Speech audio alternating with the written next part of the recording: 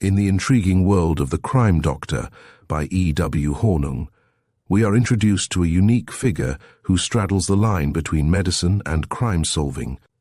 This captivating tale unfolds through the eyes of a physician whose healing skills are matched only by his keen detective instincts. As he navigates the complexities of human nature and criminal motives, he reveals that the heart of a doctor can also harbor the mind of a sleuth.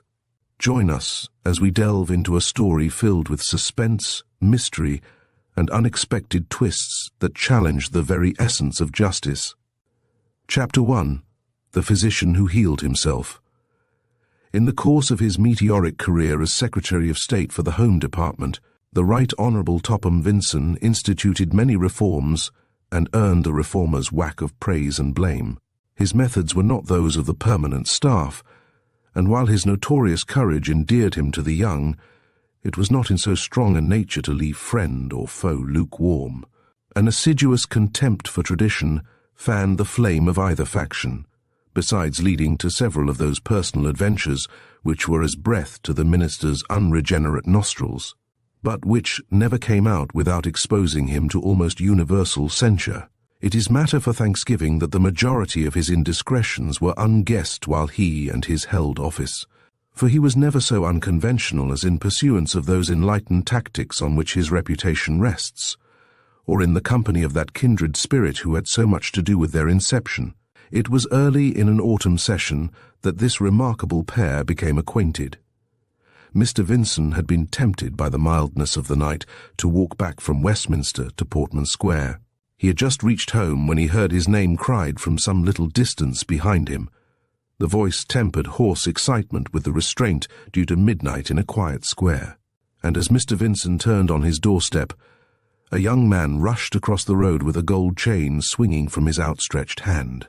"Your watch, sir, your watch," he gasped, and displayed a bulbous hunter with a monogram on one side and the crest of all the Vinsons on the other. "Heavens!" cried the Home Secretary, feeling in an empty waistcoat pocket before he could believe his eyes. "Where on earth did you find that? I had it on me when I left the house."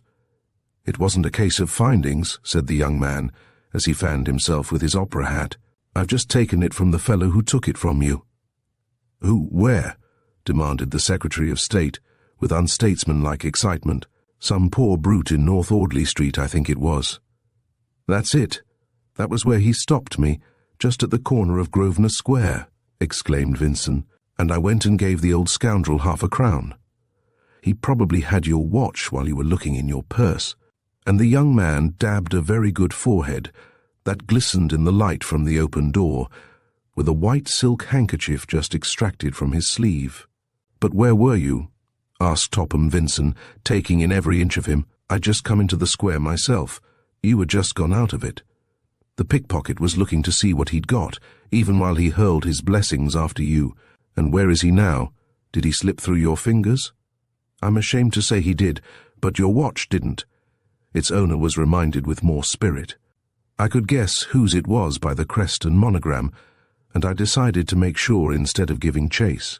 "You did admirably," declared the Home Secretary in belated appreciation. "I'm in the papers quite enough without appearing as a mug out of office hours.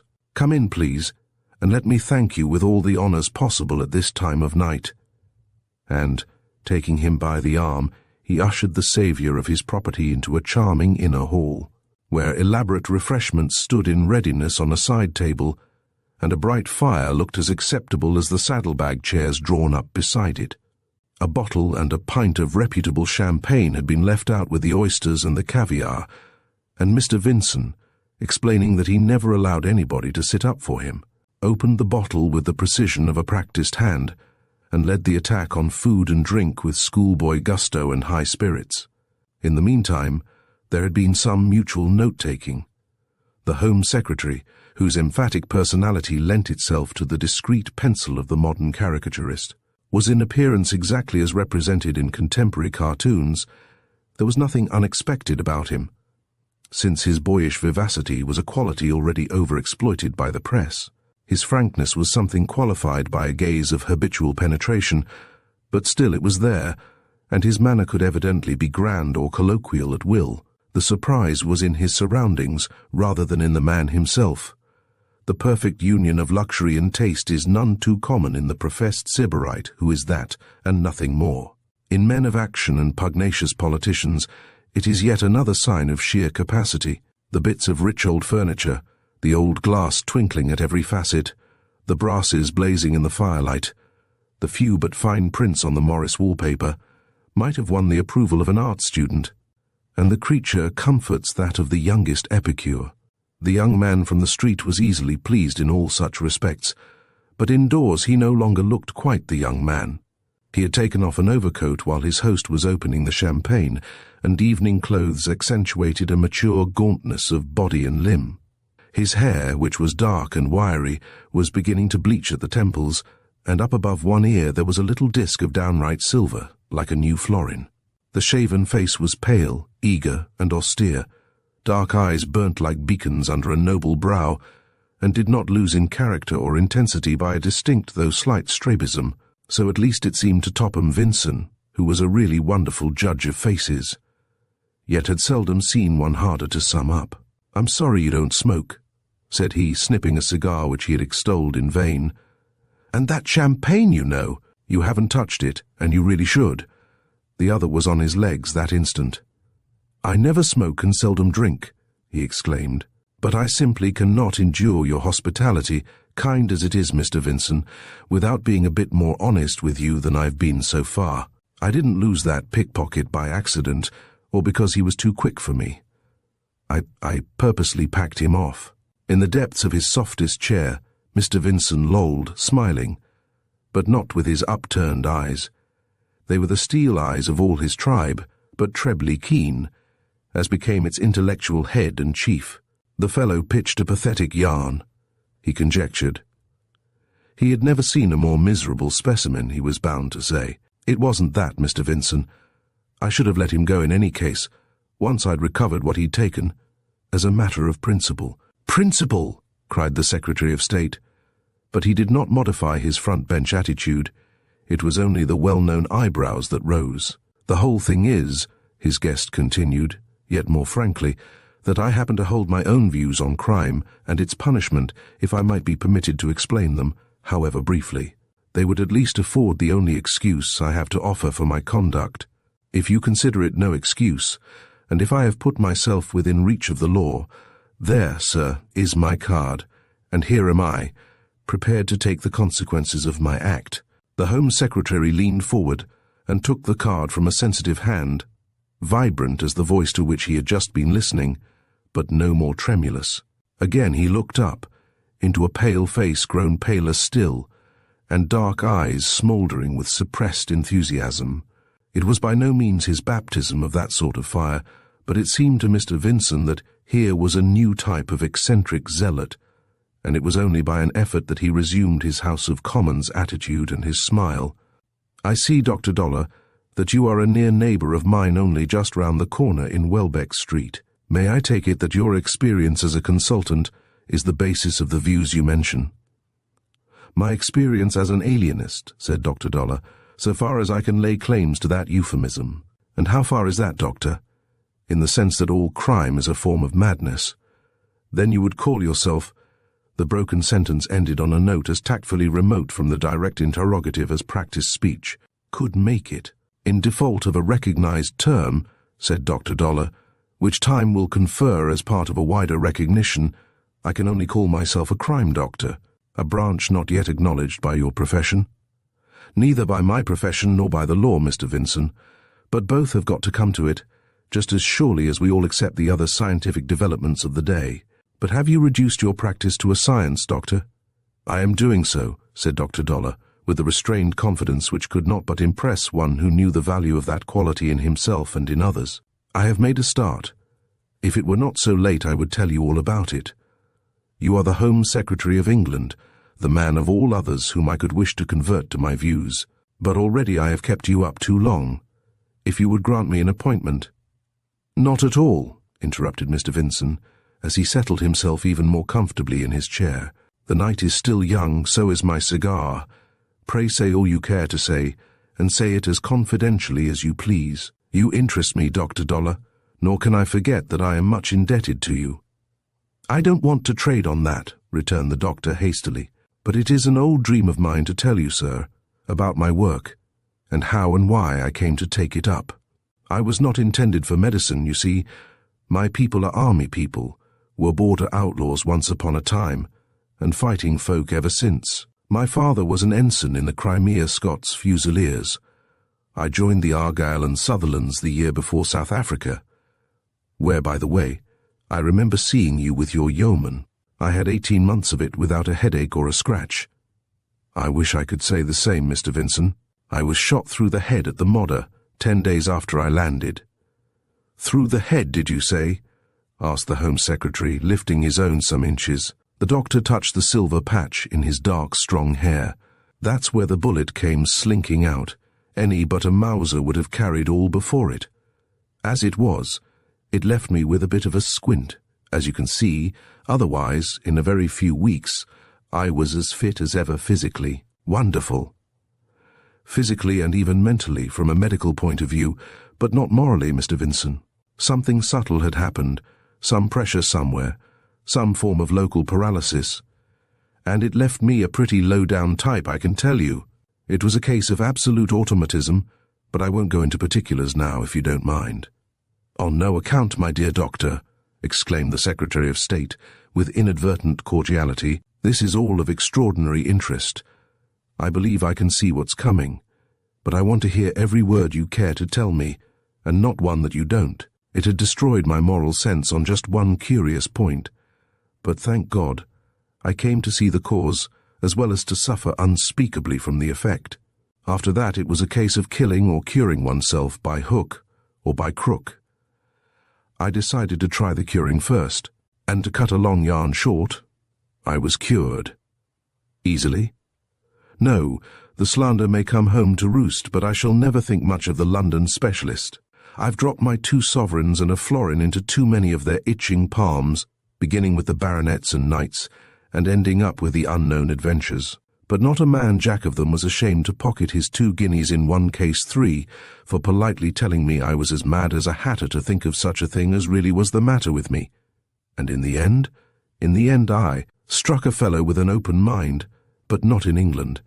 And if I said that he literally opened mine, it might be an exaggeration, but that's all. He did go prospecting in my skull, risked his reputation as against my life, but we both came out on top." "And you've been your own man ever since?" Topham Vincent asked the question gravely.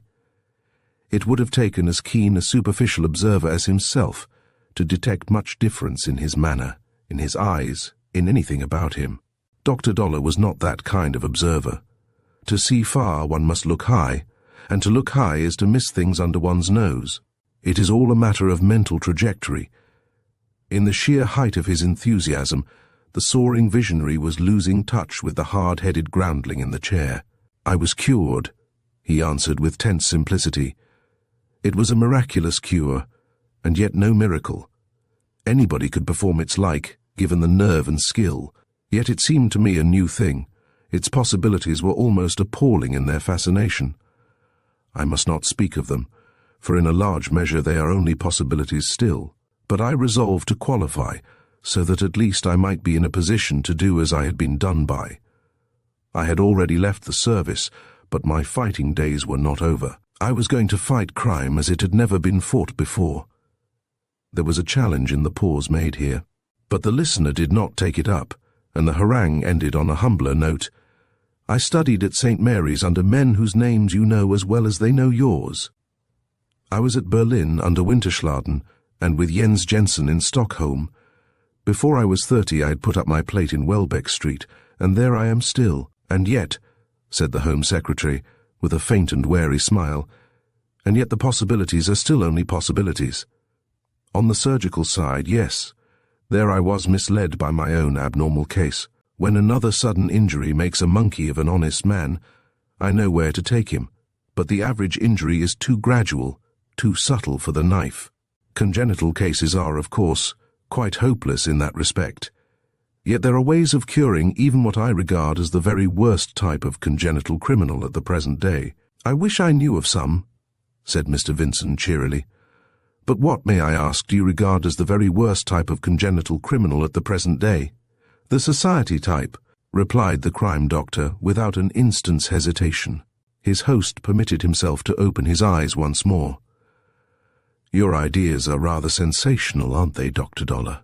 It's rather a sensational age, isn't it, Mr. Vincent? Your 20th-century criminal, with his telephone and his motor car, for professional purposes, his high explosives and his scientific tools, has got to be an educated person, to begin with, and I am afraid there's an increasing number of educated people who have got to be criminals or else paupers all their lives. A vicious circle, I think you must agree, if you can square it with the truth.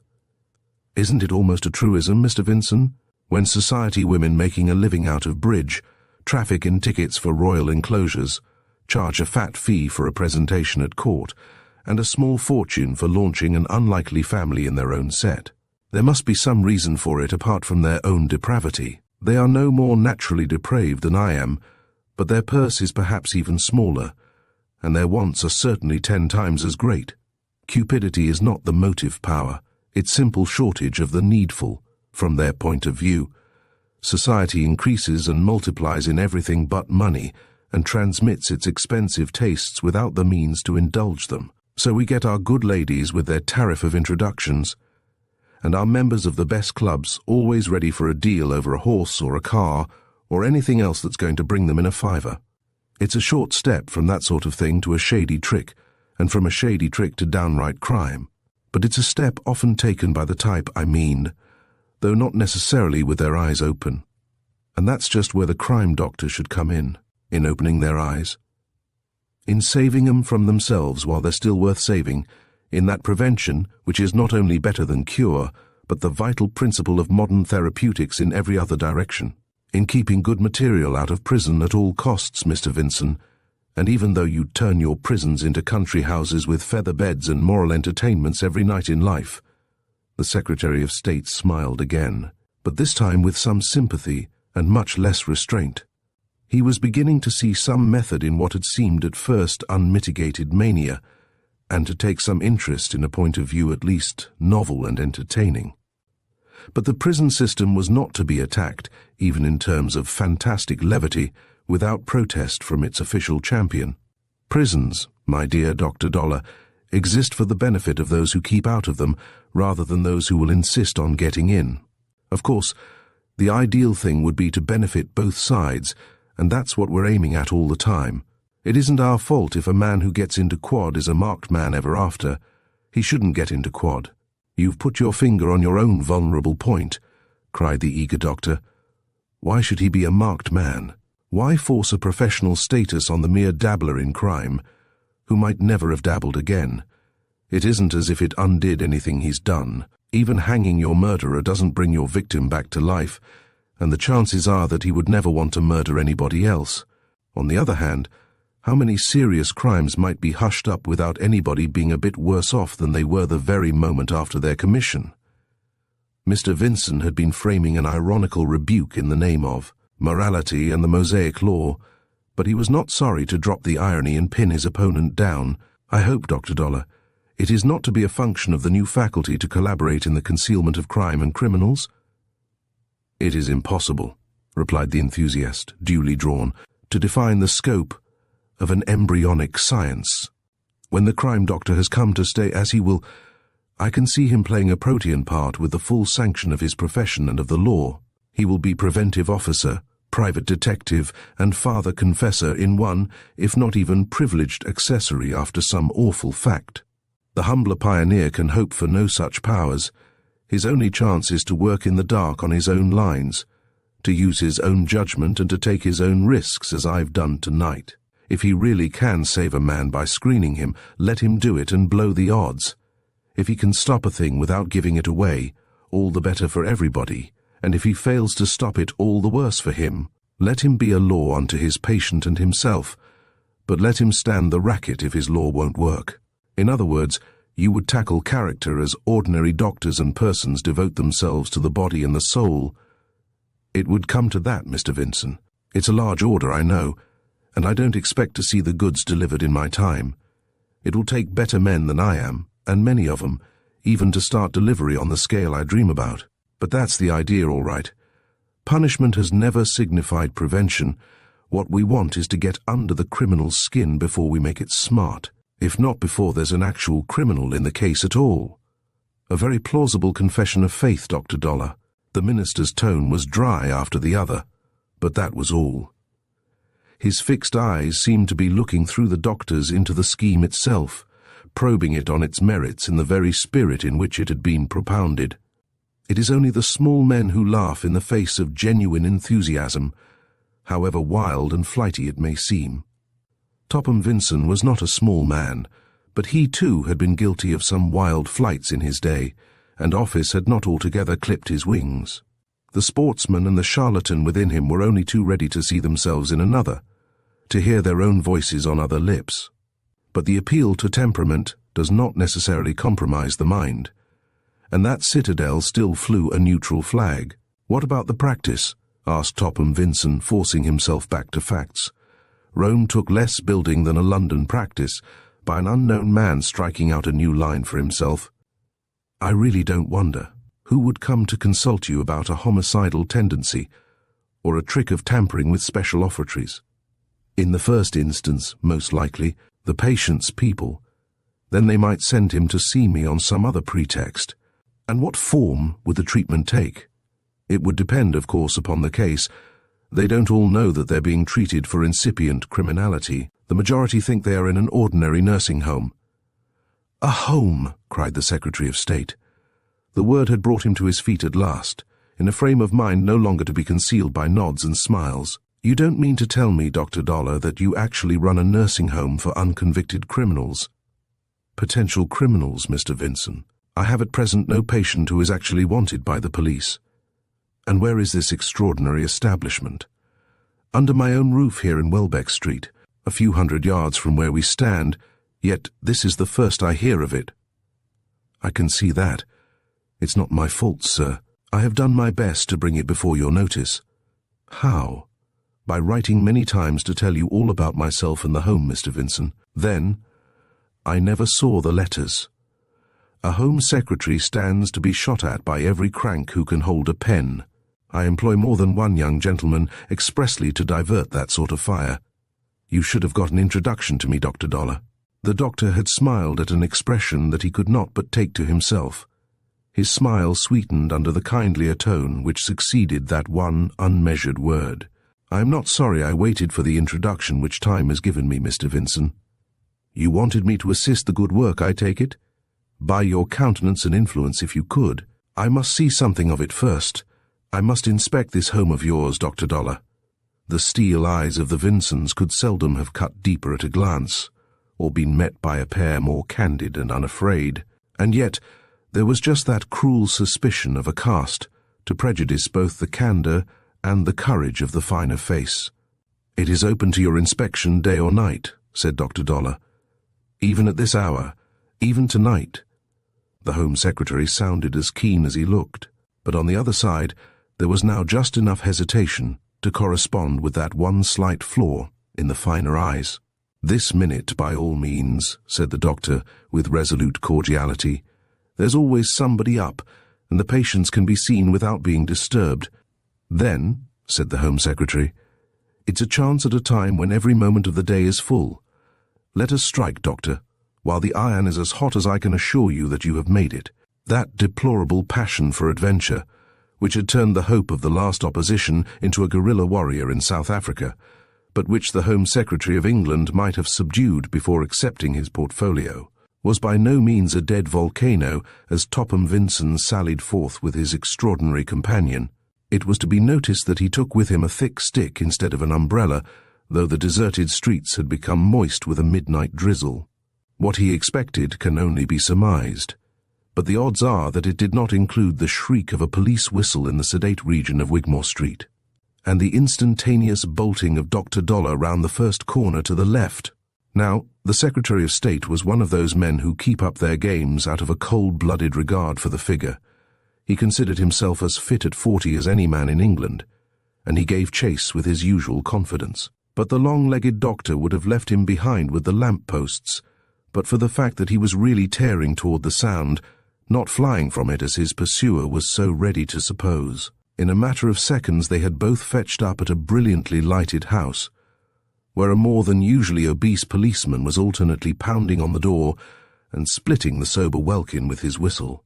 "Stop that infernal row," cried Dr. Dollar with incensed authority. "Out of the way with you, this is my house." And the Home Secretary arrived on the scene of an imminent assault on his police, just in time to divert the outraged officer's attention by asking what had happened, while the doctor found his key. "Lord only knows," said the policeman, kicking some broken glass on one side. "Murder, it sounds like. There's somebody been loosing off." And even as he spoke, somebody loosed off again. The terrific report was followed by screams within and a fresh shower of glass from the fanlight. But by this time Dr. Dollar had his latchkey in the lock. If the door had opened outward, a tangled trio would have fallen into the street. As it was, it hardly would open for the man in white who was struggling with a woman in red flannel and a boy in next to nothing on the mat. Dollar exclaimed Barton in blank amazement. But it was not the unlucky Barton who had run amok. "They won't let me at him. They'll get the lot of us shot dead," he spluttered, with ungrateful objurgations, and then the newcomers grasped the situation. On the stairs at the end of the narrow passage, they beheld an enormous revolver, against a background of pink sleeping suit, with a ferocious eye looking down the barrel. The crime doctor slipped in front of the Hogarthian group, and stood between everybody and the armed man shaking his head with an expression that nobody else could see. "Ozzy, I'm surprised at you," they heard him say with severity. "I thought you were a better sportsman than to go playing the fool the one night I'm out. If you want to frighten people, do it where you don't damage their property. If you mean murder, I'm your mark, my lad. Aim at my waistcoat buttons, and perhaps you'll get me in the mouth. That's better. Now blaze away." But the pink-striped miscreant was not lowering his barrel to improve his aim. He lowered it altogether, and his other wild eye was open now, and both were blinking with unlovely woe. I didn't mean any harm," he faltered. "It was only a rag, and I'll pay for the door." "It'll be a great rag, won't it, if you fire bang into your own foot? Better give me that thing before you do." Dollar held out the steadiest of hands. "No, t'other way round if you don't mind. 'Tisn't manners to pass knives and forks business end first. Ta! Now make yourself scarce before Barton goes for you by kind permission of his family." The young man in pink stood wildly staring, then fled upstairs with a smothered sob. "After him, Barton, before he does something silly," said the doctor under his breath. "My dear Mrs. Barton, you shall tell me the whole thing from A to Z in the morning. Go down to bed like a good soul, and be satisfied that you prevented bloodshed. Bobby, take one of the decanters from the Tantalus and give your mother a good nightcap." He turned round as the unpresentable pair made off. The street door was shut. The Home Secretary had sole possession of the mat. "Why, Mr. Vincent, what's happened to the myrmidon?" "I thought you would like me to get rid of him," said Topham Vincent dryly. "He's waiting outside to explain matters to the reinforcements as a joke." "Rather an unconvincing joke," said the doctor, wiping his forehead with the back of his hand. "I'm glad you admit it, Dr. Dollar. Am I to understand that the whole thing was a practical joke, carefully rehearsed for my benefit?" The doctor opened his shining eyes. "Does it look like one? Hark back a little, Mr. Vincent." "There's no need. I didn't think of it till you put the word into my mouth. But it's, well, rather a coincidence, Doctor, coming on top of the one about my watch, and you of all men catching the thief. Yet, this is the sort of thing that's always liable to happen when one's back is turned, and always will be until—" "Yes?" said the Home Secretary, as Dollar paused and looked at him. "Until you make it at least as difficult to buy revolvers and ammunition, Mr. Vincent, as a dose of prussic acid. Here's a young man, unsteady and an epileptic, who's just been placed under my care. I don't run a private asylum, nor is he ripe for one. I must give him his head a little. And this happens in a minute. If it should lead to fresh revolver regulations. But I mustn't forget myself in my excitement. If you would come in here and smoke a cigarette, I shall have to make a round directly to see how things are quieting down, and should be only too glad to take you with me." The round was made after further conversation in a dining room, as Spartan as the rest of the crime doctor's characteristic abode, An instructed taste in aged but uncomfortable oak gave it the chill severity of a refectory, and the suggestion was strengthened by a glance into the minute consulting room next door, which struck the visitor, perhaps in the light of one of Dollar's own similitudes, as a sort of monkish cell and confessional in one. The carven table, rugged yet elaborate, pale with age, might once have been an altar. The chair behind it was certainly an ecclesiastical chair. The cumbrous pieces were yet the fruit of a fastidious eye, and apparently its only fruit. Everything else throughout the house was ultra-sanitary, refreshingly utilitarian, 20th century. No shred nor thread made for dust on the linoleum, no picture harbored it on the glazed paper. Walls and floors were of the same uncompromising type upstairs and down. Yet, when a peep was taken through one of the numbered doors above, hothouse flowers bloomed in glass bowls on glass tables, and the bedroom ware was glass again. The very books were bound in glassy vellum. There was a pile of them beside the bed, in which a very young man, swathed in bandages, lay reading under the green glass shade of an electric lamp. The doctor expressed his sorrow for the occurrence downstairs.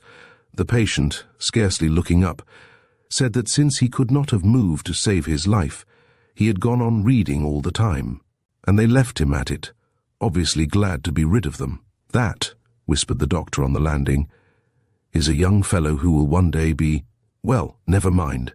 Until he came to me, he had never of his own free will read anything but a bad novel or a newspaper. He is now deep in the immortal work of another weak young man who was swayed by strength, and is himself, for the time being, under Dr. Johnson's salutary thumb. What was his weakness? Pyromania. A passion for setting places on fire. He started it as quite a small boy. They licked it out of him then. All his boyhood he went in fear of the rod, and it kept him straight. Only the other day he goes up to Oxford and promptly sets fire to his rooms. Some form of atavism, I presume. A very subtle case. If I were free to give you its whole history, I should be even more interested in your treatment. Well, I needn't tell you that he's bandaged up for burns, but you might not guess that he has come by this lot since I've had him, if not almost at my hands. Nonsense, man. At any rate, I'm responsible for what happened, and it's going to cure him. It was a case of undisciplined imagination acting on a bonnet with just one bee in it. He had never realized what a hell-let-loose fire really was. Now he knows through his own skin. The statesman's eyebrows were like the backs of two mutually displeased cats. But surely that's an old wives' trick pushed beyond all bounds. Pushed further than I intended, Mr. Vincent, I must confess. I only meant him to see a serious fire. So I arranged with the brigade to ring me up when there was a really bad one, and with my man to take the boy out at night for all his walks. There was another good reason for that, and altogether nothing can have seemed more natural than the way they both appeared on the scene of this ghastly riding school affair. "I know what's coming," cried the Home Secretary. "This is the fellow who dashed in to help save the horses and got away afterward without giving his name. That's it. He says he'll hear those horses till his dying hour. He was in the thick of it before Barton or anybody else could stop him. They only succeeded in stopping poor Barton from following. Well, I can take no credit for the very last thing I should have dreamt of allowing, but I fancy the odds are fairly long that the tempting element will never again tempt our young friend upstairs." They had drifted down again during this recital, and he who had led the way stood staring at the crime doctor in his monkish cell, with that intent inscrutability which was one of Topham Vincent's most effective masks. But now it was a mask imperfectly adjusted, with the warm light of admiration breaking through, and the shadow of something else interfering with that light. When Dr. Dollar had marched upon the loaded revolver, talking down the barrel as to an infant pointing a popgun daring another daredevil to shoot him dead, the same admiring look had come over the face behind him, qualified in precisely the same fashion. But then the doctor had not seen it, and now it made him wince a little, as though he dreaded something that was bound to come. This was what came. "Dr. Dollar, I should prefer not to ask you to show me or tell me any more. I know a good man when I see one, and I know good work when I catch him at it. Perhaps that was necessary in the case of such extraordinary work as yours, yet you say it was a sheer coincidence that I caught you at it tonight, or rather that such tough work was waiting for you when we got here. Do you still doubt it? Why, you yourself insisted on coming round to see the place in the middle of this blessed night. Exactly. That establishes your second coincidence, but with all respect, Doctor, I don't believe in two of the same sort on the same night to the same two people. What was the other coincidence? Demanded the doctor huskily. You're catching any old pickpocket with my watch and letting him off. Come, Doctor, do one more thing for me, and I'll do all in my power for you and your great work. That is, of course, if you still want me to take the interest I certainly should have taken if I had seen your letters. If, cried the young man from the fullness of his heart, your interest is the one thing I do want of you, and you are the one person I want to interest. His eyes shone like big brown lamps, straight enough now in their intensity and dim with the glory of their vision. He could tremble too, it seemed, where the stake was not dear life, but a life's dearer work. And Topham Vincent was almost moved himself. He really was absorbed and thrilled. But not to the detriment of his penetrative astuteness, his political instinct for a bargain. Come then, said he, show me the fellow who sneaked my watch. Show him to you? What do you mean? The doctor had not started, but the injured eye showed its injury once more. It was one of your patients who picked my pocket, said the Home Secretary, with as much confidence as though he had known it all the time. Would you have been in such a hurry to wash your hands of anybody else, and to undo what he'd done? Dollar made no answer, no denial. But he glanced at a venerable one-handed clock, whose unprotected pendulum shaved the wall with noisy sweeps. It was 2 o'clock in the morning, but already night must have been turned into dreadful and disturbing day for all the inmates. The doctor abandoned that excuse unmade and faced his visitor in desperation. So you want to see him now? I do. I have my reasons. But it shall end at that, if I do see him. That won't nip my goodwill in the bud. It was obvious what would. You shall see him, said the doctor, as though racking his mind once more. But there are difficulties you perhaps can't quite appreciate. It means giving away a patient, don't you see? Perfectly. It seems to me a very proper punishment, since it's all he'll get. Yet you don't want to lose your hold. Couldn't you send him down here on some pretext instead of taking me up to him? The crime doctor's face lit up as if by electricity. I can, and I will, he cried. Wait here, Mr. Vincent. He's another reader. He shall come down for a book. The great man waited with the satisfaction of a slightly overbearing personality for once very nearly overborne. He was now intensely interested in the crime doctor and his unique establishment.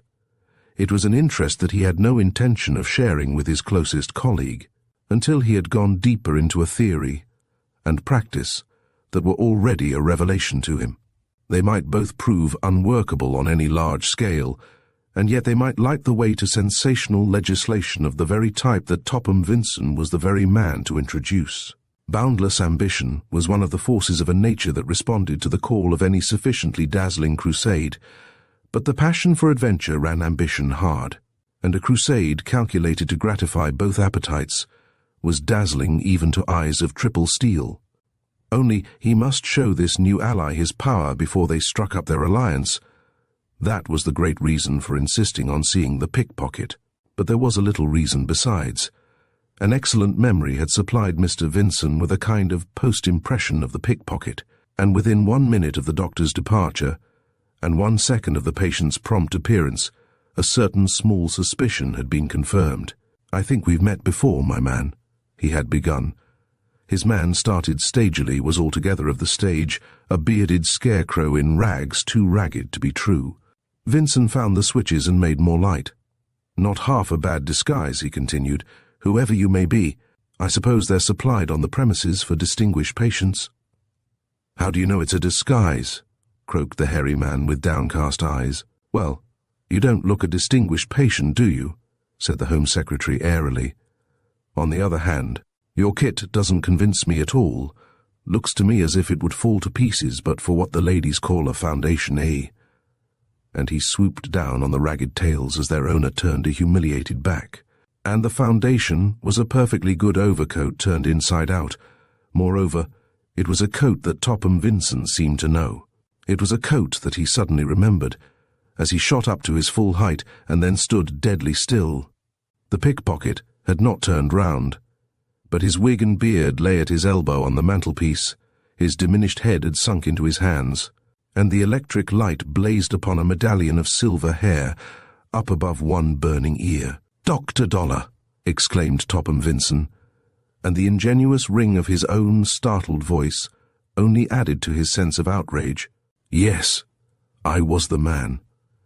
It was only to get at you. You know that." It was a hoarse voice muttering to the wall, in a dire discomfiture that had its effect on the insulted minister. "So that was your weakness." The plain comment was icier than any sneer. "Picking and stealing, and your hand still keeps its cunning." Yes, that was how my wound had taken me. There was less shame in the hoarse voice, thanks to the bracing coldness of the other. "It started in the field. Hospital orderlies laughed and encouraged me. Nurses at Netley just as bad.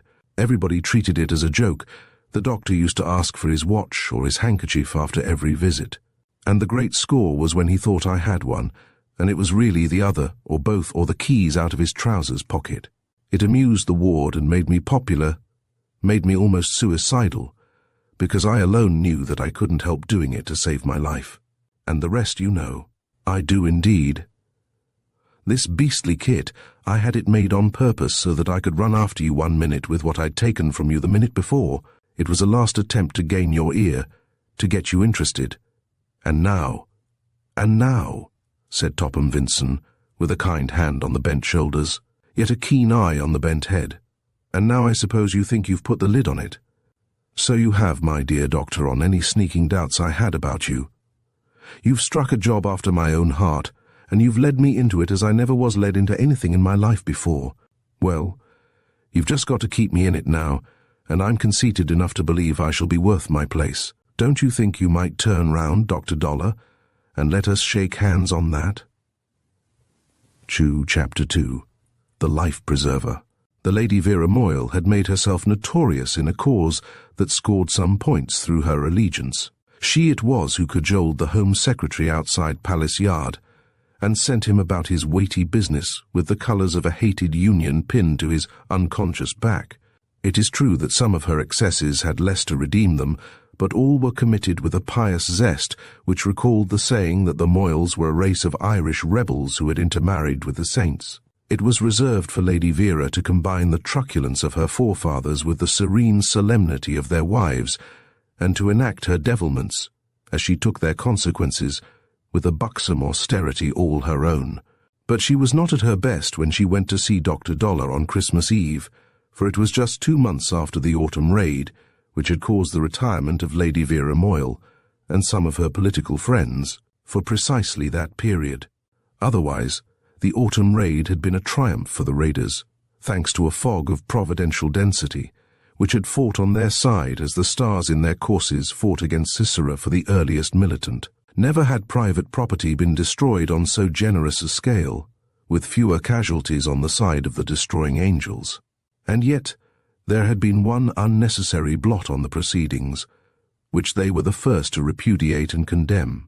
A vile male member of the common criminal classes had not only taken occasion to loot a jeweller's window broken by some innocent lady, but had coolly murdered a policeman who interfered with him in the perpetration of his selfish crime. Fortunately, the wretch had been traced through the stolen trinkets, expeditiously committed and condemned, and was on the point of paying the supreme penalty. No sane person could doubt his guilt, and yet there were those who sought to fix a certain responsibility on the women. The charge of moral complicity had disgraced and stultified both press and platform, and the Home Secretary, pestered for a reprieve, had only sealed the murderer's fate at the 11th hour. Even the steel nerves of the Vincents had suffered under a complex strain. It was just as well that he was on the point of departure for the holidays.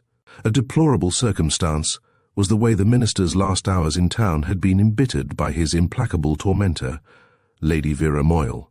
That ingrate had celebrated her release by trying to invade the Home Office, and by actually waylaying the Secretary of State in Whitehall. An unobtrusive bodyguard had nipped the annoyance in the bud, but it had caused Topham Vincent to require champagne at his club, whither he was proceeding on the arm of his last ally and most secret adviser, Dr. John Dollar of Welbeck Street, and before dark The doctor had been invaded in his turn. "You must blame the Home Secretary for this intrusion," began Lady Vera, with all the precision of a practiced speaker who knew what she had to say. "He refused, as you heard, to listen to what I had to say to him this morning. But the detective in waiting informed me that you were not only a friend of Mr. Vincent's, but yourself a medical expert in criminology. I have therefore a double reason for coming to you, Dr. Dollar, though it would not have been necessary if Mr. Topham Vincent had treated me with ordinary courtesy." "I am very glad you have done so, Lady Vera," rejoined the doctor in his most conciliatory manner. "Mr. Vincent, to be frank with you, is not in a fit state for the kind of scene he was afraid you were going to make. He is in a highly nervous condition for a man of his robust temperament. Truth, Lady Vera, compels me to add that you and your friends have had something to do with this, but the immediate cause is a far more unhappy case, which he has just settled." "Has he settled it?" cried Lady Vera, turning paler than before between her winter sables and a less seasonable hat. "This morning," said Dollar with a very solemn air. "He isn't going to hang that poor man." No breath came between the opened lips that prison had bleached and parched, but neither did they tremble as the doctor bowed. "If you mean Alfred Croucher," said he, "convicted of the murder of Sergeant Simpkins during the last suffragist disturbance, I can only say there would be an end of capital punishment if he had been reprieved." "Dr. Dollar," returned Lady Vera, under great control, "it was about this case and nothing else that I wanted to speak to the Home Secretary. I never heard of it until this morning, for I have been out of the way of newspapers, as you may know, and it is difficult to take in a whole trial at one hurried reading. Do you mind telling me why everybody is so sure that this man is the murderer? Did anybody see him do it?" The crime doctor smiled as he shook his head. "Very few murders are actually witnessed, Lady Vera. Yet this would have been one of the few, but for the fog. Croucher was plainly seen through the jeweller's window, helping himself one moment, then struggling with the unfortunate sergeant. Was the struggle seen as plainly as the robbery? Not quite, perhaps, but the evidence was equally convincing about both. Then the stolen goods were found, some of them still in Croucher's possession, and the way he tried to account for that, in the witness box, was only less suicidal than his fatal attempt at an alibi." "Poor fool!" exclaimed Lady Vera, with perhaps less pity than impatience. "Of course he was there. I saw him." Dollar was not altogether unprepared for this. "You were there yourself then, Lady Vera?" "I should think I was." It wasn't you who broke the window for him?" "Of course it was. Yet nobody tried to find me as a witness. It is only by pure chance that I come out in time to save an innocent man's life. For innocent he is of everything but theft. I know too well." Her voice was no longer under inhuman control, and there was something in its passionate pitch that sent a cold thrill of conviction down Dollar's spine. He gazed in horror at the unhappy girl, in her luxurious sables, drawn up to her last inch in the pitiless glare of his electric light. And even as he gazed and guessed, all horror melted into the most profound emotion he had ever felt. It was she who first found her voice, and now it was calmer than it had been as yet. "One thing more about the trial," she said. "What was the weapon he is supposed to have used?" "His knife. Yet it seems to have been a small wound. It had a small blade, but was there any blood on it?" She had to press him for these details. Any squeamishness was on his side, and he, a doctor. "There was," he said. "Croucher had an explanation, but it wasn't convincing." "The truth often isn't," said Lady Vera bitterly. "You may be surprised to hear that the blow wasn't struck with a knife at all. It was struck with this." Her right hand flew from her glossy muff. In it was no flashing steel, but a short, black, round-knobbed life-preserver that she handed over without more words. "But his skull wasn't smashed," exclaimed John Dollar, and for an instant he looked at his visitor with the eye of the alienist. "It was a puncture of the carotid artery, and you couldn't do that with this if you tried." "Hit the floor with it," said Lady Vera, "but don't hold it quite by the end." Dollar bent down and did as directed. At the blow, a poniard flew out of the opposite end to the round knob. The point caught in his sleeve. "That's how it was done," continued Lady Vera, "and I am the person it was done by, Dr. Dollar." "It was an accident," he said hoarsely. He could look at her as though the accident had not been fatal. He had less command of his voice. "I call it one. The law may not," said she resignedly. Yet, I didn't even know that I possessed such a weapon as this. It was sold to me as a life-preserver, and nothing else, out of a pawnbroker's window, where I happened to see it on the very morning of the raid. I thought it would be just the thing for smashing other windows, especially with that thong to go round one's wrist. I thought, too, I don't mind telling you, that if I were roughly handled, it was a thing I could use in self-defense, as I couldn't very well use a hammer. And here she showed no more shame than a soldier need feel about his bayonet after battle, and Dollar met her eyes on better terms. He had been making mechanical experiments with the life-preserver. Some spring was broken. That was why it became a dagger at every blow, instead of only when you gave it a jerk. And you were roughly handled by Sergeant Simpkins, he suggested eagerly. Very, she said with a certain reluctance, but I expect the poor fellow was as excited as I was when I tried to beat him off. I suppose you hardly knew what you were doing, Lady Vera. Not only that, Dr. Dollar, but I didn't know what I had done. Thank God for that. But did you imagine it for a moment? That's the whole point and explanation of everything that has happened. The worst was over in a few seconds, in the thick of that awful fog, but of course I never dreamt what I had done. I did think that I had knocked him out, but that was all that ever entered my head until this very morning. Were you close to your broken window at the time? Very close, and yet out of sight in the fog, and you had seen nothing of this man Croucher, and his hand in the affair. Not after I'd done my part. I did just before. I'm certain it was the same huge man that they describe. But I heard the whole thing while we were struggling. They were blowing a police whistle and calling out, "Thieves!" I remember hoping that the policeman would hear them and let me go, but I suppose his blood was up, as well as mine. "And after you had freed yourself," said the doctor, trying not to set his teeth, "I ran off, of course. I knew that I had done much more than I ever intended, but that's all I knew or suspected, even when I found this horrid thing open in my hand. I tried to shut it again, but couldn't, so I hid it in my dress and ran up Dover Street to my club, where I put it straight into a bag that I had there. Then I made myself decent and turned out again with a proper hammer." The doctor groaned. He could not help it. Yet it was his first audible expression of disapproval. He had restrained himself while all the worst was being told, and the girl's face acknowledged his consideration. Her colour had come at last. Thus far, in recounting her intentional misdeeds, as though they were all in the great day's work, she had shown a divine indifference to his opinion of her or her proceedings. There had been nothing aggressive about it.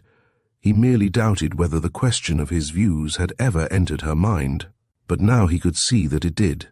He had shown her something that she did not want to lose, and her fine candour hid that fact as little as any other. "I didn't know what I'd done, remember," she said with sharp solicitude. "I never did know until this morning, when I heard of the case for the first time, and for the first time saw the stains on the dagger, at which you've been trying so hard not to look. Do look at them, Dr. Dollar. Of course, there can be no doubt what they are, but I shall be only too glad for you to prove it to everybody's satisfaction." "Only too glad, Lady Vera?" They gazed at each other for several seconds. Her face was tragic to him now, but emotion apparently was the one thing she would condescend to hide. But for her eyes, she might have been incredibly callous and cold-blooded. Her blue Irish eyes were great and glassy with a grief not soluble in tears. "Dr. Dollar," she said tensely, "nothing can undo this hideous thing, though I hope to live long enough to make such poor amends as a human being can. But in this other direction they must be made at once. It's no use thinking of what can't be undone till we have undone what we can, if we are quick. That's why I tried to go straight to the Home Secretary, and why I have come straight to you. Take me to him, Dr. Dollar, and help me to convince him that what I have told you is the whole truth, and nothing else. If you think it will make it easier, satisfy yourself about those bloodstains. Then we can take the dagger with us." The doctor applied a crude test on the spot. He stooped over the fire, heated the stained steel between the bars, cooled it at the open window, picked off a scale and examined it briefly under a microscope. All this was done with tremendous energy tempered by extreme precision and nicety. And Lady Vera followed the operation with an impersonal interest that could not but include the operator, so intent upon his task, so obviously thankful to have a task of any sort in hand. But when he rose from his microscope, It was with a shrug of the shoulders, an almost angry shake of the head. "Of course, this is all no good, you know," he cried, as if it were her test. "It would take hours to make the analysis that's really wanted. But as far as you have gone, Dr. Dollar?" "As far as I have gone, which isn't a legal or medical inch, it certainly does look like blood, Lady Vera. Of course it is blood. There's another thing that will help us too." "What's that?" "One of the best points in the defense, so far as I've had time to make out, was about the prisoner's knife. Now, if we take this with us, either to the Home Secretary, or if he still refuses to see me, to New Scotland Yard—" "Lady Vera," the doctor interrupted, aghast at her suicidal zeal, "is it possible that you realize the position you are in? It isn't only a situation that you've got to face, that you have already done superbly, but have you any conception of the consequences?" "I think I have," said Lady Vera, smiling. "I don't believe they will hang me. It would be affectation to pretend I did. But of course that's their business. Mine is to change places with an innocent man."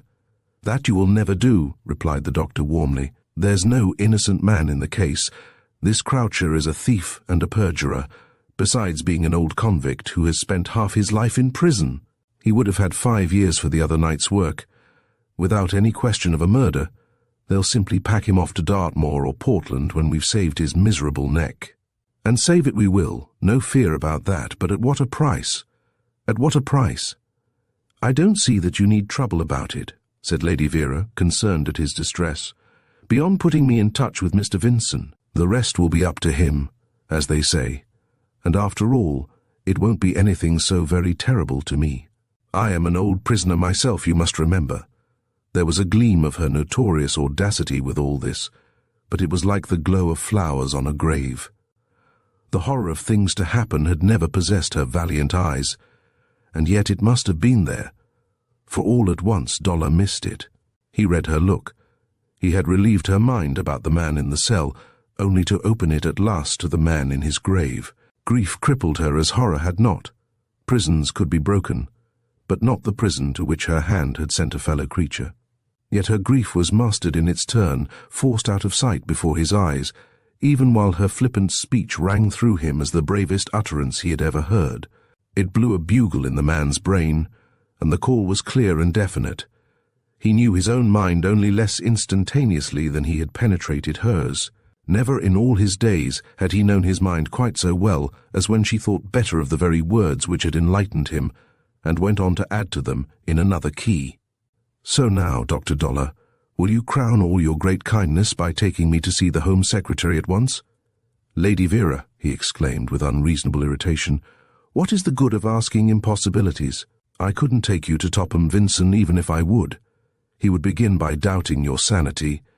There would be all manner of silly difficulties. Moreover, he's not in town." She showed displeasure at the statement of fact only. "Dr. Dollar, are you serious?" "Perfectly. Have you forgot that I saw you together at almost 2 o'clock? "I think not quite so late as that. The Home Secretary left Euston at 2:45. "Where for?" She looked panic-stricken. "I'll tell you, Lady Vera, if you promise not to follow him by the next train." "When does it go?" "Not for some time. There's only one more. We debated which he should take. But you mustn't take the other, Lady Vera. You must leave that to me. I want you to leave the whole thing to me from this very moment till you hear from me again." "When would that be, Dr. Dollar?" "As soon as I have seen Mr. Vincent." "You would undertake to tell him everything? Every detail, exactly as you have told me? Will it seem credible at second hand?" "Quite enough so to justify a respite. That's the first object, and this is the first step to it, believe me. There's plenty of time between this and Tuesday." "Oh, I know that," she returned, bluntly disdainful of a well-meant hesitation. "There's still not a moment to lose while that poor man lies facing death." "I'm not sure that he does, Lady Vera. The decision's only just been made. It won't be out till the day after tomorrow. I don't believe they would break it to Croucher on Christmas Day. They can break the good news instead." "Where is Mr. Vincent?" "It's all right. I won't attempt to tackle him till you have. That's a promise, and I don't break them like windows." John Dollar ignored that boast with difficulty. He saw through her tragic levity as through a glass, and his heart cried out with a sympathy hard indeed to keep to himself. But it was obviously the last thing required of him by Lady Vera Moyle.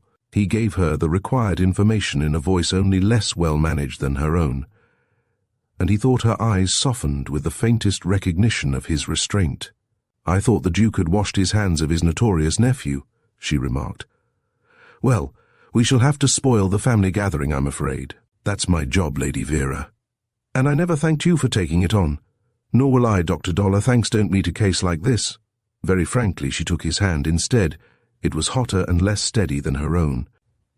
"And now what about your train?" "I'm afraid there's not one till 7 o'clock. Vincent talked of going down by it at first." The timetable confirmed his fear. He threw it down and plunged into the telephone directory instead. Lady Vera watched him narrowly. He had dropped into his old oak chair, and the sheen of age on the table betrayed his face as though it were bent over clear brown water. She could see its anxiety as he had not allowed her to see it yet. "I suppose you wouldn't care to face it in a motor?" She was faltering for the first time. "That's exactly what I mean to do," he answered, without looking up from the directory. "I'm just going to telephone for a car." "Then you needn't," she cried joyfully. "We have at least 2 eating their bonnets off in our mews. I'll go home in a taxi and send one of them straight round with a driver who knows the way, and a coat that you must promise to wear, Dr. Dollar. All my people are away except my mother, and she won't know. She isn't strong enough to use the cars. But I mustn't speak of poor mother, or I shall make a fool of myself yet. It's partly my fault as it is, you see, and of course all this will make her worse. But I'm not so sure of that either. My mother is the kind of person who has all the modern ailments and no modern ideas, but she could show us all how to play the game at a pinch. She will be the first to back me up in the only conceivable course." This speech had not come quite so fluently as might be supposed, though Dollar had only interrupted it to send for a taxicab. It had interrupted itself when Lady Vera Moyle was betrayed into speaking of poor Lady Armagh, whose heartfelt disapproval of her daughter's escapades was public property. Dollar had heard from Topham Vincent, that very day at lunch, that the last one had made her seriously ill. Then what indeed of impending resolutions, and the 9 days' tragic scandal which was the very least that could come of them, unless.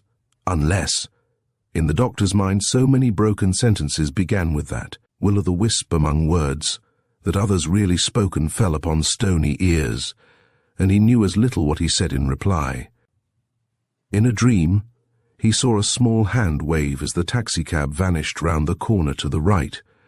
In a dream, he sprang upstairs, hiding under his coat, the weapon with which that little hand had dealt out death, and awoke in his wintriest clothes, his greatest coat, to find himself called upon to top the lot with another of unkempt fur sent with the car. That aluminum clipper, a 15-horsepower invincible Talboys, was indeed at the door in incredibly quick time. Twin headlights lit long wedges of London mud. 2 pairs of goblin goggles mounted up behind them, one sent with the coat and a message that was more than law. The dapper chauffeur huddled down behind the wheel.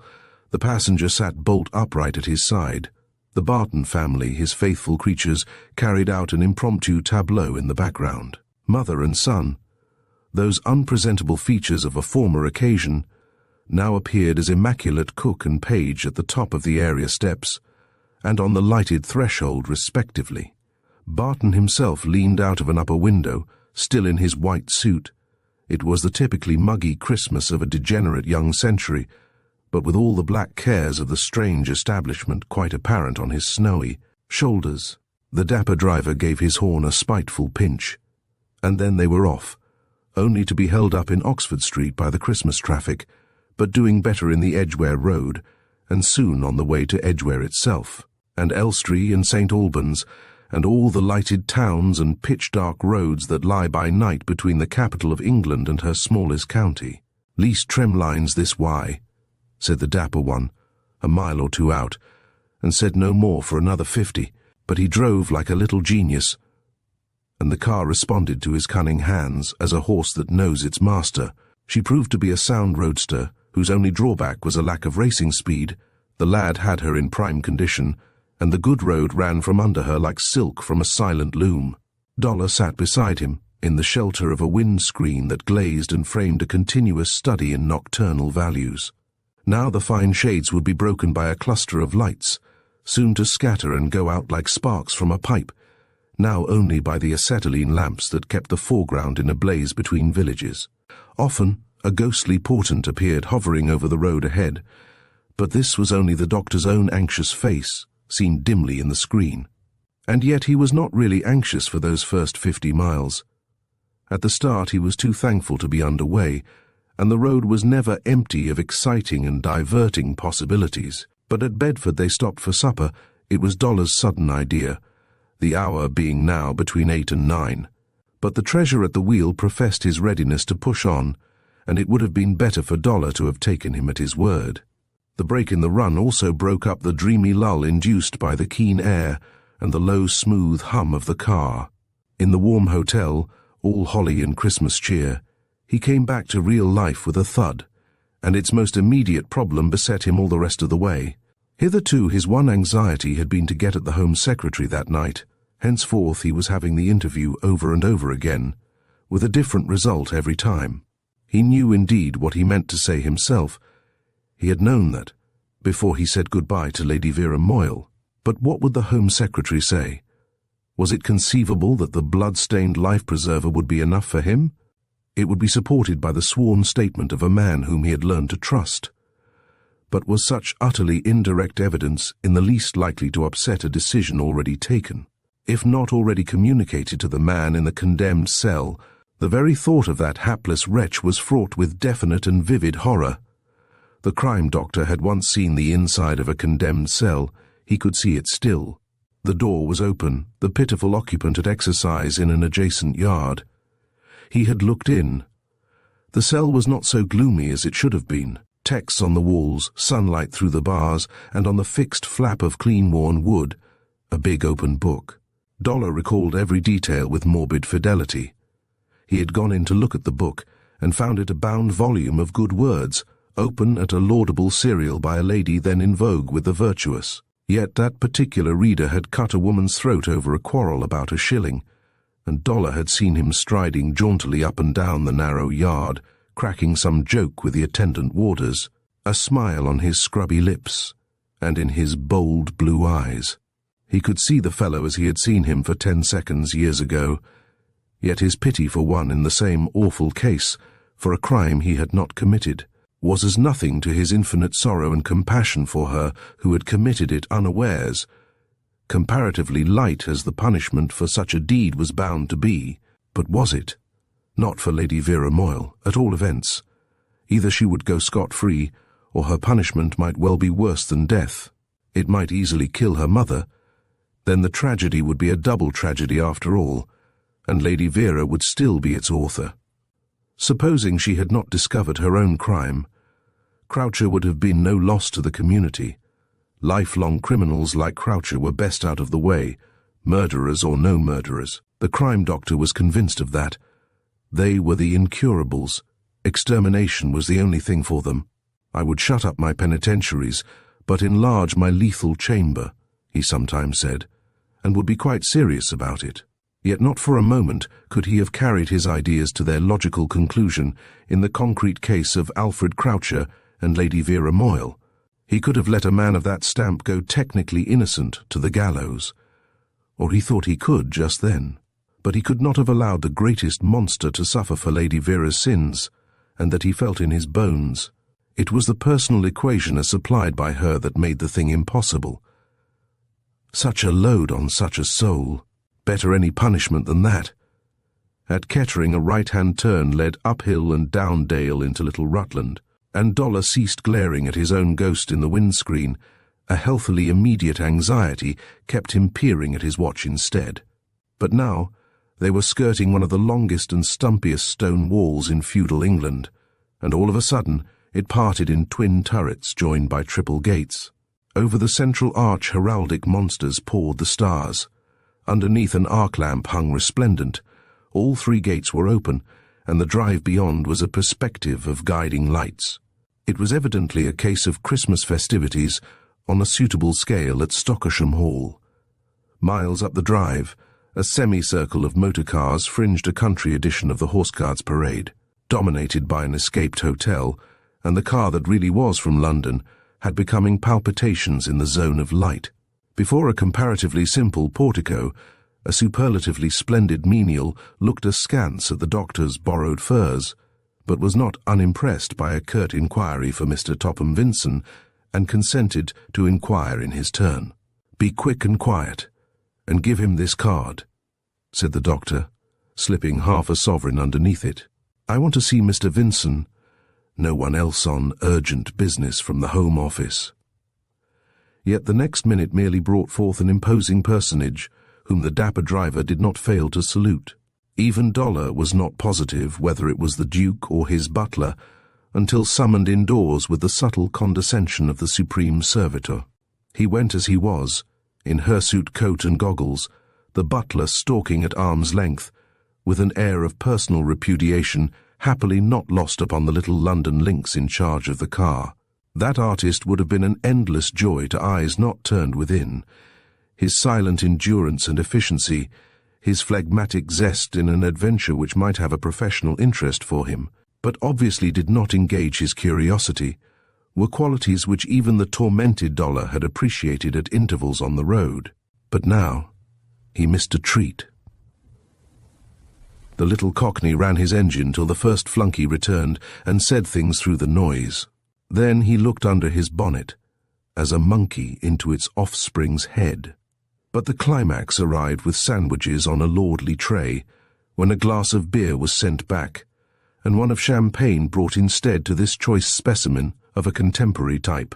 It was scarcely down before the passenger reappeared, accompanied by another swollen figure in motoring disguise, as well as by my Lord Duke, who saw them off himself, and did look less ducal than the butler after all. The many lights of Stockersham dwindled and disappeared into the night, and one long wave of incandescence flowed back as it had come, by finespun hedge and wirework thicket, through dead villages and sleeping towns, like phosphorescent foam before a vessel's bows. And in the torpedo body of the invincible Talboys, where Dollar now sat behind his companion of the outward trip, and the Home Secretary of England behind a fat cigar, there was a strained silence through 2 entire counties. But something like an explosion on the confines of the third. "Do you still refuse to give her name?" demanded Topham Vincent, exactly as though they had been talking all the time. The stump of his second cigar was so short that angry light and angry mouth were one. "I must," said Dollar in a muffled voice, and he pointed to the hunched shoulders within a yard of their noses. "In that case we have no secrets," replied the Home Secretary with a sneer. "But why must you, Dollar? She seems to have made no reservations with you, yet you would make this enormous one with me." "It's a secret of the consulting room, Mr. Vincent.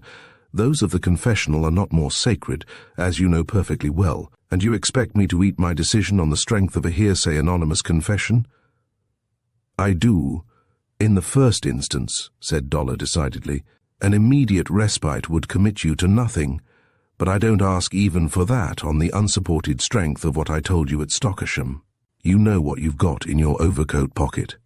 Hand it over to your own analyst, have an exhumation if you like, and see if the weapon doesn't actually fit the wound. If it doesn't, hang your man. I'm much obliged for your valuable advice. But it's got to be one thing or the other. Once for all, the poor devil has been on tenterhooks quite long enough. And have you forgotten how nearly you decided in his favour, Mr. Vincent, without all this to turn the scale?" It was perhaps an ominous feature of their mushroom intimacy that the younger man had not yet been invited to drop. The formal prefix in addressing his senior by a short decade, but this would not have been the moment even for a familiarity encouraged in happier circumstances, and yet Dollar dared to pat the great man's arm as he spoke, and the gesture was as the button on the foil. It prevented a shrewd thrust from drawing blood, and if anything it improved Topham Vincent's temper. "It's no good, my dear fellow," he exclaimed in friendly settlement of the general question. "I must have the lady's name, unless she's determined to defeat her own ends." "Do you mean to say that it's her name or Crouch's life?"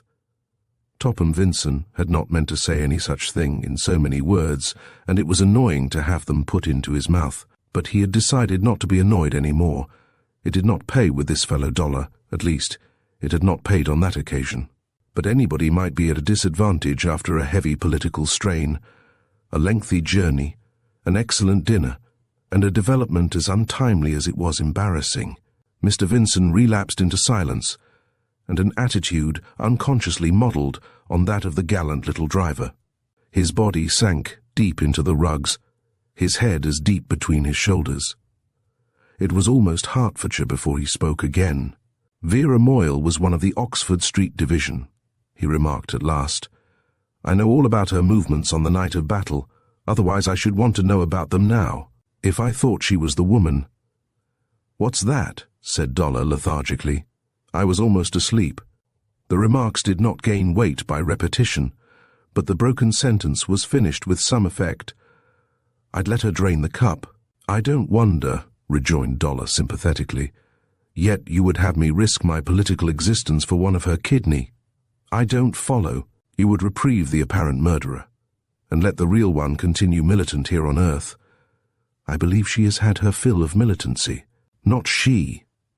I'll go bail for her if you like. It was an accident. She is heartbroken about it, and you don't know her. I do. I'd back her not to run the risk of such another accident. And what if she rounded on me? However such a thing came out, it would be my ruin, Dollar. It wouldn't come out through her. A certain fervour crept into the doctor's voice. It was obviously unconscious, and Topham Vincent was far too astute a person to engender consciousness and caution by so much as a rallying syllable. But he did hazard a leading question, subtly introduced as nothing of the sort. I'm not trying to get at what I want in a roundabout way, he had the nerve to state.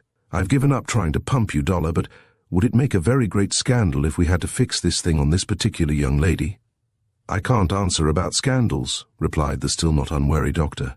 It would break hearts, probably cause death, make her a double murderer in her own eyes, and God knows what else as a result.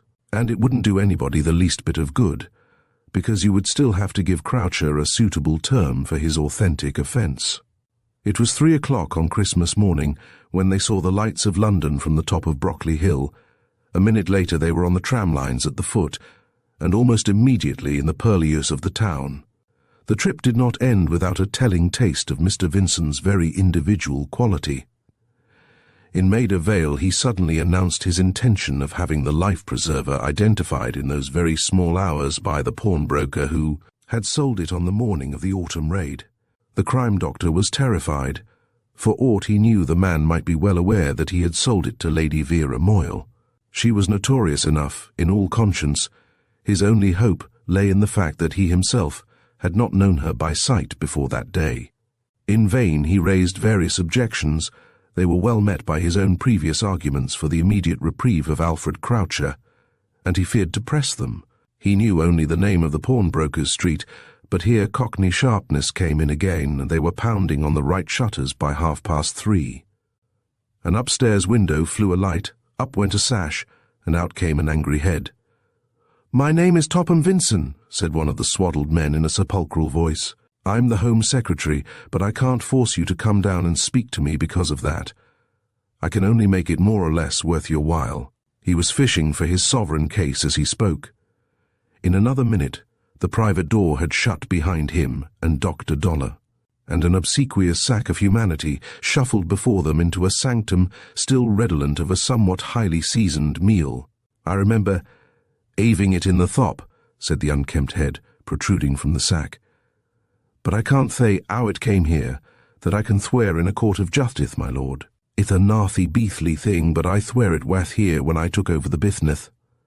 "I don't care how or when it came here," said Topham Vincent, counting the sovereigns in the gold case, attached to the watch chain of other memories.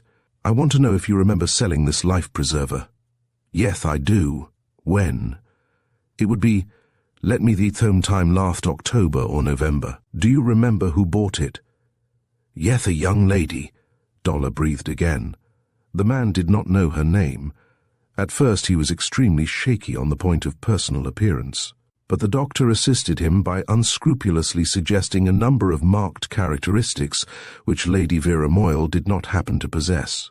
The man fell straight into the trap, recalled every imaginary feature, and finally earned big gold by quite convincingly connecting the sale of the life-preserver with the date of the great women's raid.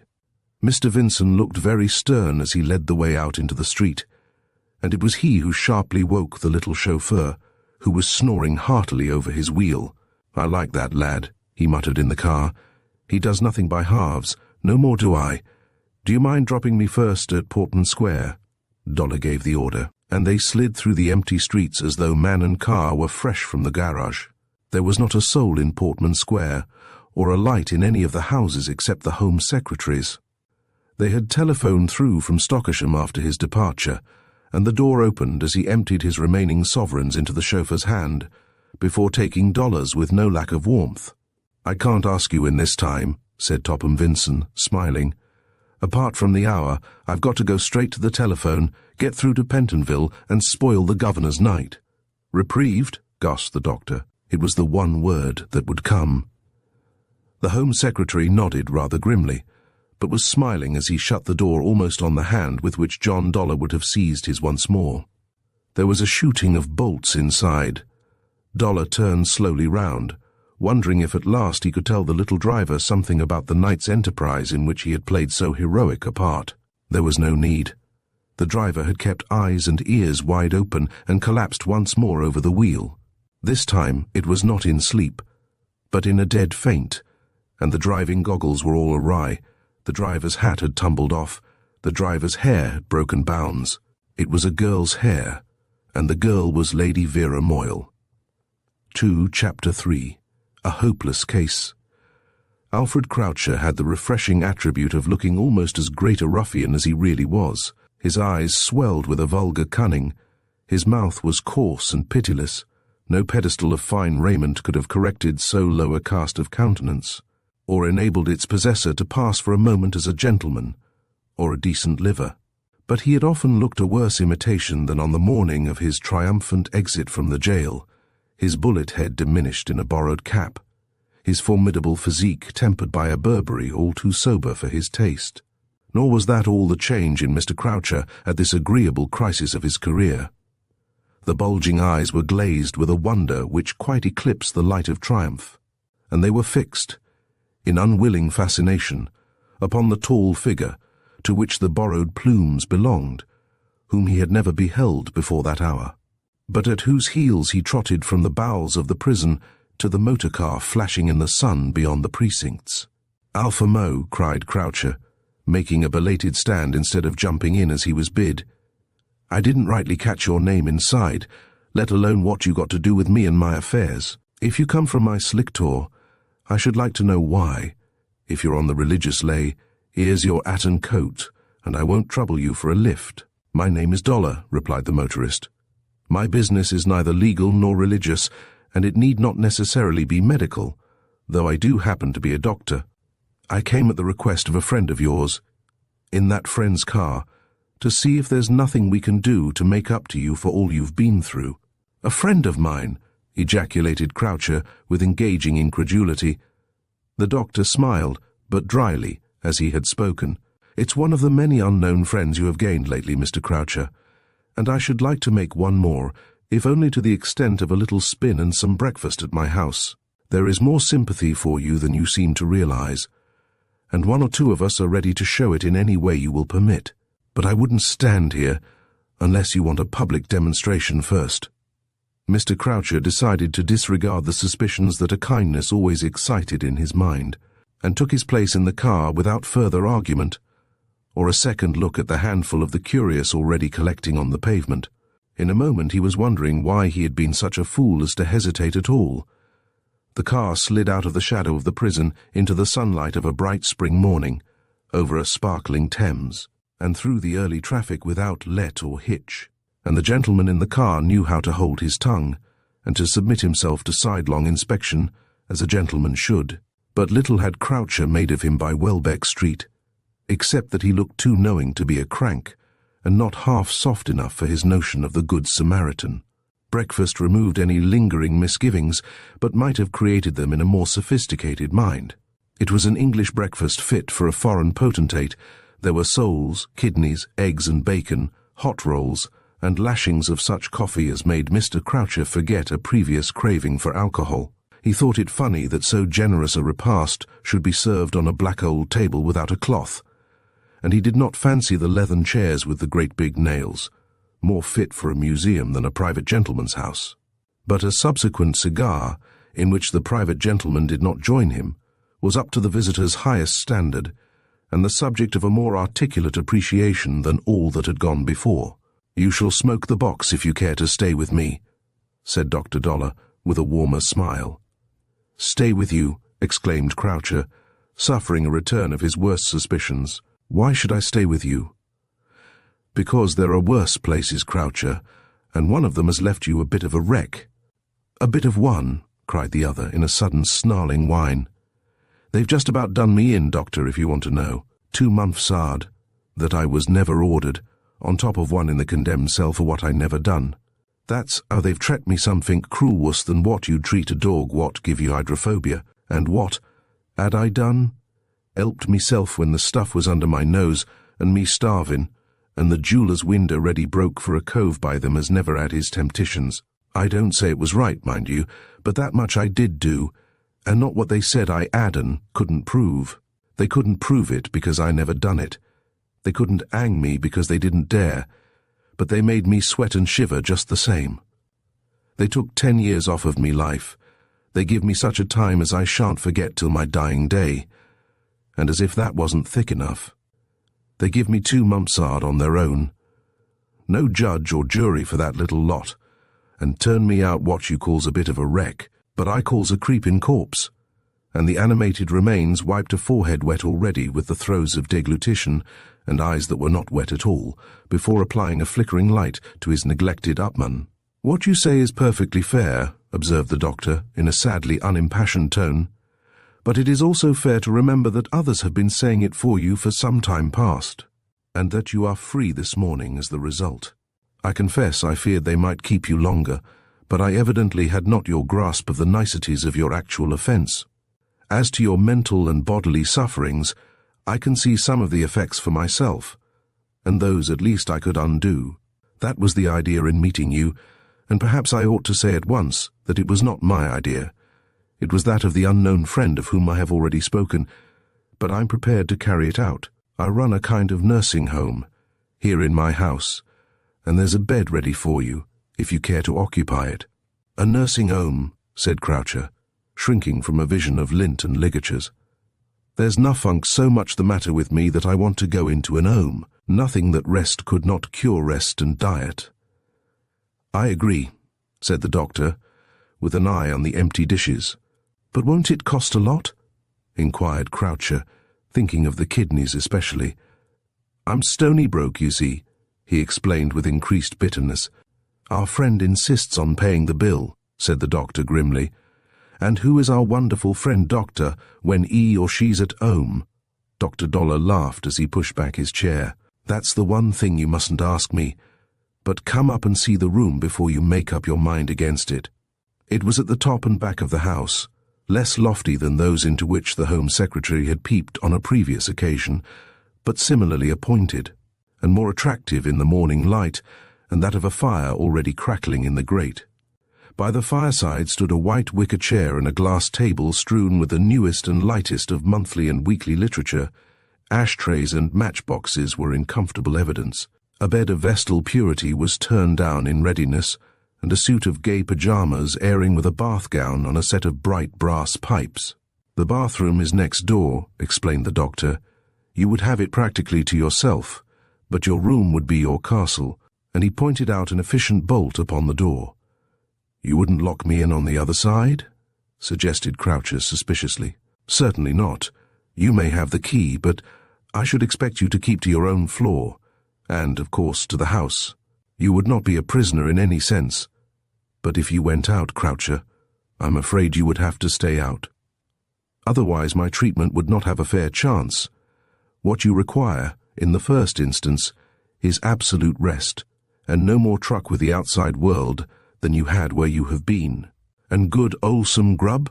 suggested Croucher with another slant of his goggle eyes. "And plenty of square meals, perhaps not so square as this morning's," because you won't have any exercise, but that sort of thing. A little drop of anything to drink, doctor. With your meals, and in moderation by all means, but don't ask me for nightcaps, and don't try to smuggle anything in. I wouldn't do such a thing, exclaimed Croucher with virtuous decision. Doctor, I'm your man, and ready to turn in as soon as ever you like. And a shabby waistcoat hung unbuttoned at the swoop of a horned thumb. One moment, said the doctor. If you are really coming to me, and coming to stay, I am to telephone to my tailor, who will take some little time getting here. Your tailor, cried Croucher. Where the deuce does he come in? You may well ask, replied Dollar with involuntary candour. That friend in need, who was the first to assert your innocence, and to whom you owe more than you will ever know, is anxious to give you a fresh start in life, and an entire new outfit in which to make it. Well, I call that handsome, declared Alfred Croucher for once without reserve. I won't ask who it is no more, but I shall live in hopes of finding out and saying thank ye like a man. Not but what it's right, he added after all, for them as is rich to hold out and helping, and to them as is poor and have been tret like I've been, through no fault of their own. But it ain't everybody as sees it like that, and it makes you think better of the world when you strike them as does. I agree, said the doctor, in a tone entirely lost on his expansive patient. I'm grateful to him, that worthy went so far as to assert, and to you too, sir, if it comes to that. Dr. Dollar took the opportunity of being no less explicit in his turn. There's no reason why it should come to that, Croucher, I assure you. I cannot too strongly impress on you that anything I do for you is by business arrangement with the friend who takes this extraordinary interest in your career. In this statement, but especially in its relative clause, there was a note of sheer resentment which recalled other notes and other clauses to the retentive memory of Mr. Croucher. In a flash the lot had fused in his suspicious mind, and so visibly that Dollar was relieved to find himself the object of suspicion. You talk as if it went against your grain, said Croucher, with a growl and a show of growler's teeth. I hope you don't think I went and done it all the time, do you? I don't follow you, Croucher. I mean the big job, the first job, the one I very near swung for, muttered the fellow, hoarse and hot with evident emotion. No, indeed I don't, responded the doctor in an unexpected voice, and he sighed, as though to think that his sentiments toward his patient should have been so misunderstood. Such at least was the patient's final interpretation of all that was unsatisfactory in the doctor's manner, and if a doubt still rankled in his mind, it was but the crumpled petal in what was almost literally a bed of roses. Bed and room alike were the most luxurious in which Alfred Croucher had ever lain. After prison they were as the seventh heaven, after the most excruciating circle of Dante's Inferno. He stretched his great limbs in peace ineffable, fell asleep dreaming of the fine flash suits for which they had been duly measured, and was never decently awake until the evening. A substantial tea, when he did wake up, was the least they could provide after neglecting to rouse a man for his midday meal. But a distinct grievance on that score was forgot in the appetite that accrued for dinner, and the infinitely tactful choice of the eventful viands. Steak and onions was the strong act of a romantic drama after the very heart of this transpontine rough. If he had been shown a bill of fare, Alfred Croucher would have chosen steak and onions, with Welsh rarebit to follow, and Welsh rarebit did follow, as if by magic. There was rather less to be said for the drink. The patient could have done with a longer and a stronger draught, but it was a drop of good stuff, if Mr. Croucher was any judge, and he decided not to create a possibly prejudicial impression by complaints of quality or quantity. You done me top hole, he murmured, rolling his bulbs of eyes when the doctor stood over him once more. Top hole, you have, and no error. I never struck a nicer bit of filly, saucy glass of wine that too, not that I was ever much and at the liquor, but there are times when it seems to do you good. You shall continue to take it medicinally, returned Dollar gravely, but don't count on the type of fare you've had today. 3 meals in future, but rather lighter ones. The first day was different. I tried to put myself in your place, and am glad I seem to have succeeded on the whole. But remember you are here to lie low, and that doesn't do on fighting food. Sufficient for the day, Croucher. Here are some flowers from the friend who works by stealth, and these are the weeds I promised you this morning. You might do worse than judge the givers by their gifts. It was perhaps as well that Alfred Croucher did not pause to puzzle out that saying, for the rare blooms were as pearls before his kindred of the sty. But the box of Upman's as a trough of offal, one was ignited without delay, yet it was hardly a matter of hours before the chartered sluggard was blissfully asleep once more, his door locked and bolted on principle, and a red fire dying in the grate. It might have been a falling coal that woke him up. Such was the innocent Croucher's first impression, but in that case it was nothing less than a shower of coals, a gentle but continuous downpour, and they fell with a curiously crisp and metallic tinkle. Moreover, the sound was not from the fire after all, but apparently from the window on the opposite side of the room. Croucher lay listening until his quickened senses could no longer be deceived. Somebody was at his window, the dormer window that anybody could get at over the leads, that ought to have been securely barred but wasn't, as he suddenly remembered with aggrieved dismay. He had himself considered that unprotected window and those conducive leads, in one of his last waking moments, as a not impossible solution of the whiskey problem. But this was different. This was awful. This was a case for alarming the house without scruple or delay. It should have been a great moment for a bit of an expert who had once served the humane equivalent of 7 years for an ambitious burglary of his own. But the defect of character which had spelled failure on that occasion, when an elderly householder had held him up with an unloaded revolver, rendered Mr. Croucher incapable of appreciating the present situation as it deserved. He was far too shaken to think of the former affair, or to feel for a moment like a busman on his proverbial holiday or an actor at the front of the house. He did feel bitterly indignant that a patient in a nursing home should be exposed to such terrors by night, and he had got as far as his elbow toward a display of spirit and incipient virtue when the catch flew back with as much noise as he might have made himself. Before more could happen, Mr. Croucher had relapsed upon his pillow with a stentorian snore. Then a sash went up too slowly, limbs crossed the sill and felt the floor with excessive caution, and for a little lifetime Alfred Croucher suffered more exquisitely than toward the end in the condemned cell. The monster was leaning over him, breathing hotly in his face, all but touching his frozen skin.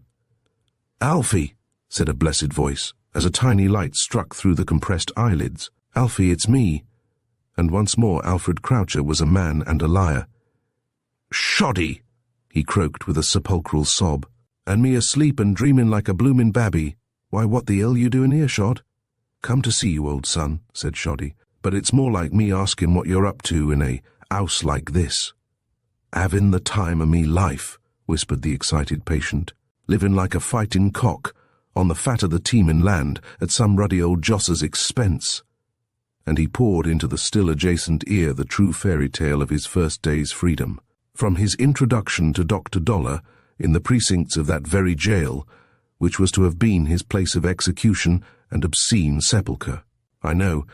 I seen you come out with him," said Shoddy, "and drive off in your car like a hairy lord. I was there with a taxi myself. There to meet me, Shod?" "That's it. That's how I tracked you to this 'ere house.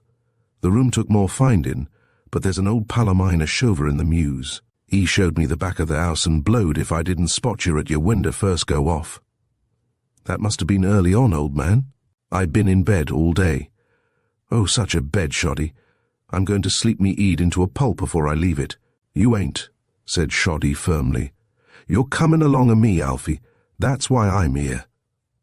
"Not me," replied Alfie, with equal firmness. "I know when I'm well off, and it's time I was." "I'm with you there." Shoddy nodded in adroit sympathy. He had kept his electric lamp burning all the time, and an extra prominence of eye and cheekbone, a looseness of lip and a flickering glance, were not inarticulate in the chastened countenance of his friend. It must have been L. Alfie, real old red-hot L, and all for what I never done, he was reminded with some stiffness. "That's it," the other agreed, with perfunctory promptitude. "But that's exactly why I'm here, Alfie. You didn't think I'd done a job like this for the sake of taking hold of you, and did you? It's just because it seems you didn't commit yourself, Alfie, that I'd got to see you by hook or crook before the day was out." "Where's the fire?"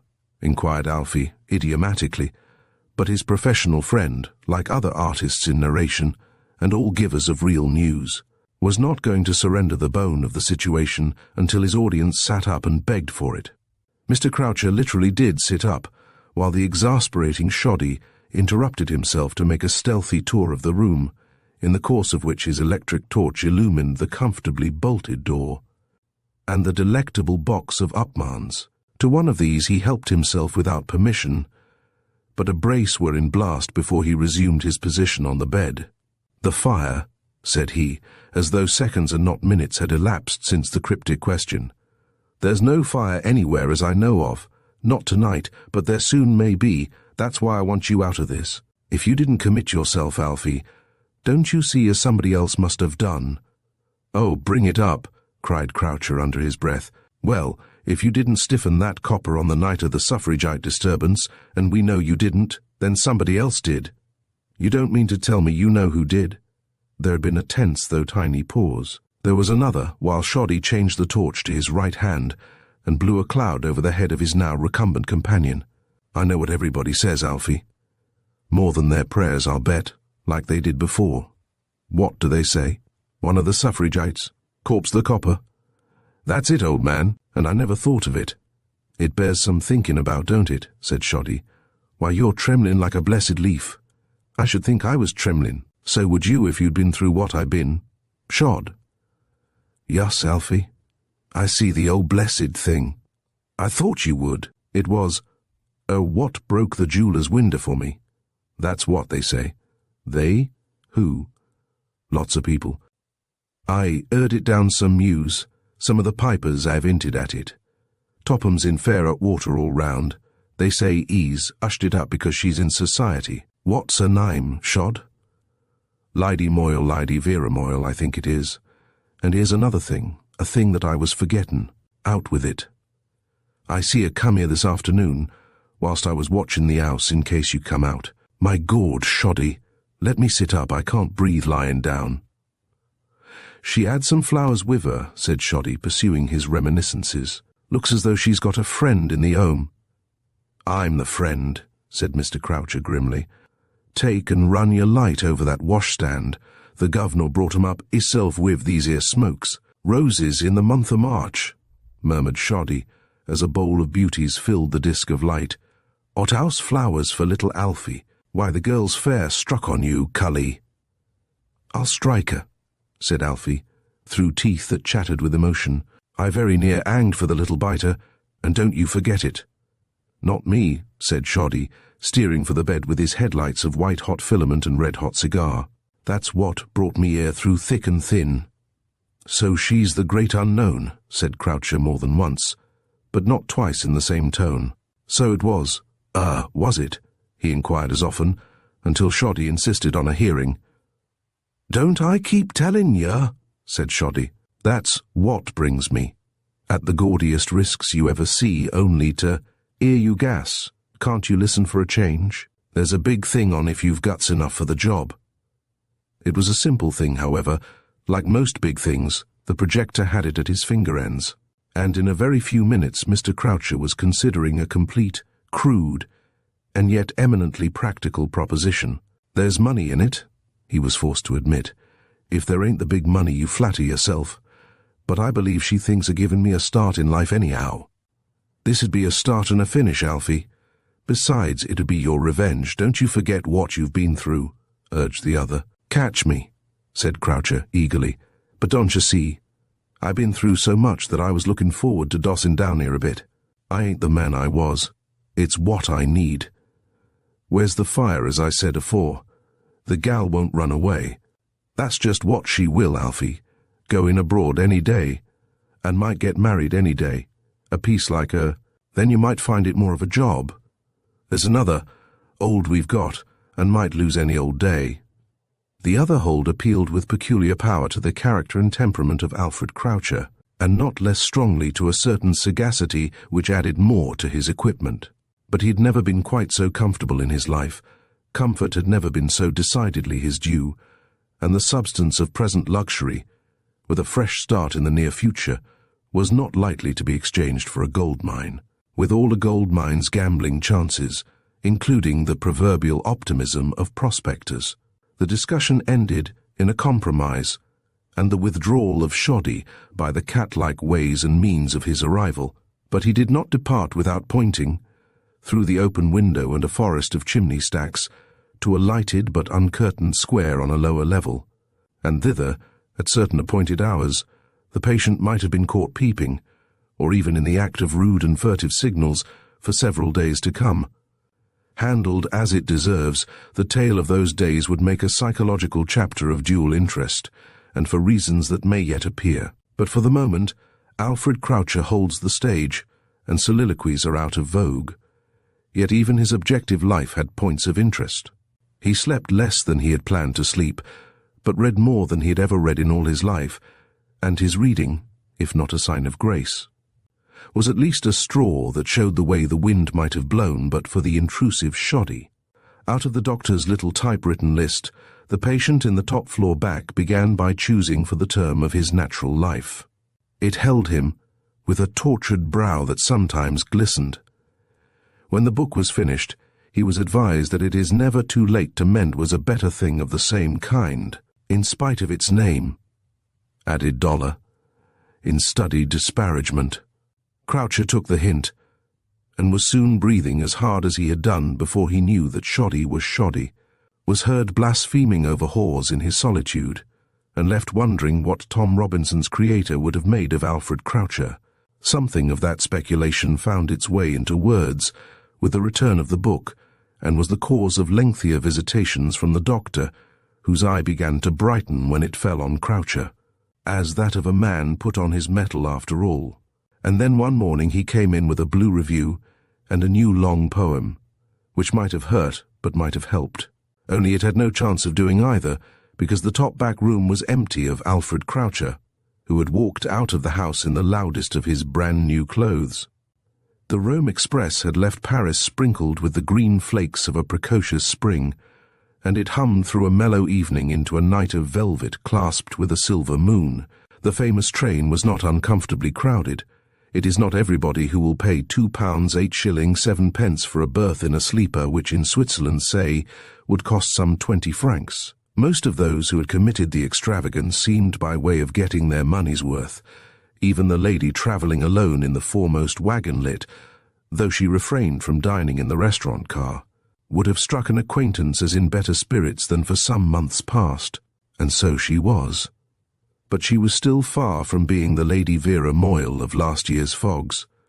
She was going to her mother, who had been seriously ill since Christmas, but was now completing her recovery in Rome, and yet her illness had meant less to Lady Armagh than to the wayward child, who had been told by the rest of the family to consider herself its cause. It might indeed have been a direct dispensation to tie Lady Vera's hands and tongue, and in the train de luxe, perhaps for the first time, she herself recognized the merciful wisdom of Providence in the matter. Alfred Croucher was a free man. That was the great thing. There were moments when it was an even greater thing than Lady Armagh's convalescence, but there was later and greater news yet for Lady Vera to gloat over in the train. Not only was poor Croucher a free man, but that dear Dr. Dollar had hopes of him at last. He had said so the day she left for Paris. He had never said anything of the kind before. Nothing could have been more pessimistic than the crime doctor's first report on his latest patient. Nothing franker than the way he had made room for him in the home, merely and entirely to gratify her whim. Alfred Croucher was not his style, and there had been an end of him but for the fact that Lady Vera was. She belonged to the class that he was pleased to consider as potentially the most criminal of all. She was well aware of it, and the knowledge provided her with a considerable range of feelings as the train flew on and on. She felt herself the object of a purely pathological interest. She felt almost as small as a specimen under a microscope. She felt lonelier than ever in her life before. Lonely she was in the way that mattered least. She was travelling for once without a maid, the faithful creature, a would-be militant of the bloodthirstiest, in her day had been with her dear ladyship over the Sunday in Paris, hobnobbing with certain exiles for the cause. But just as they were leaving their hotel, a telegram had come to summon her to a bucolic deathbed. Esther would have let her old father die without her, but her beloved ladyship, still quick with her own filial awakenings, had sent her about her dismal business with a kiss. The compartment was overheated, They always are, unless you complain in time. Lady Vera had made her efficient little fuss too late, and the result was not apparent before the small hours and Modane. During the long wait there she lay awake, though she had duly entrusted her keys to the conductor, and the voices of those who had omitted that precaution caused a welcome change in her long thoughts. She put her mind to her fellow passengers and kept it on them with native resolution. She was in decent company, a moderately well-known man and wife in one adjoining compartment, a white-haired ecclesiastic in the other. She wove a romance about the venerable gentleman and speculated on the well-being of the other pair. In such innocent ways could she amuse herself when out of muddle-headed mischief in the name of God knows what. In all else, she was sweet and sane enough, unless it was just one tiny matter that annoyed her memory before she fell asleep to the renewed lullaby of the express. It was the utterly unimportant matter of a youngish man in a loud suit, one of a brace of incredibly common Englishmen who had nevertheless been staying at the hotel in Paris, had passed a remark to Esther in the lift, and certainly stared with insolence at Esther's mistress, not only in Paris, but in passing along the corridor of this very train, before and after the hour for dinner. To Vera Moyle there seemed no time at all between her passing thought of this creature and the vile glare that woke her up. At first it blinded her, for she was in the upper berth, within inches of the excruciating blaze. It came almost as a relief when a head bobbed between the glare and her eyes. Lady Vera blinked her indignation.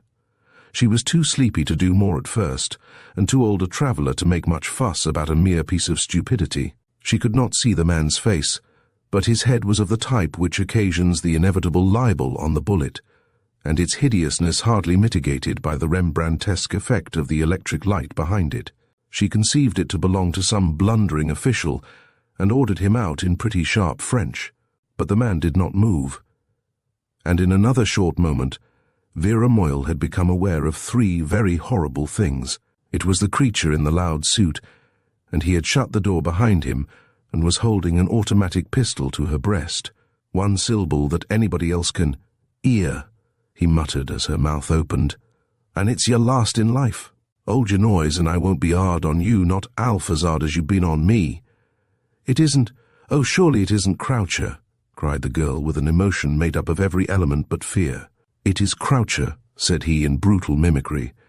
That bein' just so I puts away the bark o' sea. No deception? The pistol dropped into a loud tweed pocket. I reckon I can do me own bit of barking yes and biting too, concluded Croucher with an appropriate snarl. Will you please go out? Said Lady Vera, still with sorrow in her steady eyes. No, I will not, please. I'll see you damned first, said Croucher, with sudden ferocity like you very near seen me. If we're over-erred, you'll be thought no better'n you ought to be, but by Gord they won't think you as bad as what you are. Lady Vera took no advantage of a studious pause. The ruffian was making his points, with more than merely ruffianly effect. The whole thing might have been carefully rehearsed, but to the girl in the upper berth it was now no more than she deserved. It was a light enough punishment for the dreadful deed by her committed, no matter how unconscious, in how fine a frenzy, or how just a cause, and on him visited with all but the last dread vengeance of the criminal law. He had a right to say what he liked to her after that, even to say it then and there, with all his natural and acquired brutality. Was it not she who had done most of all to brutalize him? That is until I tell him, added Croucher with crafty significance. His hearer had to recall the words before the pause. When she had done so, he was again requested to leave the compartment, and there was a harder light in her eyes. I'll see you in the morning, she promised. I'm going on to Rome. He laughed scornfully. You needn't tell me where you're going. I know all about you, and I've done for some time. I been on your tracks, my dear. You seen me. It's your own fault we didn't have it out before. This ain't quite the pitch, but it's a better place than the one you got me into. I got you out again, was what Lady Vera had begun to say, but something about him made her stop short of that. I was doing my best for you, she continued humbly. I thought you were going to let me give you a fresh start in life. A fresh start? I want a bit more than that, lady. Well, what do you want? He rolled his eyeballs over the racks laden with her hand luggage. "Your jewel case," said he promptly. "Which is it?" "That one in this corner over my feet." Her equal alacrity might have been the mere measure of her eagerness to get rid of him, but Alfred Croucher was far too old in deception to be himself very easily deceived. "Then you can keep it with my love," said he. "I'll trouble you for them rings instead, and the rest watch your idin behind 'em." The girl turned paler in the electric light. She was sitting up in her suspicious readiness. To point out the jewel case, the other hand, with most of her rings on it, had flown instinctively to her throat, for she was travelling, as ladies will, with her greatest treasures, her diamond necklace and pendant, and a string of pearls on her neck for safety. "Suppose I refuse and—" She glanced toward the bell. "Then I'll say what I know. And what do you know?" Her back was to the wall. "What I see that night. What I see and was mug enough not to twig till I come out and 'eard all the talk. Is that good enough? If not, the rest'll keep, but it'll put you in the jug all right. I don't care. Who's on your side? It's one law for the rich and one for the poor. Angmy has never done it, and ush you up as did, but I've heard tell that murder will out, and you'll find that murderers will into prison even when they're titled ladies with the king on is thrown behind 'em. It'll ruin you, if it does no more, ruin you and yours, and break all your earths."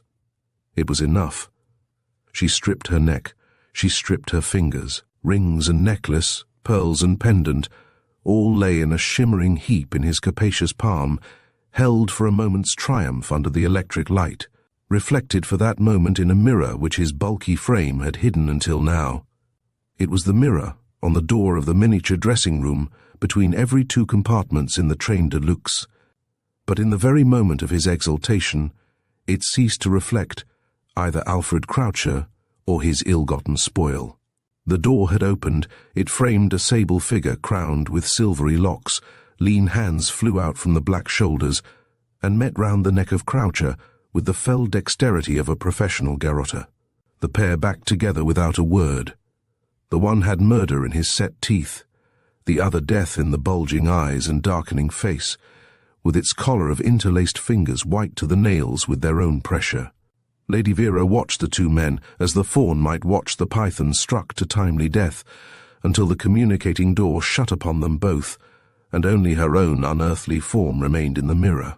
And the train ran on, and the whole coach creaked and trembled, as coaches will even in a train de luxe.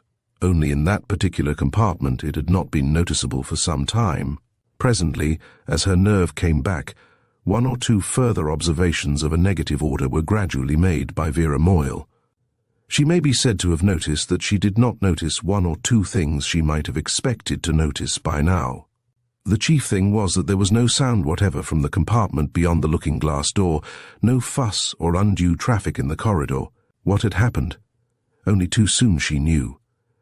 They had stopped at some nameless station between the tags of the Italian boot. It was a chance of peeping out, and out peeped the shaken girl from her window overlooking the line. And there, skipping on to the next low platform, bag in hand, went the loud trousers, under Alfred Croucher's equally new and noisy ulster. And there at his elbow went the venerable ecclesiastic, even holding him by the sleeve. It was a long road to Rome for Lady Vera Moyle, but toward the end there came another stage in which the wagon-lit forgot to swing and sing like humbler coaches, and the pale Campagna swam past unseen. It began with a knock behind the drawn blind of her compartment, now but a mirrored divan of Utrecht velvet, and stamped leather as unsuggestive of a good night's rest as the white face and the bright eyes behind the tiny table in the corner. She cried with nervous irritation. The door opened and shut upon the sombre face and long athletic limbs of John Dollar. "Dr. Dollar, I had no idea you were in the train." Her voice had broken with very joy. Her hand trembled pitifully during its momentary repose in his. "You have never shown up, you see," said he. "I have been in the next compartment all the way from Paris." "The next compartment on which side?" He jerked his head at his own reflection in the looking-glass door. "But there was a priest in there," cried the girl. "There was the high priest of a new religion in which you'll never believe any more," said Dollar with a wry smile. "May he sit down for a minute, Lady Vera?" She looked at him with cooling eyes. "Certainly, Dr. Dollar, if it makes an explanation any easier." I didn't intend to explain at all, he had the nerve to tell her. "I meant my ecclesiastical body to do that for me, but its wig was blown out of the window on the other side of Genoa. I've been hanging about all day in the hope of catching you. I couldn't leave it any longer. I had to give you these." And he placed upon the table between them the diamond necklace and pendant, the string of pearls, and the handful of rings she had been wearing in the night. "You made him give them up," she cried, in thankful tears that never fell, but only softened and sweetened her indescribably. "Naturally," he laughed. "It wasn't very difficult. And I thought you were a Confederate when I saw you crossing the line together. I was putting the fear of a foreign jail upon him to the last. But he had a Confederate in the train. He was in reserve outside your berth, until I lured him into mine and laid him out. Otherwise I should have been with you sooner, but in one way it was better to take our man with your jewels on him. There was no getting out of it. The two of them were only too glad to be kicked out at the first station, and the other fellow was a man who broke into my house to see Croucher the first night we had him there. Did they tell you so?" "No. I knew it at the time. I heard the whole thing, even to fragments of a conversation from which it was possible to reconstruct the plan they actually brought off last night. I make it a rule not to listen at patients' doors, any more than one would at other people's, but I'm not going to blush for this particular exception." Her soft, wet eyes were looking him through and through. "Yet you kept him on for my sake." "Not altogether, Lady Vera. They were an honest couple. It put me on my mettle. It gave me something to prevent. At first, as I'm afraid you knew, I really didn't want to touch the fellow with a pole. He was an obvious incurable. He would have been better hanged justly or unjustly." "Don't speak of that, or do," exclaimed the girl. "It makes me forgive him everything." "Well, my first idea was about right. He was beyond reclaim, but I never thought he would give me a definite move to block that, as you know, is one's chief job after all, and it put a new complexion on the case. It was as though one took a man on for cancer and found him plotting to shoot the Chancellor of the Exchequer before he died." "I apologize for the analogy, Lady Vera," said Dollar, making the most of their laugh, "but the man became a new proposition on the spot. And the funny thing is that I believe I almost might have cured him after all, done him some good anyhow, but for the very thing that bucked me up." Lady Vera looked out at a flying break of naked trees, the color of cigar ash. He had lost her attention for the moment. "I was a little fool," she said at length. "I should have listened to you and been content to help in some other way. I am sorry." "I'm not," replied Dr. Dollar.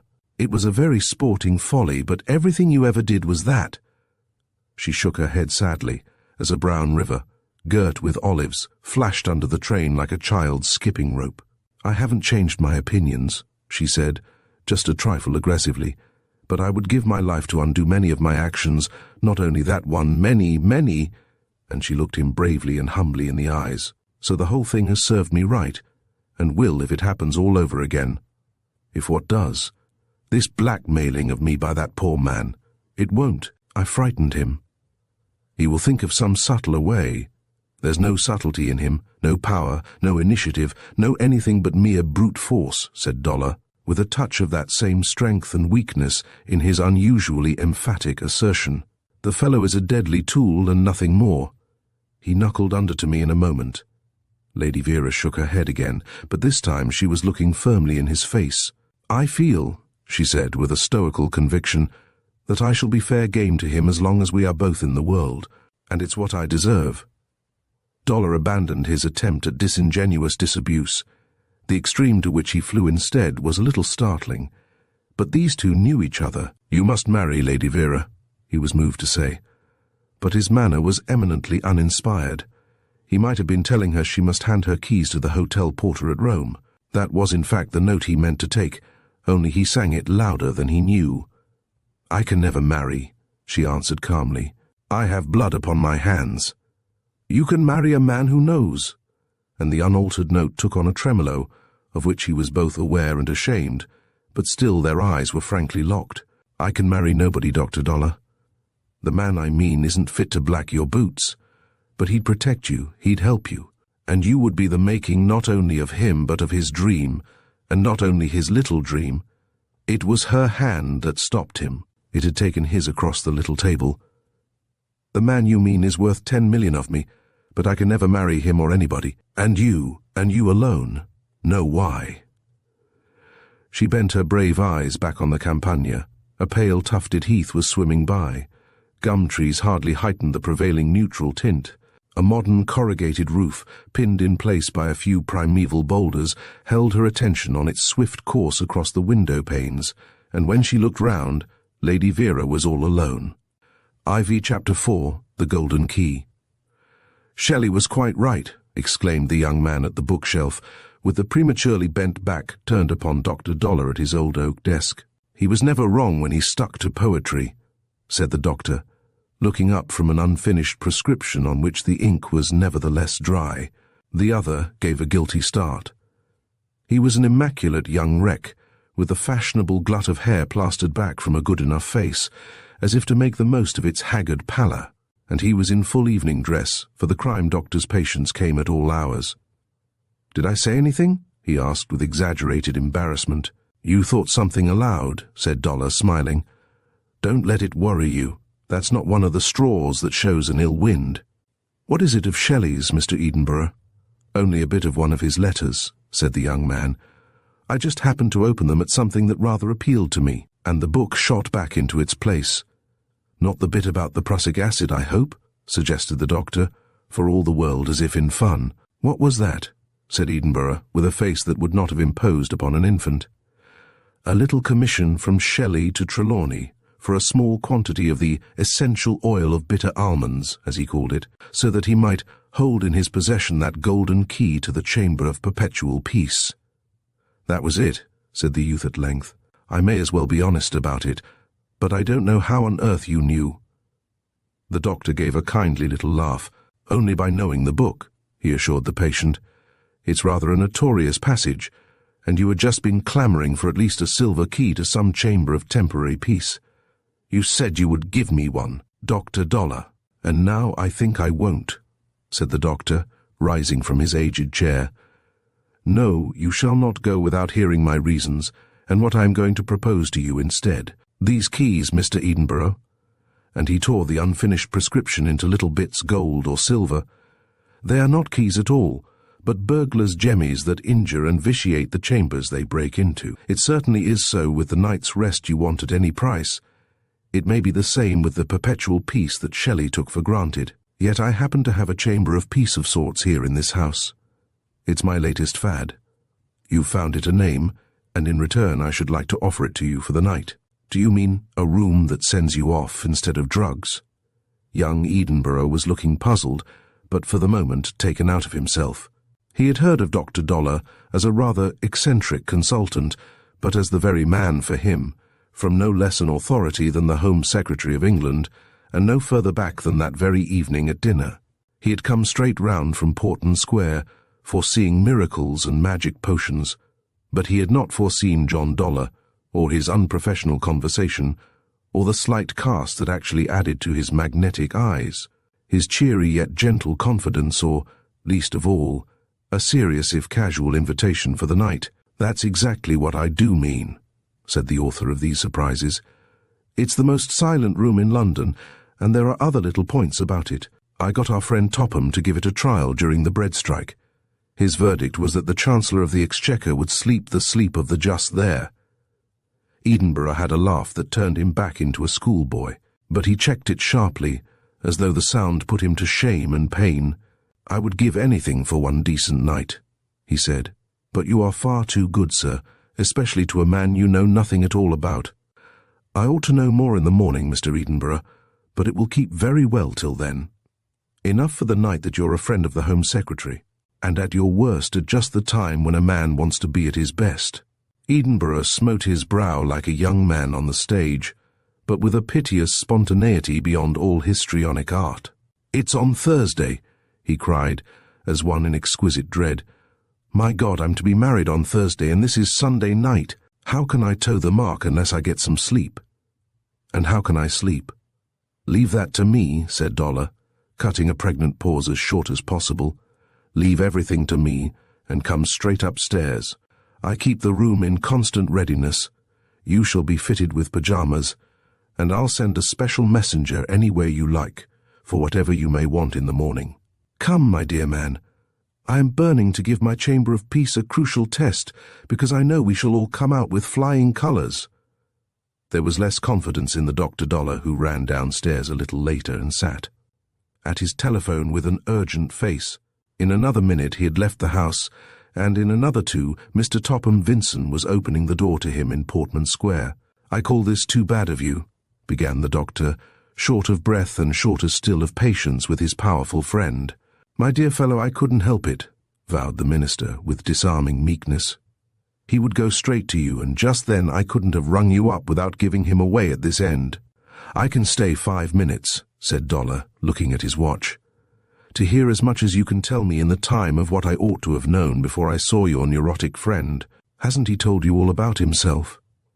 "Hardly a word worth anything in a case like this, where the cause matters more than the effect. Of course I could have insisted, but that might have finished him off for the night. I gather, however, that he's one of the First Lord's secretaries, but a friend of yours, on the brink of being married, and in more than the normal state about it, or something to do with it." "I'll take your points in order," said Topham Vincent, who could be brisker than anybody when he chose. "George Edenborough is not only one of Stockton's secretaries, but the most private and most confidential of the crowd. I don't know about his being a friend of mine. I've been a friend to him for family reasons, and found him a nice enough fellow. But the girl he's going to marry, if they do marry, is one of us." "If?" cried the doctor. "Do you mean to say she'd draw back in the last week?" "She may not be able to help herself," was the grave reply. "George Edenborough is under a cloud that may burst at any moment." "A sudden cloud? Out of the blue for me. I only heard of it from Stockton on Friday night. But it's no new thing to him. He might have told me sooner, I think, seeing it was through me that Edenborough ever went to him. In some special capacity, I rather gather?" "Yes, he can draw a bit. In fact, he's not a secretary at all except in name, but the First Lord's private draftsman. Stockton's a whale for details, but a dunce at technicalities. What he likes is the thing on paper, as he sees it with his own eyes, so he makes his inspections with Edenborough and a sketch block. Illustrated notes are taken at every turn, and all sorts of impossible improvements worked out in subsequent collaboration. I had that this evening from the boy himself. It will show you what chances he has had of giving things away or selling them." "Is it as bad as that?" "Stockton swears it is. To me it's inconceivable. But he gives chapter and verse of at least one drawing that found its way across the North Sea early in the year. Edenborough admits that he either lost it or had it stolen from him. He seems to have been more careful whichever way you look at it during the summer. But this autumn the trouble has begun again. A dockyard sketch map has flown the German Ocean, come home to roost by some means into which we'd better not inquire, and is pronounced by Stockton a bad imitation of one made for him by Edenborough 6 weeks ago. Why a bad imitation, I wonder? The original has been in the First Lord's archives ever since. He says the copy must have been made from memory, but he has good reasons why nobody but Edenborough could have made it. Reasons that are not so good in law, apparently. Exactly. As yet there's no case, and there has been no accusation. But I very much fear that traps are being set, and I've taken it on myself to put the madman on his guard. Tonight? Yes, it was the first chance of getting hold of him, and that only by having the poor little bride to dinner as well. Heavy work, Dollar, drinking their healths, and knowing what was in the air. The only comfort was that Edenborough knew as well as I did. It was written on his face if you had the key, and I hadn't to do much beating about the bush when I got him to myself. He was wonderfully frank from his point of view. He told me that the air of suspicion was driving him out of his mind. He said he hadn't slept for nights and nights, although no accusation has been made, although not an open word has been said to connect him with a bad copy of his own map. "That's the worst thing you've told me," said Dollar quietly. "He protested his innocence, of course, in absolute tears. And what was your own impression, Mr. Vincent?" "Extremely mixed. I felt that he was speaking the truth, and yet not the whole truth. He had an air of guilty knowledge, if not of actual guilt. His physical condition bears you out. observed the doctor with reluctance, and the poor devil's to be married in 4 days' time. There my pity's on the other side. But the girl's another friend of yours. May I ask her name? Lucy Trevelyan. Any relation of Admiral Trevelyan? Own daughter to the old sea dog, and if anything the breezier of the two. I couldn't imagine a young girl more like an old salt at heart. She'd go to sea if she could, as she can't. She's a little pillar of the Navy League, and engaged to the First Lord's best young man. Could you conceive a more ingenious irony, or a greater tragedy when the truth comes out? Dollar, it must come out before Thursday if it's ever coming out at all. Is it otherwise a likely match? The very likeliest, but for this world's goods, and there'll be more of them one day. She has go enough for two, and they have tastes in common.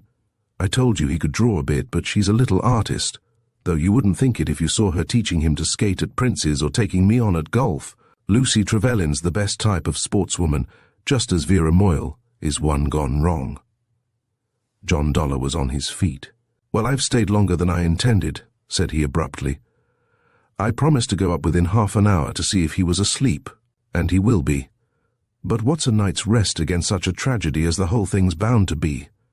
Or such a mystery, suggested Topham Vincent. If you could only get to the bottom of that, Dollar, we might know how to act. I'm not a detective, returned the doctor, but the stiff words were hardly out before the stiff lips relaxed in a smile. I've said that before, Vincent, and I shouldn't wonder if you made me say it again. I am out to stop things happening, not to bother about things that have been done and can't be mended. But in this case, discovery may be the mother of prevention, and I must have a shot with both barrels while there's time. He had come in glum and grumbling. He went off gay and incisive, subtly enlivened by the very gravity of the matter, as he always was. But it was grave enough, as was Dollar himself behind the sparkling mask that he wore unawares in all times of stress. And on one point his confidence was justified without delay. The young man in the chamber of peace was found drenched already in slumbers, worthy of the name he had unwittingly bestowed upon that magic fastness. But this was not a case in which the crime doctor could leave well alone. Every hour of the night he was upstairs and down again, and in the intervals, either deep in such grim reading as the illustrative cases of transitory mania in the terrible 4th volume of Casper's Forensic Medicine, or deeper yet in his own cognate speculations. In the morning it was he who carried up the patient's suitcase, woke him up, and watched the rising tide of memory drown the thanks in his throat. Now was the doctor's chance of checking Mr. Vincent's version of the young man's troubles, but he waited for George Edinburgh to open his own heart, and waited in vain till the last 5 minutes, when the boy began to thank him, and ended with the whole story. It differed very little from the second-hand synopsis, but it confirmed more than one impression which Dollar would have given much to relinquish. The talk of intolerable suspicions was indeed more consistent with a guilty conscience than anything else, since it was duly followed by the admission that nobody had expressed such suspicions in anything like so many words. The crime doctor was sorry he had put the question. It was the only one he asked. But by exhorting Edinburgh to get all the exercise he could, and by saying he had heard great things of Miss Trevelyan's skating, the reluctant dissembler had little difficulty in obtaining an immediate invitation to tea at Prince's Skating Club. Edinburgh had departed with a face almost radiant at the prospect, yet he had scarcely spoken of his beloved until the subject of skating cropped up. It was as though that was the only relation in which he could still think of her without pain and shame, and in due course he was discovered on the ice, with the same look of lingering pride and joy.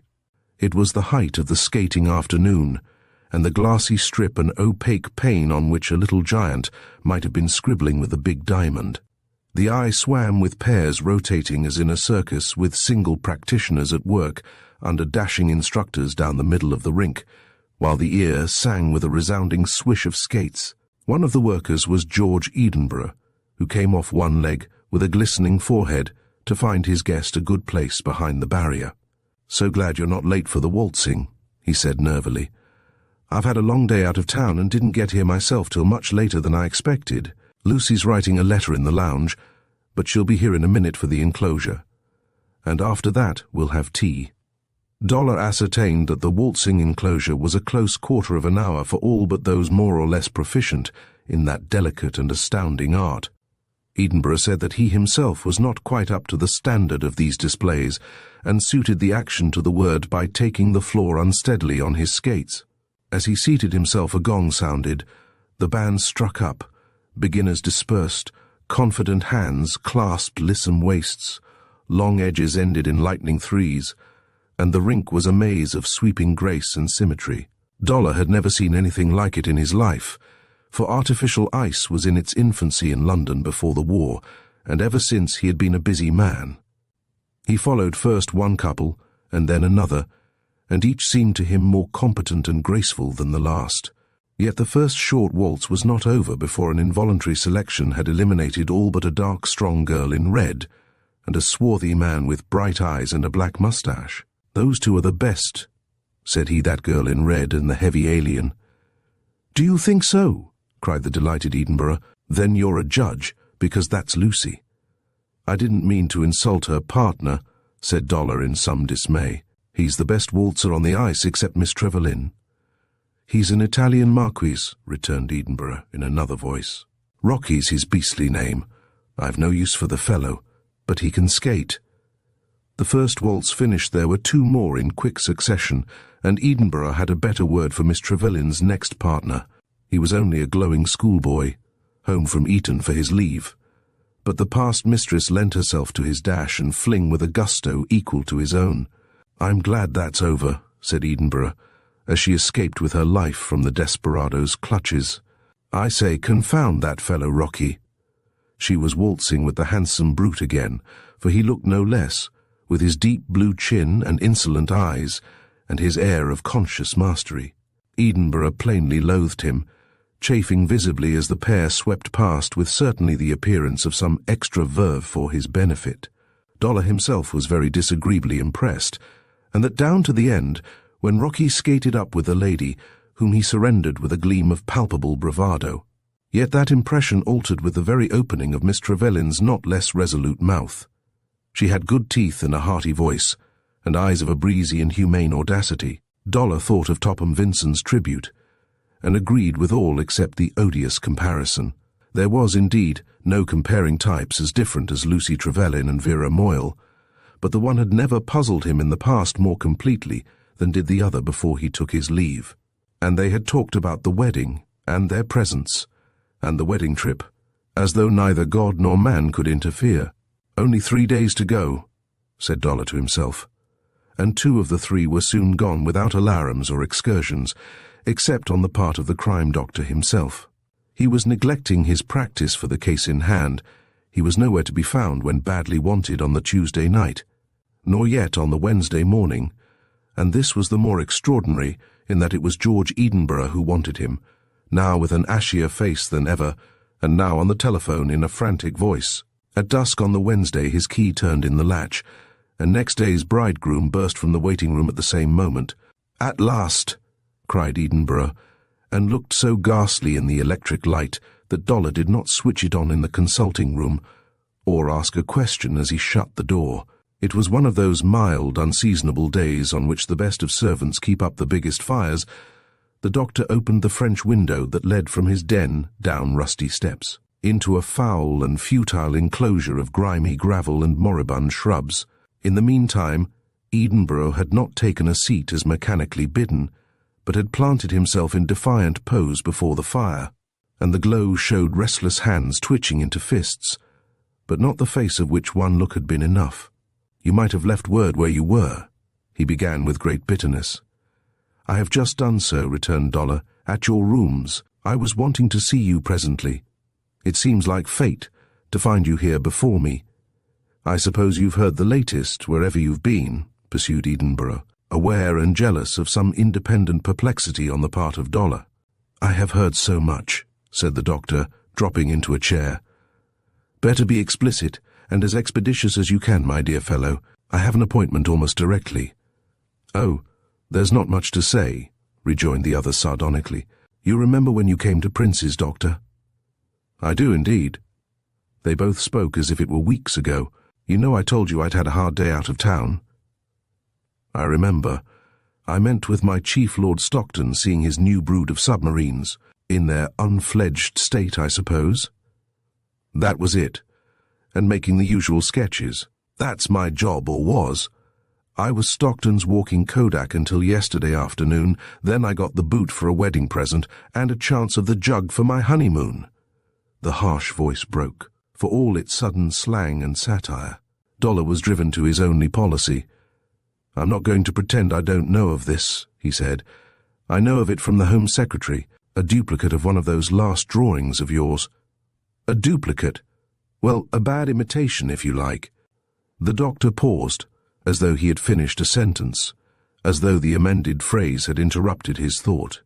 Well, said Edinburgh grimly, did you hear how they got hold of it?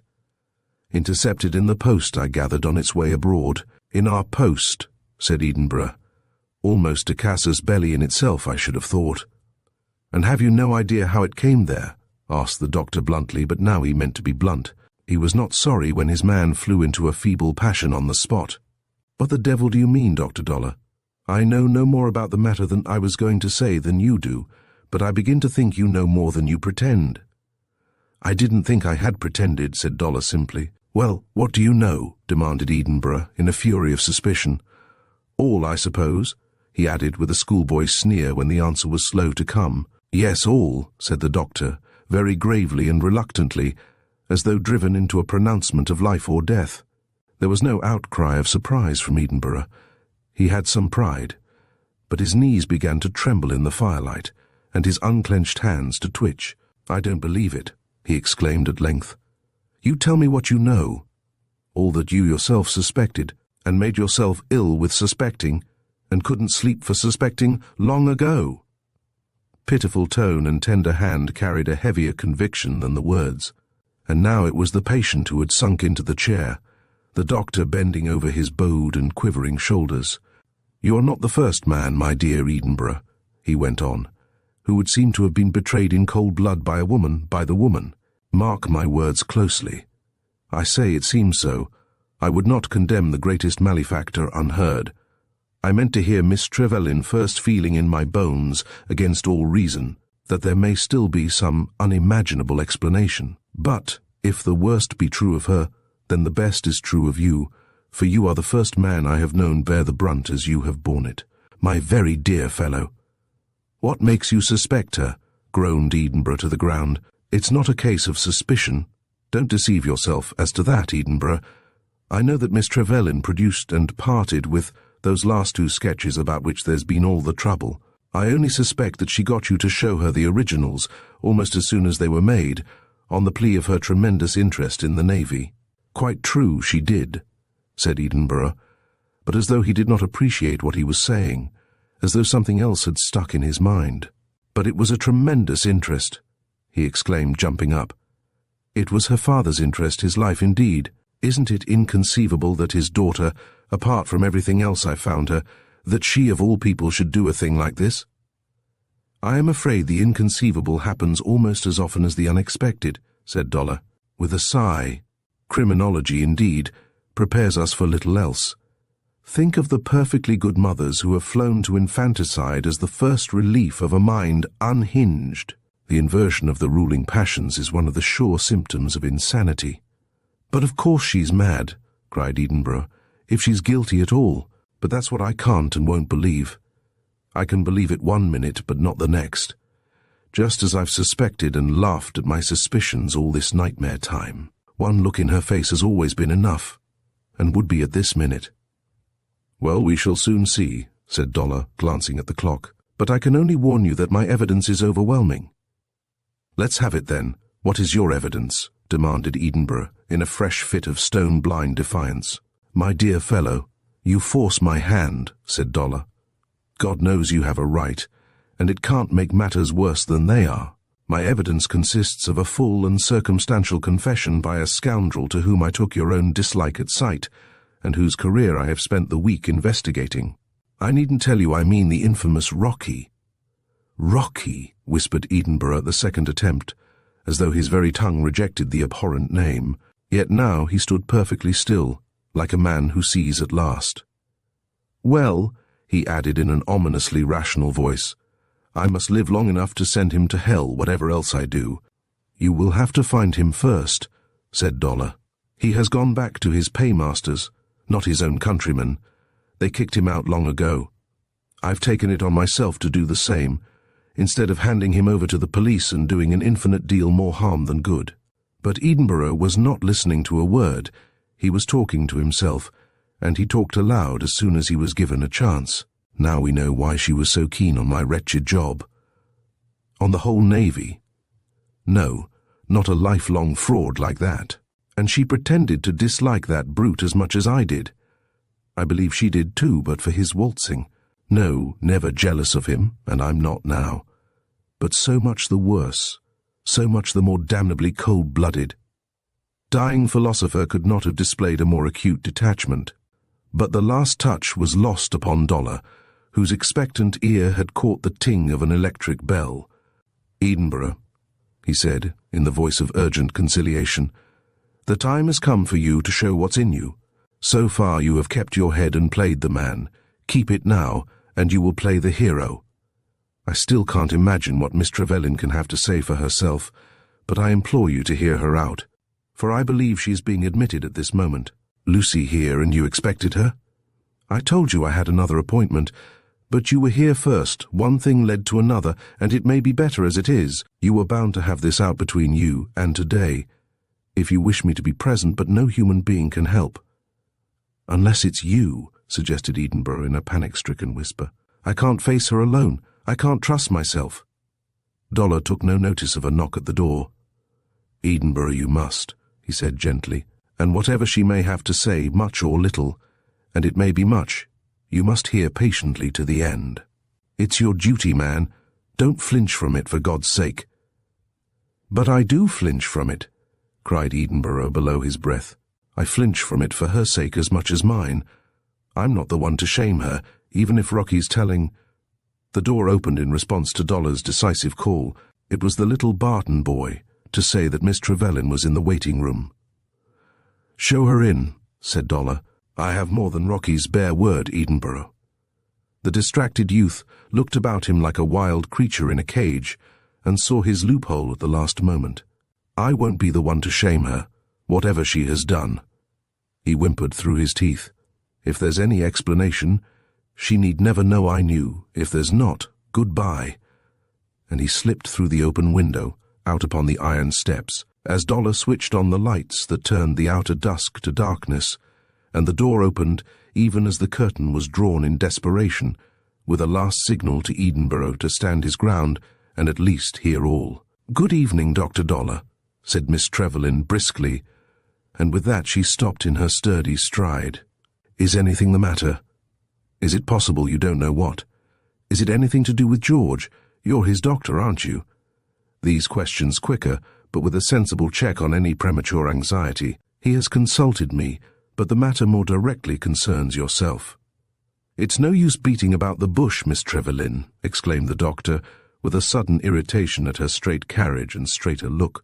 "I have to speak to you about the Marchese Rocchi." "Have you indeed?"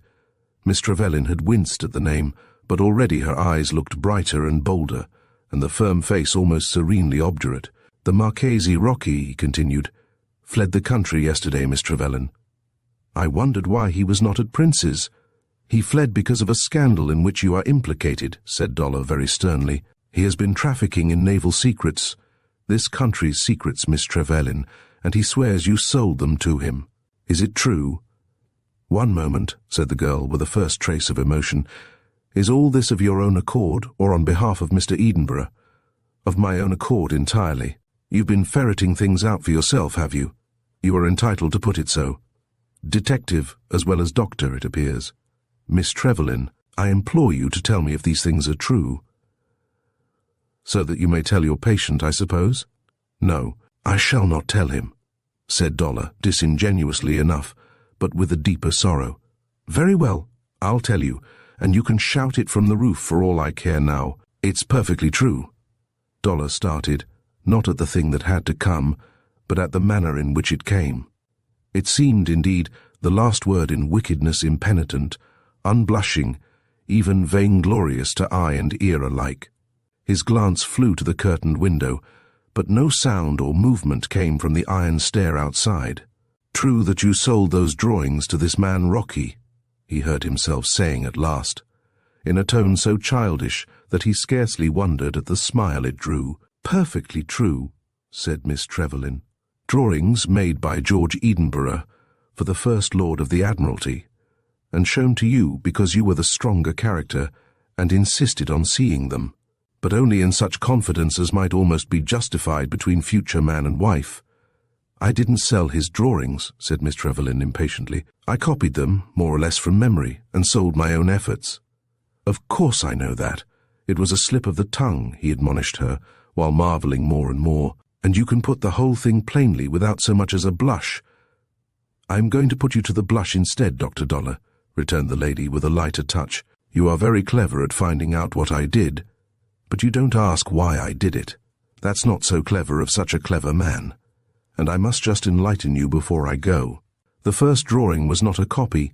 It was the original they got that time, and it was stolen from Mr. Edinburgh on his way home from the Admiralty. He never knew exactly where it was stolen, but I always thought I knew. You are a bit of a detective, Dr. Dollar. Well, so am I in my way. You have not let me into the secret of your success, and I shouldn't think of boring you with mine. I thought it happened at Prince's, and I suspected Rocky, that was all. It was last spring, and I had all the summer to think about it. But when Prince's opened, I set to work, for there was Rocky making up to us both as before. He didn't get much change out of George, but perhaps I made amends when George wasn't there, and sometimes even when he was. He could waltz, you see, and so can I, said Lucy Trevelyan, with something like a sigh for her bereavement on the rink. Yet you copied the other two drawings, and you even admit you sold him the copies. I sold them quite well, said Miss Trevelyan, with sparkling eyes. And you may guess what I did with the money, but it's not fair to call them copies. I made them as inaccurate as possible without spoiling everything, and indeed I couldn't have made them very accurate from memory, and they were only rough sketches to begin with. Of course George was wrong to let me see them, but he was assisting in the best of causes. Rocky was an expert professional spy. I soon sized him down as one. But he was not a naval expert, and I'm that as well. That's my last boast, Dr. Dollar, but it's not unjustifiable. If you come to think of George and me between us keeping a national enemy out of serious mischief, feeding a friendly power with false plans, and giving the money to our own dear Navy League. Dollar surveyed the radiant minx with eyes that needed rubbing. His only sorrow was that Edinburgh did not burst through the curtains without more ado. He must have extraordinary self-control when he liked. Not that George was a conscious party to the fraud. He wouldn't have approved of it.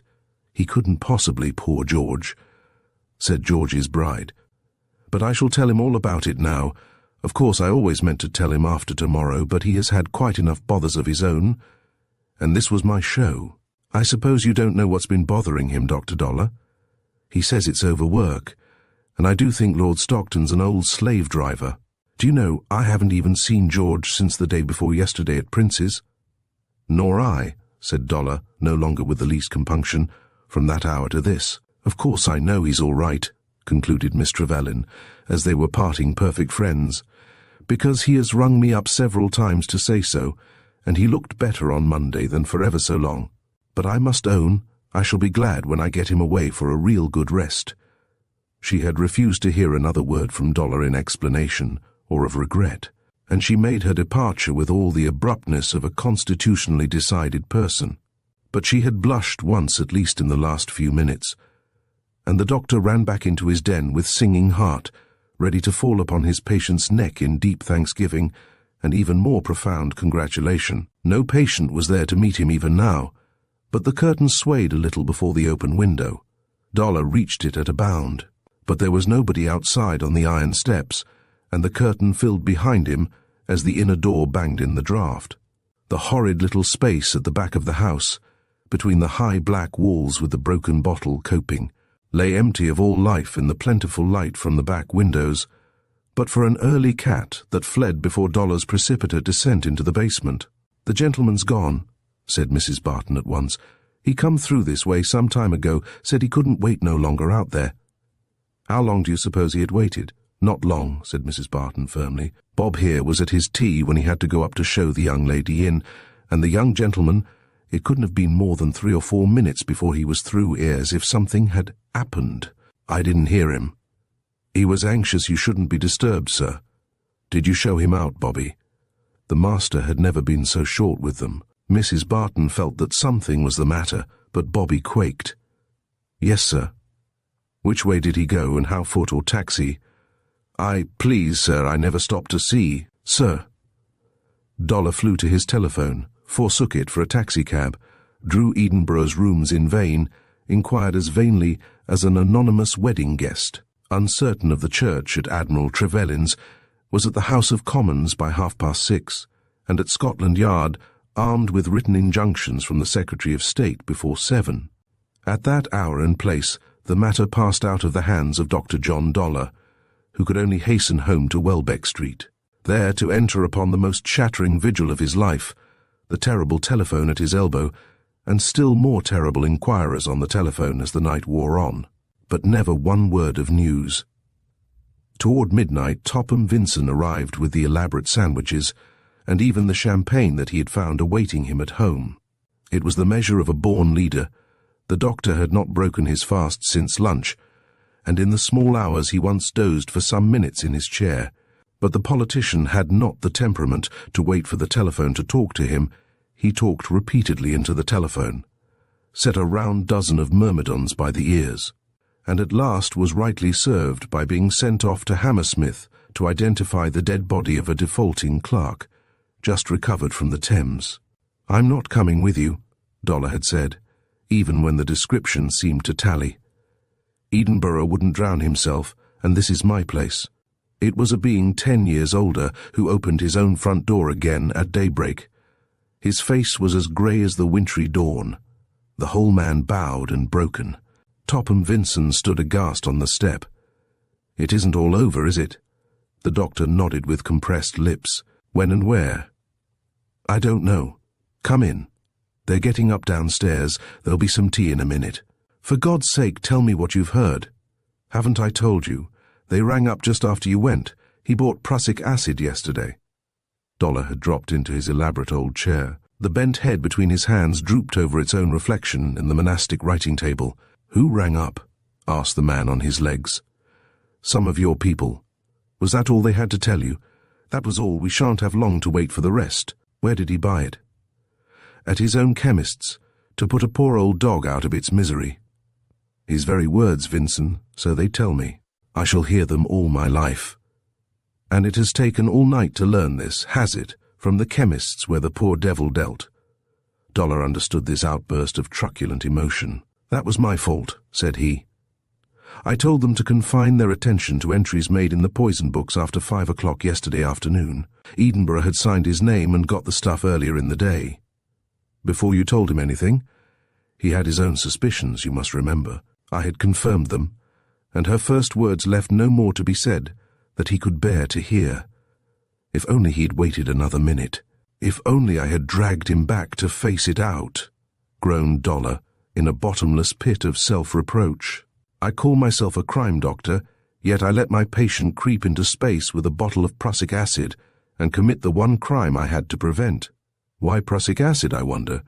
The idle question was not asked for information, but it happened to be one that Dollar could answer, and it brought him to his bookshelves with a certain alacrity. "I know," he said, "though I never thought of it till this minute. I was trying to write him a prescription on Sunday night when the poor chap suddenly remarked that Shelley was right, and I found him dipping into these letters and had the luck to spot the very bit he'd struck. It was this, and he read out the passage beginning, 'You of course enter into society at Leghorn. Should you meet with any scientific person capable of preparing the prussic acid or essential oil of bitter almonds, I should regard it as a great kindness if you could procure me a small quantity down to, it would be a comfort to me to hold in my hands that golden key to the chamber of perpetual peace.'" Topham Vincent's only comment was to pick up the book, which had fallen to the floor with the concluding words. Dollar was swaying where he stood, glancing in horror toward the door. At that moment it opened, and Mrs. Barton entered with the tea tray. "Mrs. Barton," said the doctor, in a voice that failed him, as it had not done all night. I don't want to hurt your feelings, but did that boy of yours speak the truth when he told me he had seen Mr. Edinburgh out?" "He did not, sir, and his father thrashed him for it," cried the good woman. "And that was very wrong of Barton, because I was as bad as the boy in not telling you at the time. So we've all done wrong together, and we don't deserve to stay, as I told the both of them." The poor soul was forgiven and consoled, with an unconscious sympathy not lost on Topham Vincent, to whom it was extended a moment later. "Take a drink of your tea," said Dollar. "It will do you good." "What about you? I'm going upstairs first. You've thought of something." "I have," replied Dollar in a tragic whisper. "I've thought of my chamber of perpetual peace. That sanctuary was on the second floor, and it had triple doors so spaced that each could be shut in turn before the next was opened. The house might have been in an uproar, and yet one might have entered this room without admitting the slightest sound by the door. The window was of triple glass that would have deadened an explosion on its sill, and the walls were thickly wadded behind an inner panelling of aromatic pine. The first sensation on entering was one of ineffable peace and quiet. Next came a subtle, soothing scent, as of all the spices of Arabia, and lastly a surprising sense of scientific ventilation, as though the four sound-proof walls were yet not impervious to the outer air, but as though it were the pungent air of pine-clad mountains, in miraculous circulation here in the heart of London. All this would have struck the visitor by degrees, but to John Dollar, who had devised and superintended every detail, it all came home together and afresh as he entered softly with the Home Secretary, and a certain composite effect, unforeseen in the beginning and still unexplained, fell upon him even now, and with it all the weight of his own fatigue, so that he could have flung himself on bed or couch as a doomed wretch sinks into the snow, but for the light in the room and what the light revealed. It was light of a warm, strange, coppery shade that he had found for himself by dyeing frosted electric lamps as children dye Easter eggs. It was the very softest and yet least sensuous shade that eyes ever penetrated with perfect ease, and it turned the room into a little hall of bronze. The simple curtains might have been golden lace, richly tarnished with age, the furniture solid copper, the bed an Eastern divan, and the form upon the bed a sleeping Arab.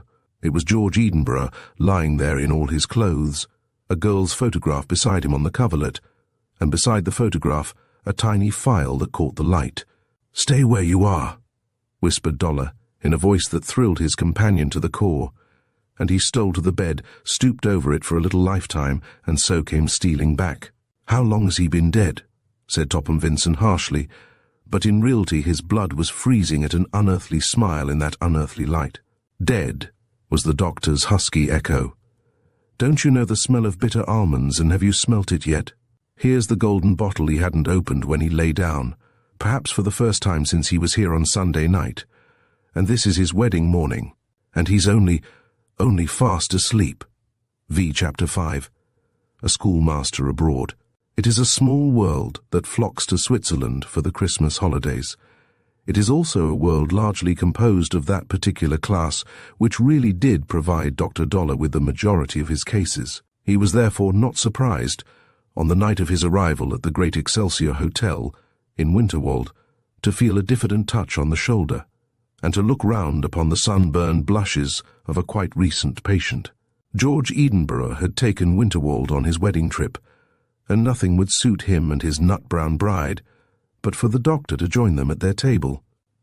It was a slightly embarrassing invitation, but there was good reason for not persisting in a first refusal, and the bride carried the situation with a breezy vitality, while her groom chose a wine worthy of the occasion, and the newcomer explained that he had arrived by the afternoon train, but had not come straight to the hotel. "Then you won't have heard of our great excitement," said Mrs. Edinburgh, "and I'm afraid you won't like it when you do." "If you mean the strychnine affair," returned Dollar with a certain deliberation, "I heard one version before I had been in the place an hour. I can't say that I did like it, but I should be interested to know what you both think about it all." Edinburgh returned the wine list to the waiter with sepulchral injunctions. "Are you telling him about our medical scandal?" he inquired briskly of the bride. "My dear doctor, it'll make your professional hair stand on end. Here's the local practitioner been prescribing strychnine pills warranted to kill in 20 minutes. "So I hear," said the crime doctor dryly. "The poor brute has been frightfully overworked," continued Edinburgh, in deference to a more phlegmatic front than he had expected of the British faculty. "They say he was up 2 whole nights last week. He seems to be the only doctor in the place, and the hotels are full of fellows doing their level best to lay themselves out. We've had 2 concussions of the brain and 1 complicated fracture this very week. Still, to go and give your patient 100 times more strychnine than you intended—" And he stopped himself, as though the subject, which he had taken up with a purely nervous zest, was rather near home after all. "But what about his patient?" adroitly inquired the doctor. "If half that one hears is true, he wouldn't have been much loss." "Not much, I'm afraid," said Lucy Edinburgh, with the air of a Roman matron turning down her thumbs. "He's a fellow who was at my private school, just barely 21, and making an absolute fool of himself," exclaimed Edinburgh, touching his glass. "It's an awful pity. He used to be such a nice little chap, Jack Laverick." "He was nice enough when he was out here a year ago," the bride admitted, "and he's still a sportsman. He won half the toboggan races last season, and took it all delightfully. He's quite another person now, and gives himself absurd airs on top of everything else. Still, I shall expect Mr. Laverick either to sweep the board or break his neck. He evidently wasn't born to be poisoned. Did he come to grief last year, Mrs. Edinburgh? He only nearly had one of his ears cut off, in a spill on the ice run. So they said, but he was tobogganing again next day. Dr. Alt looked after him all right then, I hear," added Edinburgh, as the champagne arrived. "But I only wish you could take the fellow in hand. He really used to be a decent chap, but it would take even you all your time to make him one again, Dr. Dollar." The crime doctor smiled as he raised his glass and returned compliments across the bubbles. It was the smile of a man with bigger fish to fry. Yet it was he who came back to the subject of young Laverick, asking if he had not a tutor or somebody to look after him, and what the man meant by not doing his job. In an instant, both the Edinburghs had turned upon their friend. Poor Mr. Scarth was not to blame. Poor Mr. Scarth, it appeared, had been a master at the preparatory school at which Jack Laverick and George Edinburgh had been boys. He was a splendid fellow, and very popular in the hotel, but there was nothing but sympathy with him in the matter under discussion. His charge was of age, and in a position to send him off at any moment, as indeed he was always threatening in his cups. But there again there was a special difficulty.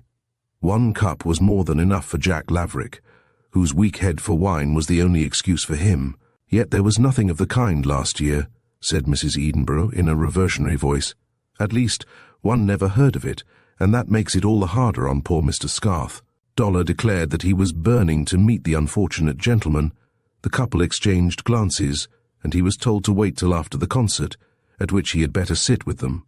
Was there a concert? His face lengthened at the prospect, and the bride's eyes sparkled at his expense. She would not hear of his shirking it, but went so far as to cut dinner short in order to obtain good seats.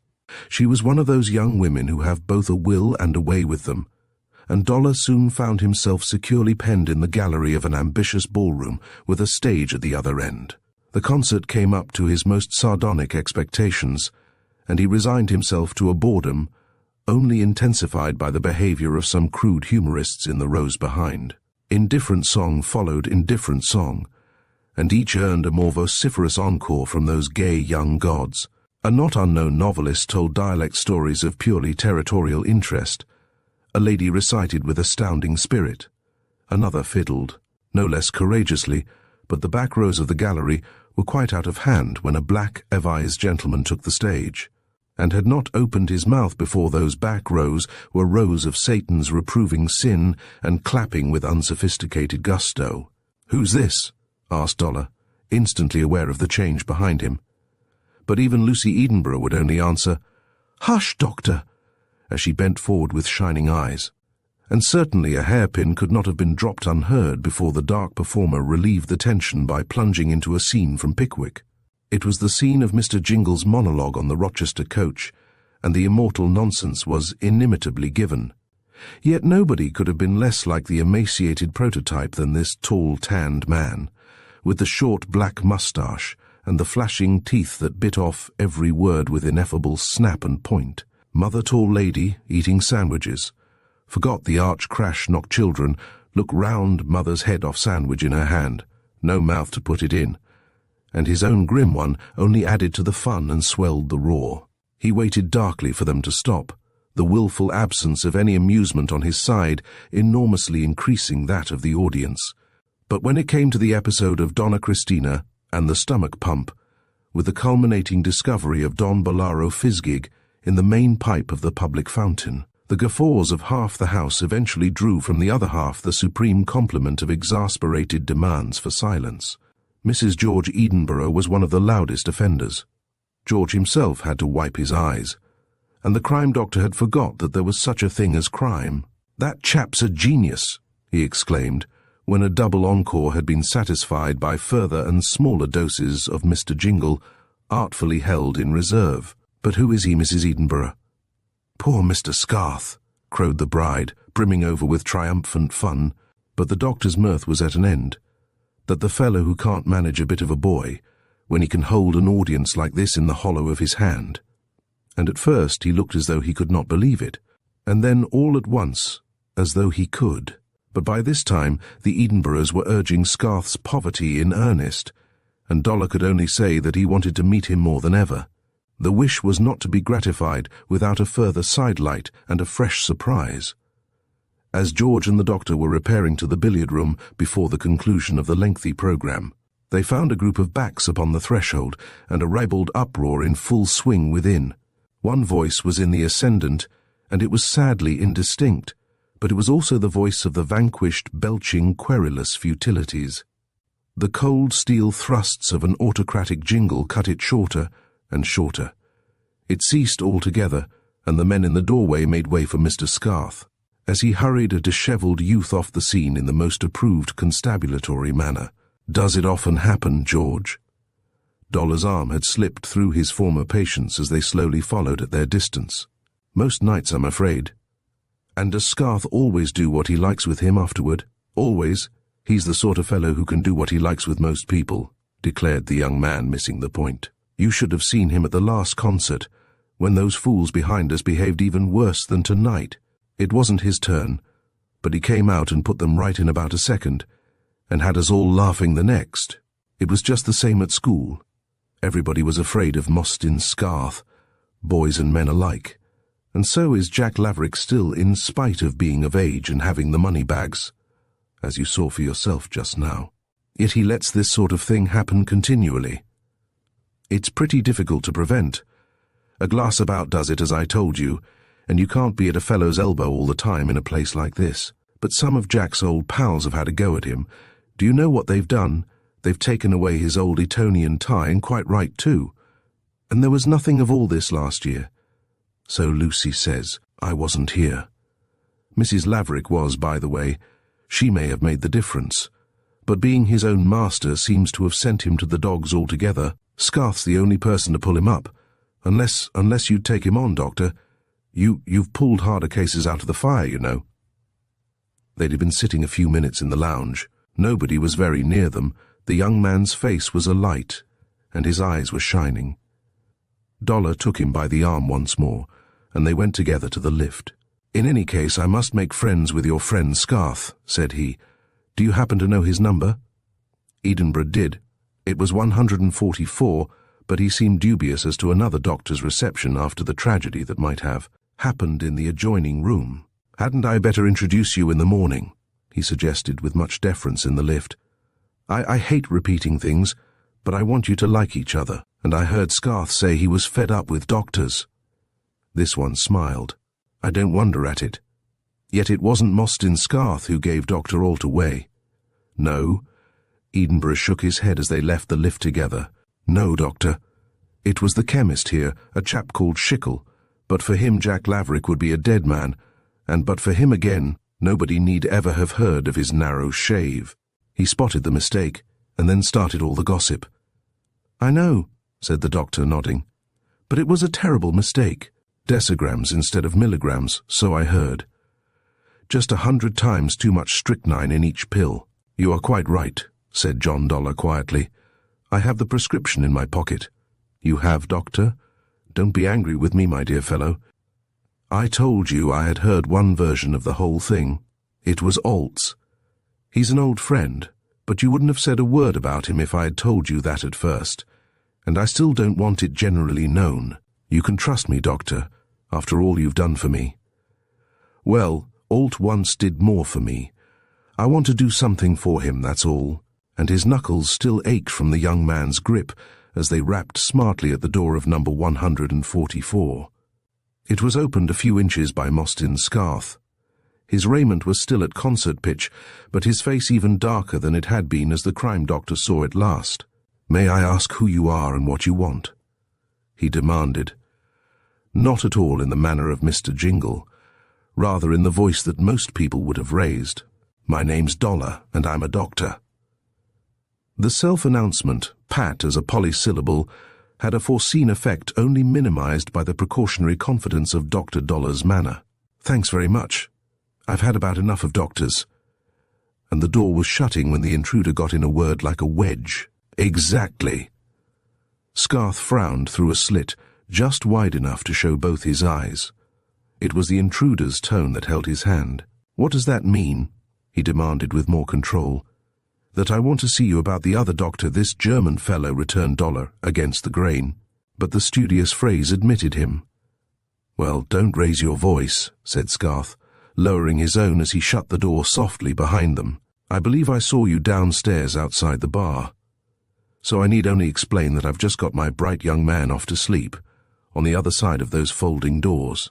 Dollar could not help wondering whether the other room was as good as Scarth's, which was much bigger and better appointed than his own, but he sat down at the oval table under the electrolia and came abruptly to his point. "About that prescription," he began, and straightway produced it from his pocket. "Well, what about it?" the other queried, but only keenly, as he sat down at the table too. "Dr. Alt is a very old friend of mine, Mr. Scarth." Mostyn Scarth exhibited the slight but immediate change of front, due from gentleman to gentleman, on the strength of such a statement. His grim eyes softened with a certain sympathy, but the accession left his gravity the more pronounced. "He is not only a friend," continued Dollar, "but the cleverest and best man I know in my profession. I don't speak from mere loyalty. He was my own doctor before he was my friend. Mr. Scarth, he saved more than my life when every head in Harley Street had been shaken over my case. All the baronets gave me up, but chance or fate brought me here, and this little unknown man performed the miracle they shirked, and made a new man of me off his own bat. I wanted him to come to London and make his fortune, but his work was here. He wouldn't leave it, and here I find him under a sorry cloud. Can you wonder at my wanting to step in and speak up for him, Mr. Scarth? On the contrary, I know exactly how you must feel, and am very glad you have spoken," rejoined Mostyn Scarth. "Cordially enough in all the circumstances of the case. But the cloud is none of my making, Dr. Dollar, though I naturally feel rather strongly about the matter. But for Schickel, the chemist, I might be seeing a coffin to England at this moment. He's the man who found out the mistake, and has since made all the mischief." "Are you sure it was a mistake, Mr. Scarth?" asked Dollar quietly. "What else?" cried the other in blank astonishment. "Even Schickel has never suggested that Dr. Alt was trying to commit a murder." "Even Schickel," repeated Dollar with a sharp significance. "Are you suggesting that there's no love lost between him and Alt?" "I was not indeed." Scarth seemed still astonished. "No, that never occurred to me for a moment. Yet it's a small place, and you know what small places are. Would one man be likely to spread a thing like this against another if there were no bad blood between them?" Scarth could not say. The thing happened to be true, and it made such a justifiable sensation. He was none the less frankly interested in the suggestion. It was as though he had a tantalizing glimmer of the crime doctor's meaning.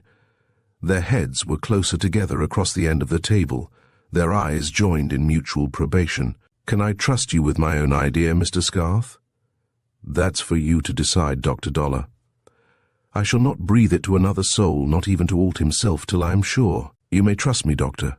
I don't know what's coming, but I shan't give it away." "Then I shall trust you even to the extent of contradicting what I just said.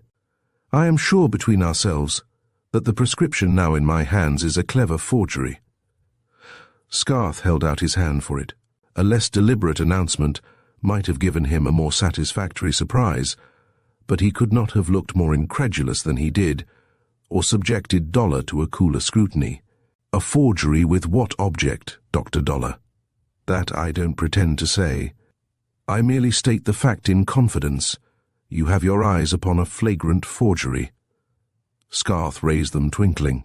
My dear Dr. Dollar, I saw him write it out myself. Are you quite sure? Absolutely, Doctor. This lad, Jack Laverick, is a pretty handful. Without a doctor to frighten him from time to time, I couldn't cope with him at all. His people are in despair about him, but that's another matter. I was only going to say that I took him to Dr. Alt myself, and this is the prescription they refused to make up. Schickel may have a spite against Alt, as you suggest, but if he's a forger, I can only say he doesn't look the part. The only looks I go by, said the crime doctor, are those of the little document in your hand. It's on Alt's paper. Anybody could get hold of that. But you suggest that Alt and Schickel have been on bad terms? That's a better point, Mr. Scarth. That's a much better point, said Dollar, smiling, and then ceasing to smile as he produced a magnifying lens. Allow me to switch on the electric standard, and do me the favor of examining that handwriting with this loupe. It's not very strong, but the best I could get here at the photographer's shop. It's certainly not strong enough to show anything fishy to my inexperience, said Scarth, on a sufficiently close inspection. Now look at this one. Dollar had produced a second prescription from the same pocket as before. At first sight they seemed identical. Is this another forgery? Inquired Scarth, with a first faint trace of irony. No, that's the correct prescription, rewritten by Alt at my request, as he is positive he wrote it originally. I see now. There are 2 more noughts mixed up with the other hieroglyphs. They happen to make all the difference between life and death, said Dollar gravely, yet they are not by any means the only difference here. I can see no other, I must confess. And Scarth raised his eyes just as Dollar's fell from his broad brown brow. The other difference is, Mr. Scarth, that the prescription with the strychnine in deadly decigrams has been drawn backward instead of being written forward. Scarth's stare ended in a smile. Do you mind saying all that again, Dr. Dollar? I'll elaborate it. The genuine prescription has been written in the ordinary way currente calamo. But forgeries are not written in the ordinary way, much less with running pens. The best of them are written backward, or rather they are drawn upside down. Try to copy writing as writing, and your own will automatically creep in and spoil it, draw it upside down and wrong way on, as a mere meaningless scroll, and your own formation of the letters doesn't influence you, because you are not forming letters at all. You are drawing from a copy, Mr. Scarth. You mean that I'm deriving valuable information from a handwriting expert, cried Scarth, with another laugh. There are no such experts, returned Dollar, a little coldly. It's all a mere matter of observation, open to everybody with eyes to see. But this happens to be an old forger's trick. Try it for yourself, as I have, and you'll be surprised to see how much there is in it. I must, said Scarth, but I can't conceive how you can tell that it has been played in this case. No? Look at the start, Herr Laverick, and at the finish, Dr. Alt. You would expect to see plenty of ink in the Herr, wouldn't you? Still plenty in the Laverick, I think, but now less and less until the pen is filled again. In the correct prescription, written at my request today, you will find that this is so. In the forgery, the progression is precisely the reverse. The T in Alt is full of ink, but you will find less and less till the next dip in the middle of the word Malzeit in the line above. The forger, of course, dips oftener than the man with the running pen. Scarth bent in silence over the lens, his dark face screwed awry. Suddenly he pushed back his chair. It's wonderful, he cried softly. I see everything you say. Dr. Dollar, you have converted me completely to your view. I should like you to allow me to convert the hotel. Not yet, said Dollar, rising, if at all as to the actual facts of the case. It's no use making bad worse, Mr. Scarth, or taking a dirty trick too seriously. It isn't as though the forgery had been committed with a view to murdering your young Laverick. I never dreamed of thinking that it was. You are quite right, Mr. Scarth. It doesn't bear thinking about. Of course, Any murderer ingenious enough to concoct such a thing would have been far too clever to drop out 2 noughts. He would have been content to change the milligrams into centigrams and risk a recovery. No sane chemist would have dispensed the pills in decimals. But we are getting off the facts, and I promise to meet Dr. Alt on his last round. If I may tell him, in vague terms, that you at least think there may have been some mistake, other than the culpable one that has been laid at his door, I shall go away less uneasy about my unwarrantable intrusion than I can assure you I was in making it. It was strange how the balance of personality had shifted during an interview which Scarth himself was now eager to extend. He had no longer the mesmeric martinet who had tamed an unruly audience at sight. The last of Mr. Jingle's snap had long been in abeyance. And yet there was just one more suggestion of that immortal, in the rather dilapidated trunk from which the swarthy exquisite now produced a bottle of whisky, very properly locked up out of Laverick's reach, and weakness of will could not be imputed to the young man who induced John Dollar to cement their acquaintance with a thimbleful. It was early morning in the same week. The crime doctor lay brooding over the most complicated case that had yet come his way. More precisely, it was 2 cases, but so closely related that it took a strong mind to consider them apart, a stronger will to confine each to the solitary brain cell that it deserved. Yet the case of young Laverick was not only much the simpler of the 2, but infinitely the more congenial to John Dollar, and not the one most on his nerves. It was too simple altogether. A year ago the boy had been all right, wild only as a tobogganer, lucky to have got off with a few stitches in his ear.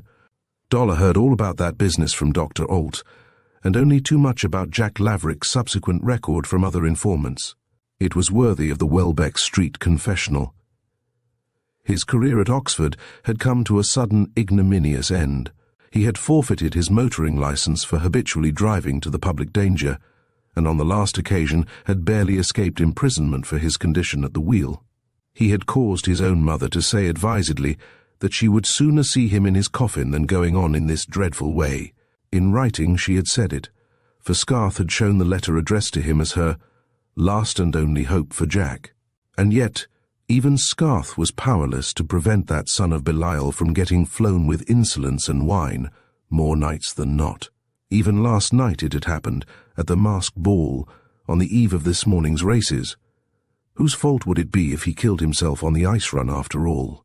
Dollar writhed as he thought upon this case, yet it was not the case that had brought him out from England, not the reason of his staying out longer than he had dreamed of doing when Alt's telegram arrived. It was not indeed about Jack Laverick that poor Alt had telegraphed at all, and yet between them what a job they could have made of the unfortunate youth.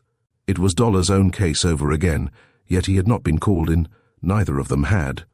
Nevertheless, when all was said that could be said to himself, or even to Alt who did not quite agree, Laverick's was much the less serious matter, and John Dollar had turned upon the other side and was grappling afresh with the other case, when his door opened violently without a knock, and an agitated voice spoke his name. "It's me, Edinburgh," it continued in a hurried whisper. "I want you to get into some clothes and come up to the ice run as quick as possible." "Why? What has happened?" asked the doctor, jumping out of bed as Edinburgh drew the curtains. "Nothing yet. I hope nothing will—" "But something has," interrupted the doctor. "What's the matter with your eye?" "I'll tell you as you dress, only be as quick as you can. Did you forget it was the toboggan races this morning? They're having them at 8 instead of 9 because of the sun, and it's 10 to 8 now. Couldn't you get into some knickerbockers and stick a sweater over all the rest? That's what I've done. Wish I'd come to you first. They'll want a doctor if we don't make haste." "I wish you'd tell me about your eye," said Dollar, already in his stockings. "My eye's all right," returned Edinburgh, going to the glass. "No, by Jove, it's blacker than I thought, and my head's still singing like a kettle. I shouldn't have thought Laverick could hit so hard drunk or sober." "That madman?" cried Dollar, looking up from his laces. "I thought he turned in early for once in a way." "He was up early anyhow," said Edinburgh grimly. "But I'll tell you the whole thing as we go up to the run, and I don't much mind who hears me. He's a worse hat even than we thought. I caught him tampering with the toboggans at 5 o'clock this morning." "Which toboggans?" "One of the lot they keep in a shed just under our window at the back of the hotel. I was lying awake and I heard something. It was like a sort of filing, as if somebody was breaking in somewhere. I got up and looked out, and thought I saw a light. Lucy was fast asleep. She is still, by the way, and doesn't know a thing. "I'm ready," said Dollar. "Go on when we get outside." It was a very pale blue morning, not a scintilla of sunlight in the valley, neither shine nor shadow upon clambering forest or overhanging rocks. Somewhere behind their jagged peaks the sun must have risen, but as yet no snowy facet winked the news to Winterwold, and the softer summits lost all character against a sky only less white than themselves. The village street presented no difficulties to Edinburgh's gouties and the doctor's nails, but there were other people in it, and voices travel in a frost over silent snow.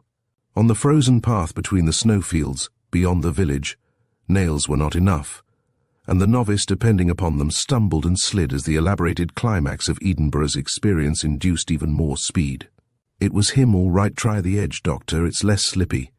It was that young brute in his domino, as if he'd never been to bed at all, and me in my dressing gown not properly awake. "We should have looked a funny pair in Have My Arm, Doctor." "Thanks, George."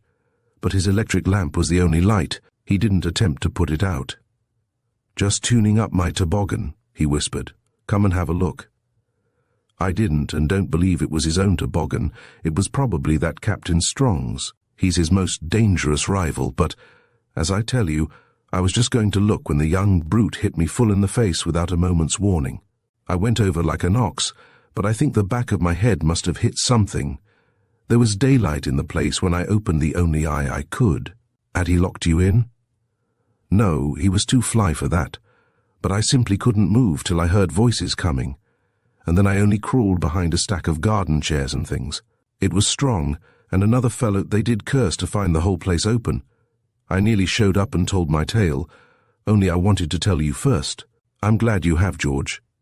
I knew your interest in the fellow. Besides, I thought it was a case for you," said George Edinburgh simply. "But it kept me prisoner till the last of the toboggans had been taken out. I only hope it hasn't made us too late." His next breath was a devout thanksgiving, as a fold in the glistening slopes showed the top of the ice run, and a group of men in sweaters standing out against the fir trees on the crest. They seemed to be standing very still. Some had their padded elbows lifted as though they were shading their eyes. But there was no sign of a toboggan starting, no sound of one in the invisible crevice of the run, and now man after man detached himself from the group and came leaping down the subsidiary snow track meant only for ascent. But John Dollar and George Edinburgh did not see all of this. A yet more ominous figure had appeared in their own path, had grown into Mostyn Scarth, and stood wildly beckoning to them both. "It's Jack," he shouted across the snow. "He's had a smashed self and toboggan floor in a runner. I'm afraid he's broken his leg." "Only his leg!" cried Dollar, but not with the least accent of relief. The tone made Edinburgh wince behind him, and Scarth in front look round. It was as though even the crime doctor thought Jack Laverick better dead. He lay on a litter of overcoats, the hub of a wheel of men that broke of itself before the first doctor on the scene. He was not even insensible, neither was he uttering moan or groan, but his white lips were drawn away from his set teeth, and his left leg had an odd look of being no more a part of him than its envelope of knickerbocker and stocking. "It's a Bucent doctor, I'm afraid," the boy ground out as Dollar knelt in the snow. "Hurting? A bit, but I can stick it." Courage was the one quality he had not lost during the last year. Nobody could have shown more during the slow and excruciating progress to the village. On a bobsleigh carried by 4 stumbling men, everybody was whispering about it. Everybody but the crime doctor, who headed the little procession with a face in keeping with the tone which had made Edinburgh wince and Scarth look round. The complex case of the night, this urgent one both, were forgot in Dollar's own case of years ago. He was back again in another Winterwold, another world. It was no longer a land of Christmas trees growing out of mountains of Christmas cake. The snow melted before his mind's eye. He was hugging the shadows in a street of toy houses yielding resin to an August sun, between green slopes combed with dark pines, under a sky of intolerable blue. And he was in despair. All Harley Street could or would do nothing for him. And then And then some forgotten ache or pain had taken him to the little man, the great man, down this very turning to the left, in the little wooden house tucked away behind the shops. How he remembered every landmark, the handrail down the slope, the little porch, the bare stairs, his own ladder between death and life, the stark surgery with its uncompromising appliances in full view. And now at last he was there with such another case as his own, the minor case that he had yet burned to bring there, and there was Alt to receive them in the same white jacket and with the same simple countenance as of old. They might have taken him on to the hotel, as Scarth indeed urged strongly, but the boy himself was against another yard, though otherwise a hero to the end. "Chloroform?" he cried faintly. "Can't I have my beastly leg set without chloroform? You're not going to have it off, are you? I can stick anything short of that." The two doctors retired for the further consideration of a point on which they themselves were not of one mind. "It's the chance of our lives and the one chance for him," urged Dollar vehemently. "It isn't as if it were such a dangerous operation, and I'll take sole responsibility, but I'm not sure you have been right," demurred the other. "He has not even had concussion a year ago. It has been only the ear. There's a lump behind it still. Everything dates from when it happened. There's some pressure somewhere that has made another being of him. It's a much simpler case than mine, and you cured me. Alt, if you had seen how his own mother wrote about him, you would be the very last man to hesitate. It is better to have her consent. No, nobody's. The boy himself need never know. There's a young bride here who'll nurse him like an angel and hold her tongue till doomsday. She and her husband may be in the secret, but not another soul." And when Jack Laverick came out of chloroform, to feel a frosty tickling under the tabernacle of bedclothes in which his broken bone was as the ark, the sensation was less uncomfortable than he expected. But that of a dull, deep pain in the head drew his first complaint, as an item not in the estimate. "What's my head all bandaged up for?" he demanded, fingering the turban on the pillow. "Didn't you know it was broken too?" said Lucy Edinburgh gravely. "I expect your leg hurts so much more that you never noticed it." IV. 10 days later, Mostyn Scarth called at Dr. Alt's to ask if he mightn't see Jack at last. He had behaved extremely well about the whole affair. Others in his position might easily have made trouble. But there had been no concealment of the fact that injuries were not confined to the broken leg, and the mere seat of the additional mischief was enough for a man of sense. It is not the really strong who love to display their power. Scarth not only accepted the situation, but voluntarily conducted the correspondence which kept poor Mrs. Laverick at half Europe's length over the critical period. He had merely stipulated to be the first to see the convalescent, and he took it as well as ever when Dollar shook his head once more. "It's not our fault this time, Mr. Scarth. You must blame the sex that is privileged to change its mind. Mrs. Laverick has arrived without a word of warning. She is with her son at this moment, and you'll be glad to hear that she thinks she finds him an absolutely changed character, or, rather, what he was before he ever saw Winterwald a year ago. I may say that this seems more or less the patient's own impression about himself." "Glad!" cried Scarth, who for the moment had seemed rather staggered. "I'm more than glad. I'm profoundly relieved. It doesn't matter now whether I see Jack or not. Do you mind giving him these magazines and papers with my love? I am thankful that my responsibility's at an end." "The same with me," returned the crime doctor. "I shall go back to my work in London with a better conscience than I had when I left it, with something. Accomplished something undone that wanted undoing." He smiled at Scarth across the flap of an unpretentious table, on which lay the literary offering in all its glory of green and yellow wrappers. And Scarth looked up without a trace of pique, but with an answering twinkle in his own dark eyes. Alt exalted restored to favour Jack reformed character born again forger forgot forging ahead, eh? It was his best Mr. Jingle manner. Indeed, a wonderfully ready and ruthless travesty of his own performance on the night of Dollar's arrival. And that kindred critic enjoyed it none the less for a second strain of irony, which he could not but take to himself. "I have not forgot anybody, Mr. Scarth." "But have you discovered who did the forgery?" "I always knew. Have you tackled him?" "Days ago." Scarth looked astounded. "And what's to happen to him, Doctor?" "I don't know." The doctor gave a characteristic shrug. "It's not my job, as it was. I'd done all the detective business, which I loathe. "I remember," cried Scarth. "I shall never forget the way you went through that prescription, as though you had been looking over the blighter's shoulder, not an expert, modest fellow pride that apes." And again Dollar had to laugh at the way Mr. Jingle wagged his head, in spite of the same slightly caustic undercurrent as before. "That was the easiest part of it," he answered, "although you make me blush to say so. The hard part was what reviewers of novels call the motivation, but you had that in Schickel's spite against Alt. It was never quite strong enough to please me." "Then what was the motive, Doctor?" "Young Laverick's death." "Nonsense." "I wish it were, Mr. Scarth. But who is there in Winterwald who could wish to compass such a thing?" "There were more than 2,000 visitors over Christmas, I understand," was the only reply. "It would not do for Mostyn Scarth." He looked less than politely incredulous, if not less shocked, and rather more indignant than he need have looked.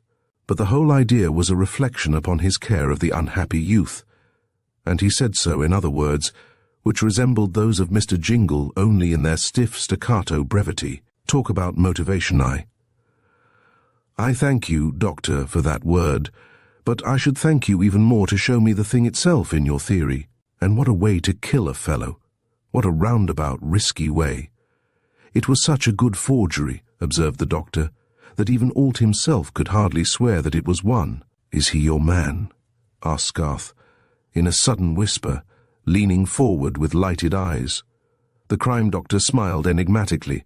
"It's perhaps just as lucky for him, Scarth, that at least he could have had nothing to do with the second attempt upon his patient's life." "What second attempt?" "The hand that forged the prescription, Scarth, with intent to poison young Laverick, was the one that also filed the flaw in his toboggan, in the hope of breaking his neck." "My dear Doctor," exclaimed Mostyn Scarth with a pained shake of the head, "this is stark, staring madness."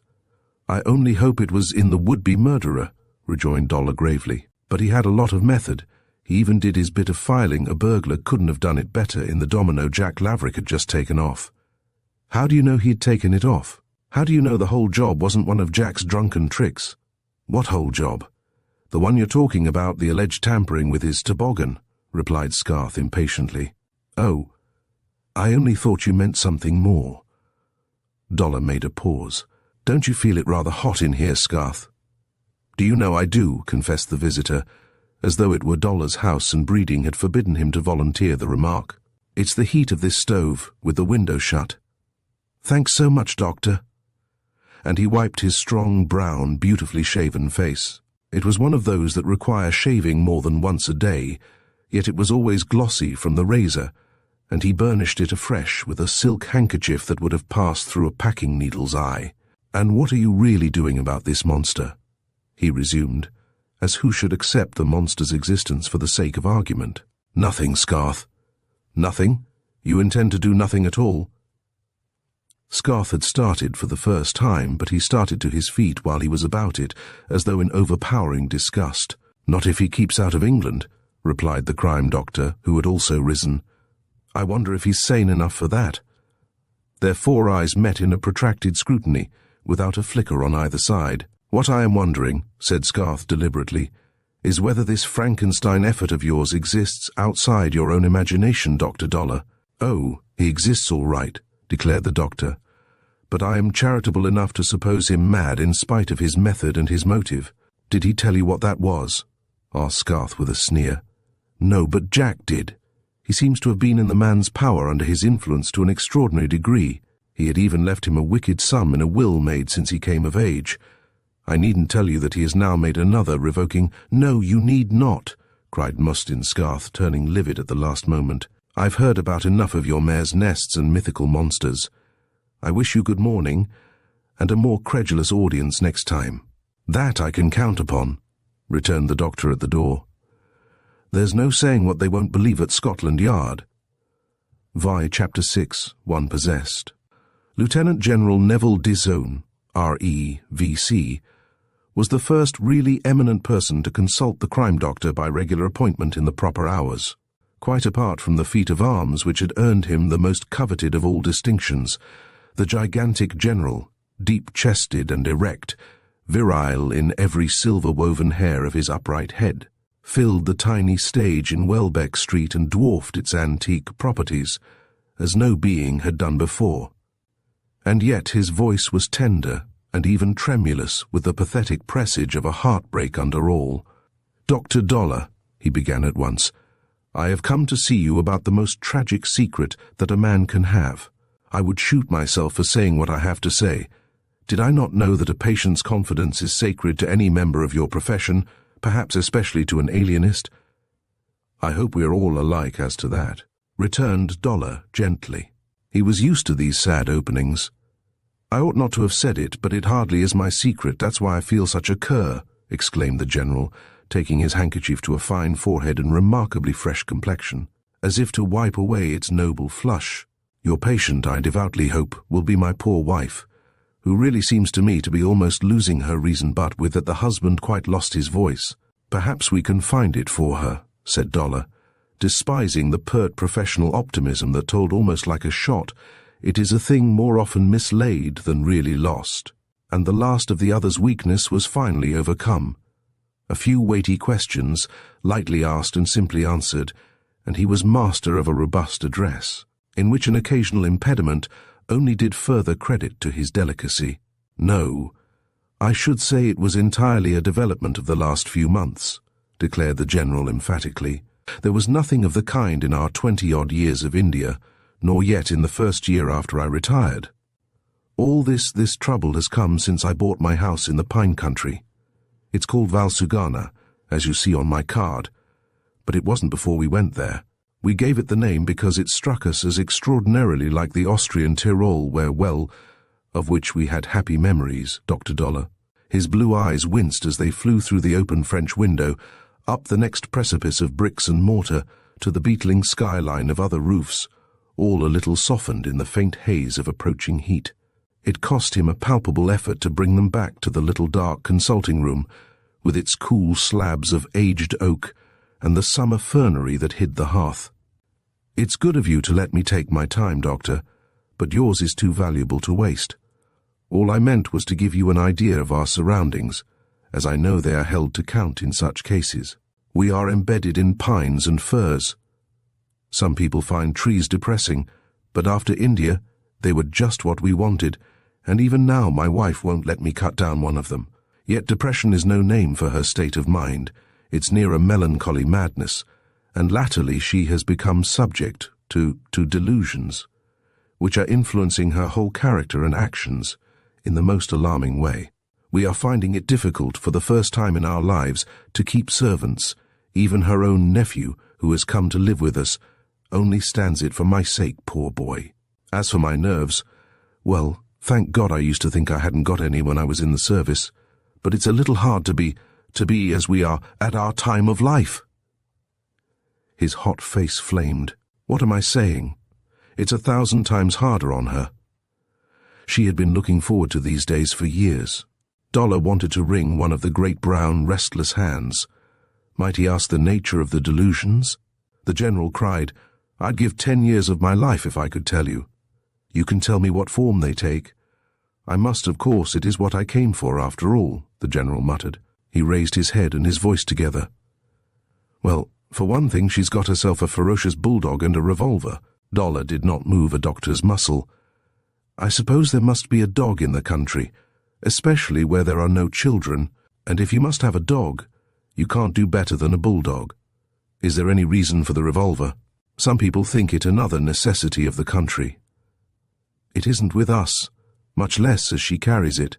Ladies in India get in the habit, don't they? She never did. And now, yes, General, has she it always by her? Night and day on a cur bracelet locked to her wrist." This time there were no professional pretenses. "I don't wonder you have trouble with your servants," said Dollar, with as much sympathy as he liked to show. "You mayn't see it when you come down, Doctor, as I am going to entreat you to do. She has her sleeves cut on purpose, and it is the smallest you can buy. But I know it's always there, and always loaded." Dollar played a while with a queer plain steel ruler, out of keeping with his other possessions, though it too had its history. It stood on end before he let it alone and looked up. "General Disone, there must be some sort of reason or foundation for all this. Has anything alarming happened since you have been at Valsugana?" nothing that firearms could prevent. Do you mind telling me what it is that has happened? We had a tragedy in the winter, a suicide on the place. Ah. Her gardener hanged himself. Hers, I say, because the garden is my wife's affair. I only paid the poor fellow his wages. Well, come, General, that was enough to depress anybody. Yet she wouldn't have even that tree cut down, nor yet come away for a change, not for as much as a night in town. The interruption had come with another access, of grim heat, and further use of the General's handkerchief. Dollar took up his steel tube of a ruler and trained it like a spyglass on the ink, with one eye as carefully closed, as if the truth lay at the bottom of the blue-black well. Was there any rhyme or reason for the suicide? One was suggested that I would rather not repeat. The closed eye opened to find the blue pair fallen. I think it might help, General. Mrs. Disown is evidently a woman of strong character, and anything— She is, God knows, cried the miserable man. Everybody knows it now. Her servants especially, though nobody used to treat them better. Why, in India— but we'll let it go at that, if you don't mind. I have provided for the widow. Dollar bowed over his bit of steel tubing, but this time put it down so hastily that it rolled off the table. General Disown was towering over him with shaking hand outstretched. I can't say any more, he croaked. You must come down and see her for yourself. Then you could do the talking. And I shouldn't feel such a damned cur. By God, sir, it's awful, talking about one's own wife like this, even for her own good. It's worse than I thought it would be. I know it's different to a doctor, but you're an old soldierman as well, aren't you? Didn't I hear you were in the war? I was. Well then, cried the General, and his blue eyes lit up with simple cunning. That's where we met.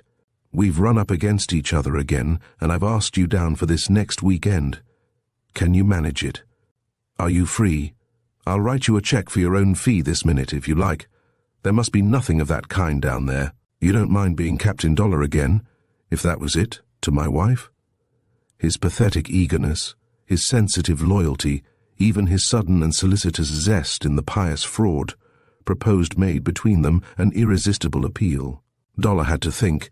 The rooms upstairs were not empty, but none enshrined a more interesting case than this sounded. On the other hand, he had to be on his guard against a weakness for mere human interest, as apart from the esoteric principles of his practice.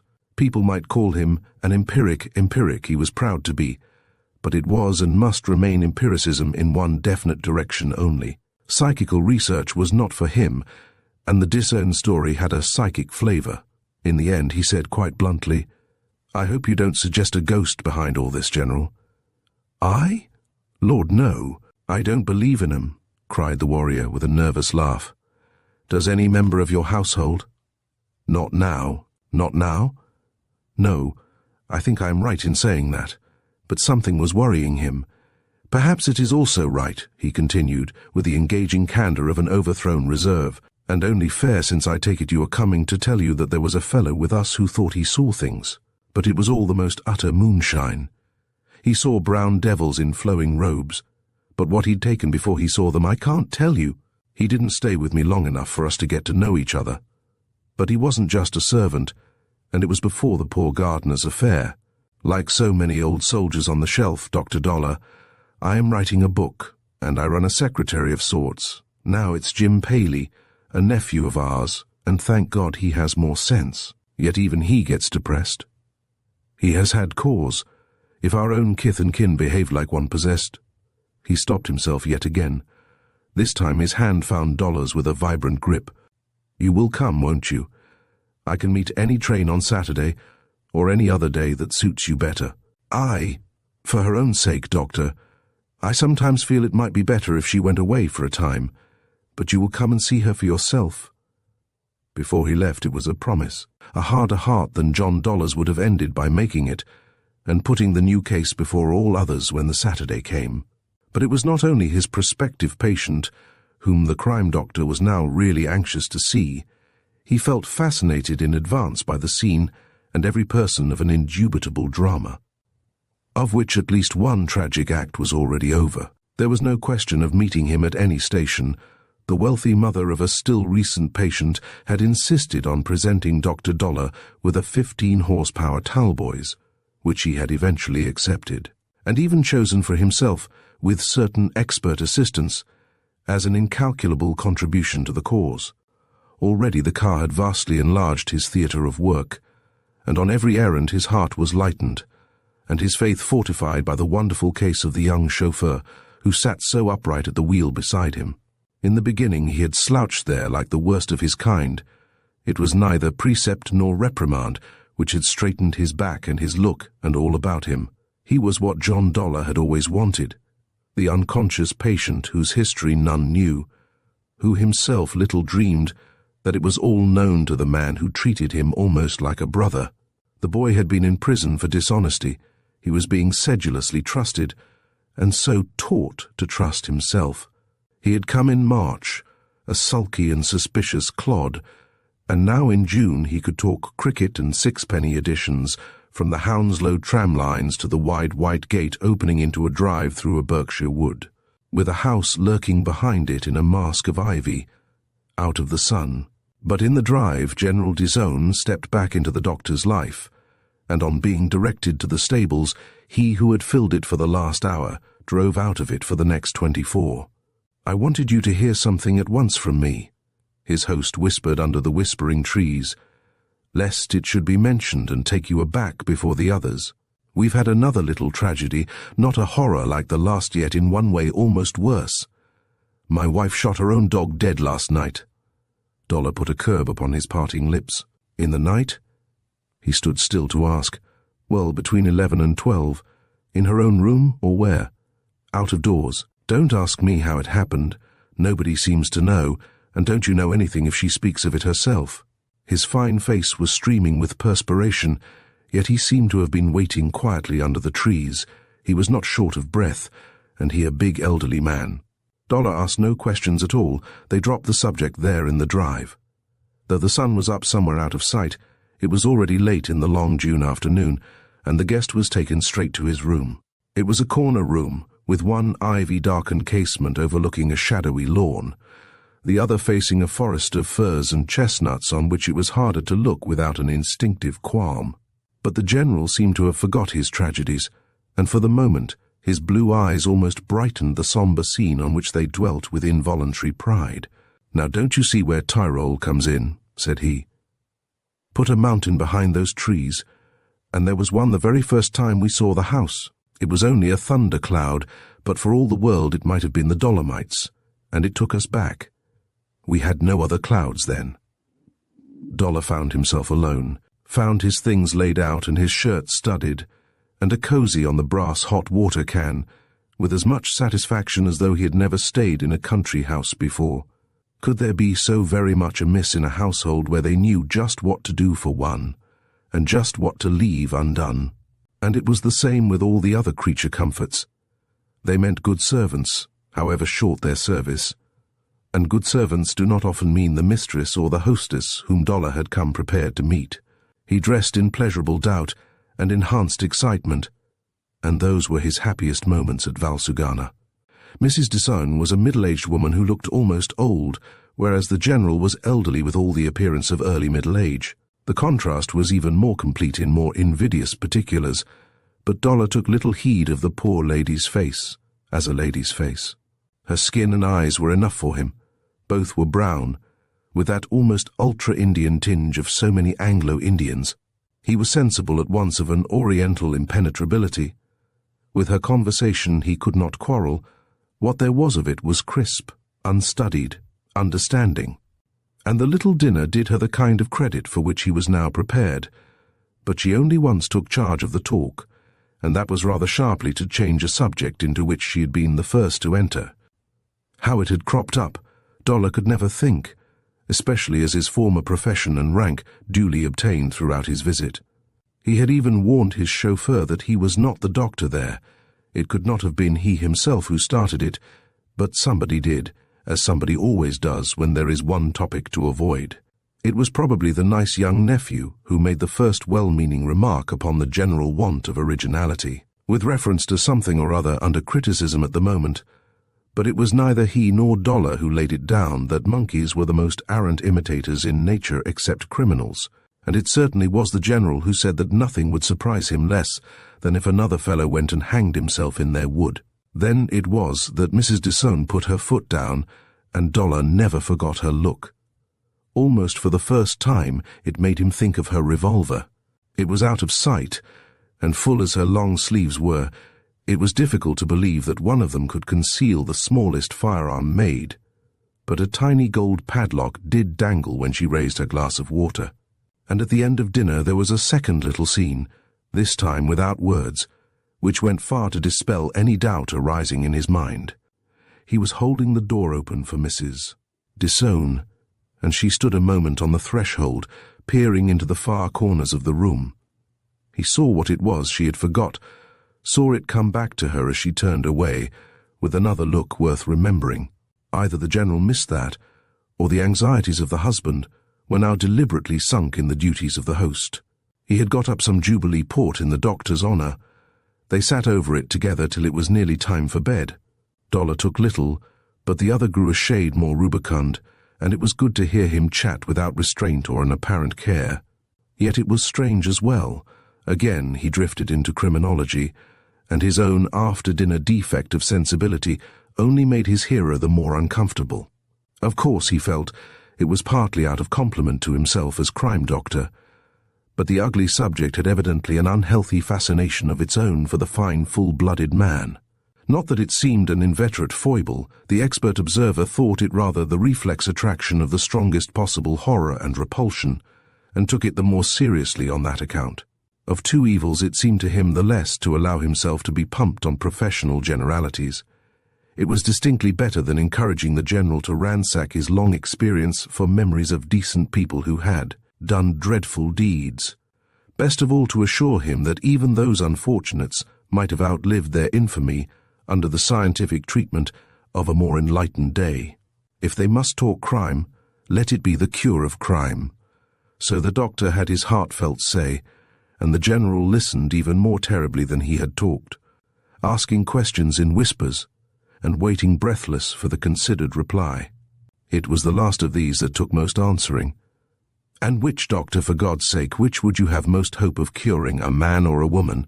But Dollar would only say, I shouldn't despair of anybody who had done anything, if there was still an intelligence to work upon, but the more of that the better. And the General said hardly another word except, God bless you, outside the spare room door. His wife had been seen no more, but Dollar saw her in every corner of his delightful quarters, and the acute contrast that might have unsettled an innocent mind had the opposite effect on his. There were electric lamps in all the right places. There were books and biscuits, a glass of milk, even a miniature decanter and a bottle of Schweppes. He sighed as he wound his watch and placed it in the little stand on the table beside the bed, but he was only wondering exactly what he was going to discover before he wound it up again. Outside one open window, the merry crickets were playing castanets in those dreadful trees. It was the other blind that he drew up, and on the lawn the dying and reviving glow of a cigarette gave glimpses of a white shirt front, a black satin tie, the drooping brim of a Panama hat. It was the nice young nephew who had retreated before the Jubilee port, and Dollar was still wondering on what pretext he could go down and join him, when his knock came at the door. Only to see if you'd everything you want, explained young Paley, ingenuously disingenuous, and shut the door behind him before the invitation to enter was out of the doctor's mouth.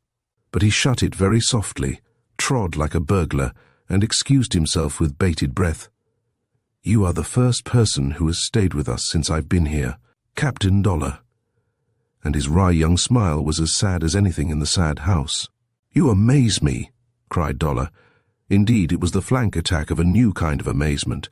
I should have thought, and his glance made a lightning tour of the luxurious room. I know, said Paley, nodding. I think they must have laid themselves out for visitors at the start, but none come now. I wish they did. It's a house that wants them. You are rather a small party, aren't you? We are rather a grim party, and yet my old uncle is absolutely the finest man I ever struck. I don't wonder that you admire him. You don't know what he is, Captain Dollar. He got the VC when he was my age in Burma, but he deserves one for almost every day of his ordinary home life." Dollar made no remark. The young fellow offered him a cigarette and was encouraged to light another himself. He required no encouragement to talk. "The funny thing is that he's not really my uncle. I'm her nephew, and she's a wonderful woman too in her way. She runs the whole place like a book she's thrown away here. But I can't help saying it. I should like her better if I didn't love him." "Talking of books," said Dollar, "the General told me he was writing one, and that you were helping him." "He didn't tell you what it was about?" "No, then I mustn't. I wish I could. It's to be the last word on a certain subject, but he won't have it spoken about. That's one reason why it's getting on his nerves." "Is it his book?" "It and everything. Doesn't he remind you of a man sitting on a powder barrel? If he weren't what he is, there'd be an explosion every day, and there never is one. No matter what happens." Dollar watched the pale youth swallowing his smoke. "Do they often talk about crime?" "Always.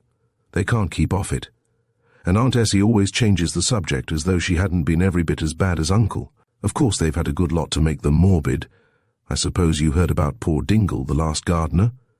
"Only just. He was the last man you would ever have suspected of such a thing. It was in those trees just outside." The crickets made extra merry as he paused. "They didn't find him for a day and a night. Look here, I'm not going to let you talk about it," said Dollar. But the good-humoured rebuff cost him an effort. He wanted to hear all about the suicide, but not from this worn lad with an old man's smile. He knew and liked the type too well. "I'm sorry, Captain Dollar." Jim Paley looked sorry. "Yet it's all very well. I don't suppose the General told you what happened last night?"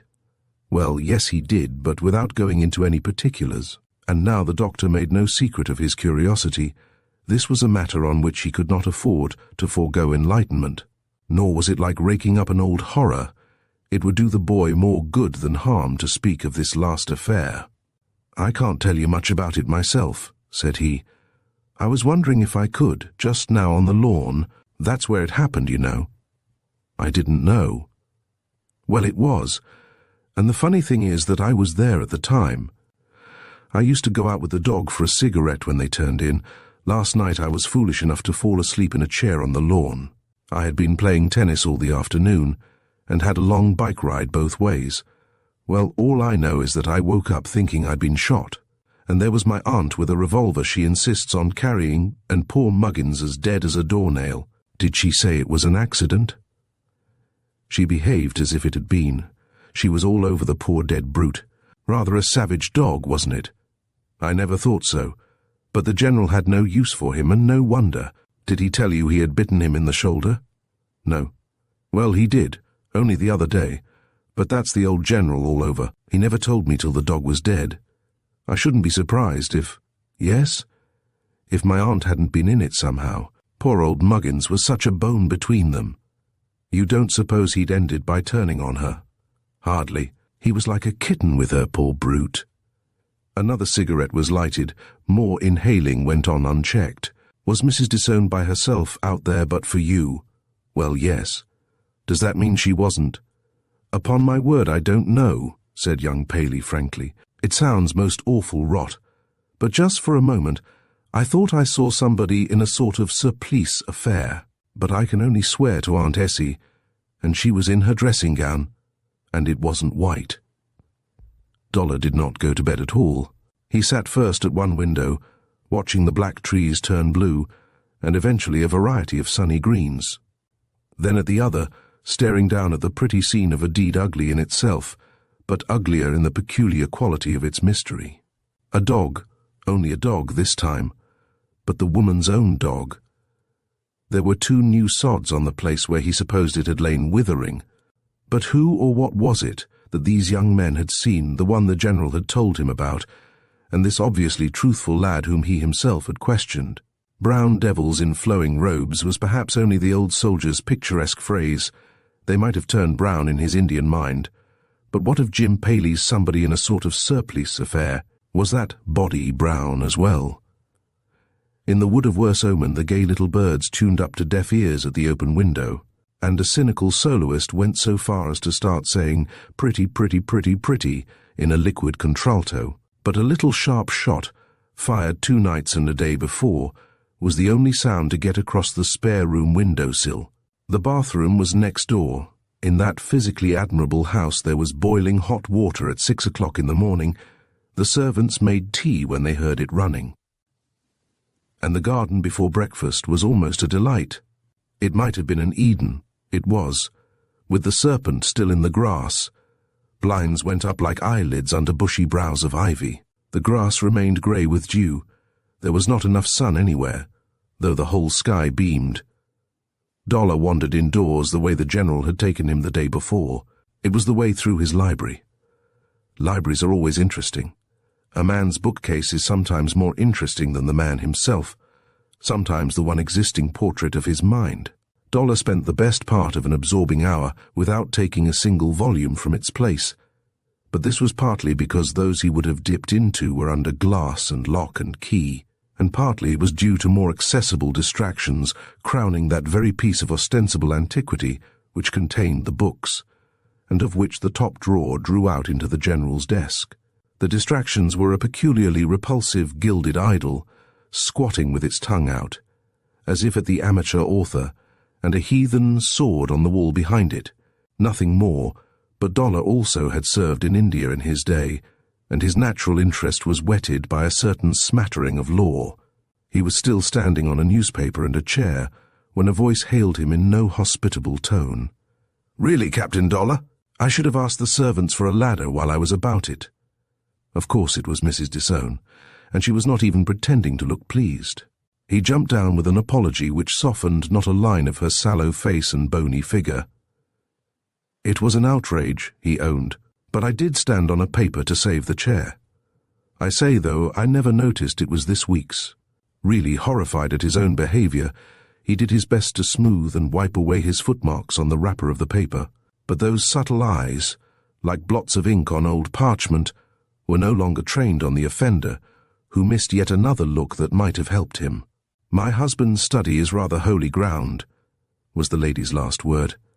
"I only came in myself because I thought he was here. Mercifully, days do not always go on as badly as they begin. More strangely, this one developed into the dullest and most conventional of country-house Sundays. General Disown was himself not only dull, but even a little stiff, as became a good Briton who had said too much to too great a stranger overnight. His natural courtesy had become conspicuous. He played punctilious host all day, and Dollar was allowed to feel that, if he had come down as a doctor, he was staying on as an ordinary guest, and in a house where guests were expected to observe the Sabbath, so they all marched off together to the village church, where the General trumpeted the tune in his own octave, read the lessons, and kept waking up during the sermon. There were the regulation amenities with other devout gentry of the neighbourhood. There was the national Sunday sirloin at the midday meal, and no more untoward topics to make the host's forehead glisten, or the hostess gleam and lower. In the afternoon the whole party inspected every animal and vegetable on the premises, and after tea the visitor's car came round. Originally there had been much talk of his staying till the Monday. The General went through the form of pressing him once more, but was not backed up by his wife, who had shadowed them suspiciously all day. Nor did he comment on this by so much as a sidelong glance at Dollar, or contrive to get another word with him alone. And the crime doctor, instead of making any excuse to remain and penetrate these new mysteries, showed a sensitive alacrity to leave. Of the nephew, who looked terribly depressed at his departure, he had seen something more, and had even asked 2 private favours. One, that he would keep out of that haunted garden for the next few nights, and try going to bed earlier. The other, an odd request for an almost middle-aged man about town, but rather flattering to the young fellow. It was for the loan of his Panama, so that Dollar's hatter might see if he could not get him as good a one. Paley's was the kind that might be carried up a sleeve, like the modern handkerchief. He explained that the old General had given it him. Dollar tried it on, almost as soon as the car was out of sight of Valsugana, while his young chauffeur was still wondering what he had done to make the governor sit behind. It was funny of him, just when a chap might have been telling him a thing or two that he had heard down there at the coachman's place. But it was all the more interesting when they got back to town at 7 in the evening, and he was ordered to fill up with petrol and be back at 9, to make the same trip over again. I needn't ask you," the doctor added, "to hold your tongue about anything you may have heard at General Dissown's." "I know you will, Albert." And almost by lighting up time, they were shoulder to shoulder on the road once more. But at Valsugana it was another dark night, and none too easy to find one's way about the place on the strength of a midsummer day's acquaintance. And for the first time Dollar was glad the dog of the house was dead, as he finished a circuitous approach by stealing through the farther wood. Toward the jagged lumps of light in the ivy-strangled bedroom windows, already everything was dark downstairs. Here were the pale new sods. They could just be seen, though his feet first felt their inequalities. His cigarette was the one pinprick of light in all the garden, though each drawer brought the buff brim of Jim Paley's Panama within an inch of his eyes, its fine texture like coarse matting at the range, and the chair in which Jim Paley had sat smoking this time last night, and dozing the night before when the shot disturbed him, was just where he expected his shins to find it. The wickers squeaked as John Dollar took his place. Less need now not to make a sound, but he made no more than he could help, for the night was still and sultry, without any of the garden noises of a night ago. It was as though nature had stopped her orchestra in disgust at the plot and counterplot brewing on her darkened stage. The cigarette end was thrown away. It might have been a stone that fell upon the grass, and Dollar could almost hear it sizzling in the dew. His aural nerves were tuned to the last pitch of sensitive acknowledgement. A fly on the drooping Panama brim would not have failed to scratch the brain's coat of curd, how much less the swift and furtive footfall that came kissing the wet lawn at last. It was more than a footfall. There was a following swish of some long garment trailing through the wet. It all came near. It all stopped dead. Dollar had nodded heavily as if in sleep, had jerked his head up higher, seemed to be dropping off again in greater comfort. The footfalls and the swish came on like thunder now, but now his eyelids were only drooping like the brim above them. In the broad light of their abnormal perceptivity, it was as if his own eyes threw a dreadful halo round the figure they beheld. It was a swaddled figure, creeping into monstrosity, crouching early for its spring. It had draped arms extended, with some cloth or band that looped and tightened at each stride. On the rounded shoulders bobbed the craning head and darkened face of General Dissown. In his last stride he swerved, as if to get as much behind the chair as its position under the tree permitted. The cloth clapped as it came taut over Dollar's head, but was not actually round his neck when he ducked and turned and hit out and up with all his might. He felt the rasp of a 15-hour's beard, heard the click of teeth, the lawn quaked, and white robes settled upon a senseless heap as the plumage on a murdered pigeon. Dollar knelt over him and felt his pulse, held an electric lamp to eyes that opened, and quickly something else to the dilated nostrils. "Oh, Jim!" shuddered a voice close at hand. It was shrill yet broken, a cry of horror, but like no voice he knew. He jumped up to face the General's wife. "It's not Jim, Mrs. Dissown, it's I, Dollar. He'll soon be all right. Captain Dollar. No doctor nowadays, he called me down as one himself, and now I've come back on my own responsibility and put him under chloroform, but I haven't given him much. For God's sake, let us speak plainly while we can." She was on her knees, proving his words without uttering one. Still kneeling speechless, she leaned back while he continued. "You know what he is as well as I do, Mrs. Dissown. You may thank God a doctor has found him out before the police. Monomania is not their business, but neither are you the one to cope with it. You have shielded your husband as only a woman will shield a man. Now you must let him come to me." His confidence was taking some effect, but she ignored the hands that would have helped her to her feet, and her own were locked in front of her, but not in supplication.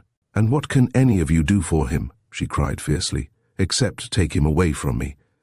I will only answer for myself. I would control him as you cannot, and I would teach him to control himself, if man under God can do it. I am a criminal alienist, Mrs. Dissown, as your husband knew before he came to consult me on elaborate pretenses into which we needn't go. He trusted me enough to ask me down here. In my opinion, he was feeling his way to greater trust, in the teeth of his terrible obsession, but last night he said more than he meant to say, so today he wouldn't say a word. I only guessed his secret this morning. When you guessed I had, it would be safe with me against the world. But how can I take the responsibility of keeping it if he remains at large as he is now? You cannot, said Mrs. Disown. I am the only one. Her tone was dreamy, and yet hard and fatalistic. The arms in the wide dressing-gown sleeves were still tightly locked. Something brought Dollar down again beside the senseless man, bending over him in keen alarm. He'll be himself again, directly quite himself, I shouldn't wonder. He may have forgot what has happened. He mustn't find me here to remind him. Something he will have to know, and you are the one to break it to him, and then to persuade him to come to me. But you won't find that so easy, Mrs. Disown, if he sees how I tricked him. He had much better think it was your nephew. My motor's in the lane behind these trees. Let him think I never went away at all, that we connived and I am holding myself there at your disposal. It would be true, wouldn't it, after this? I'll wait night and day until I know. Dr. Dollar, said Mrs. Disown when she had risen without aid and set him to the trees, you may or may not know the worst about my poor husband, but you shall know it now about me. I wish you to take this and keep it.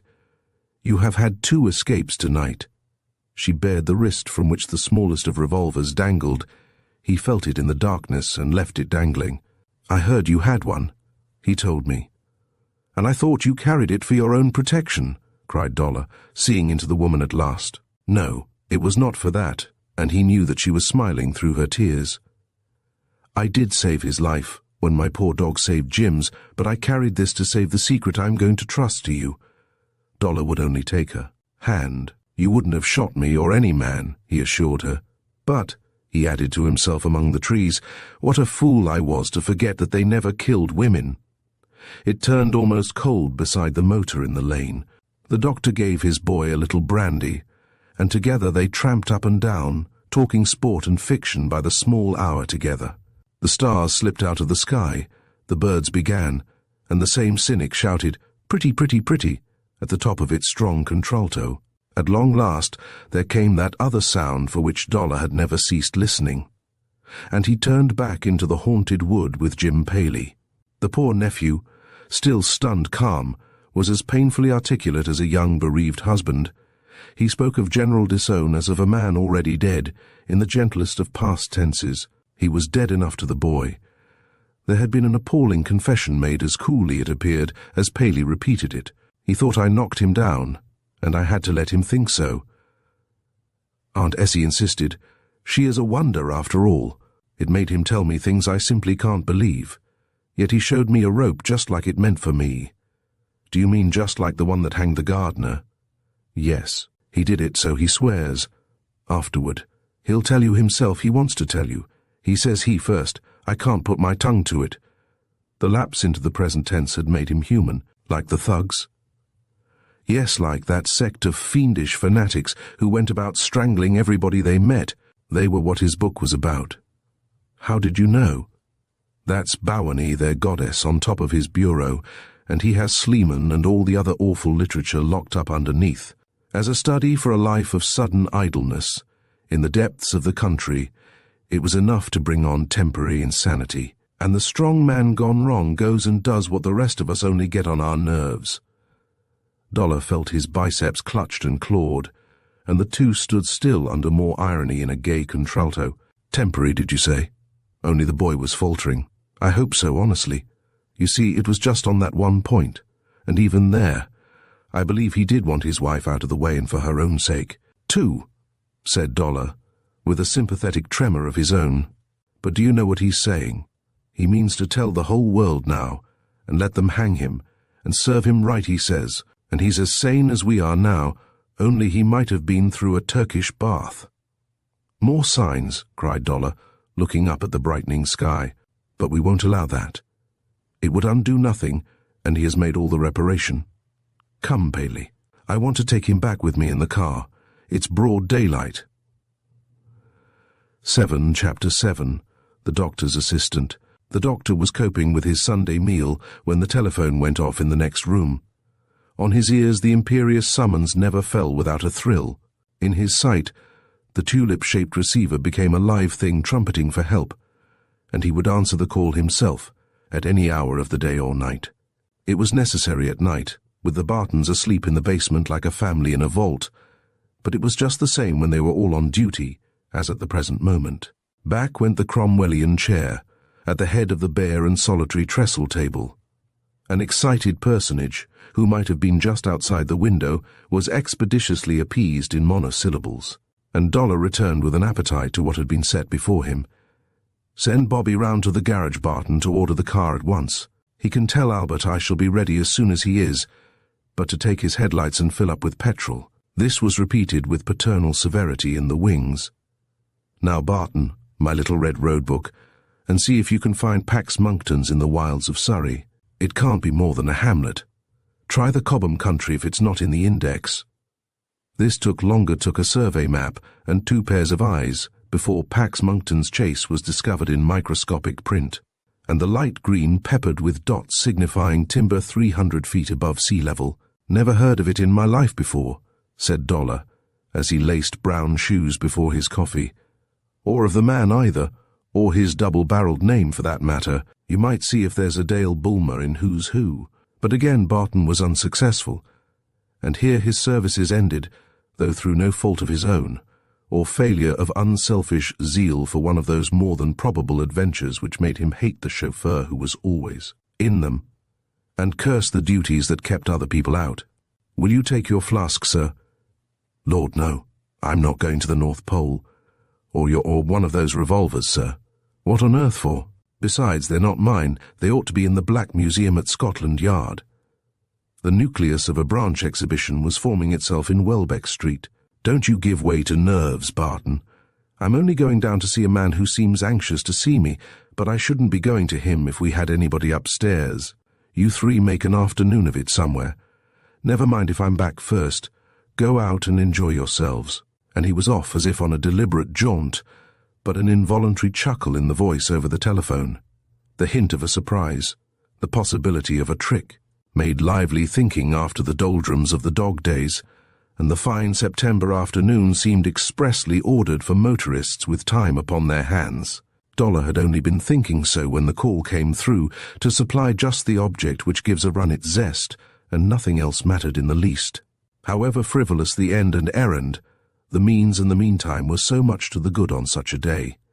It was warm, yet delightfully keen at 30 miles an hour, clear as crystal within rifle shot, and deliciously hazy in the distance.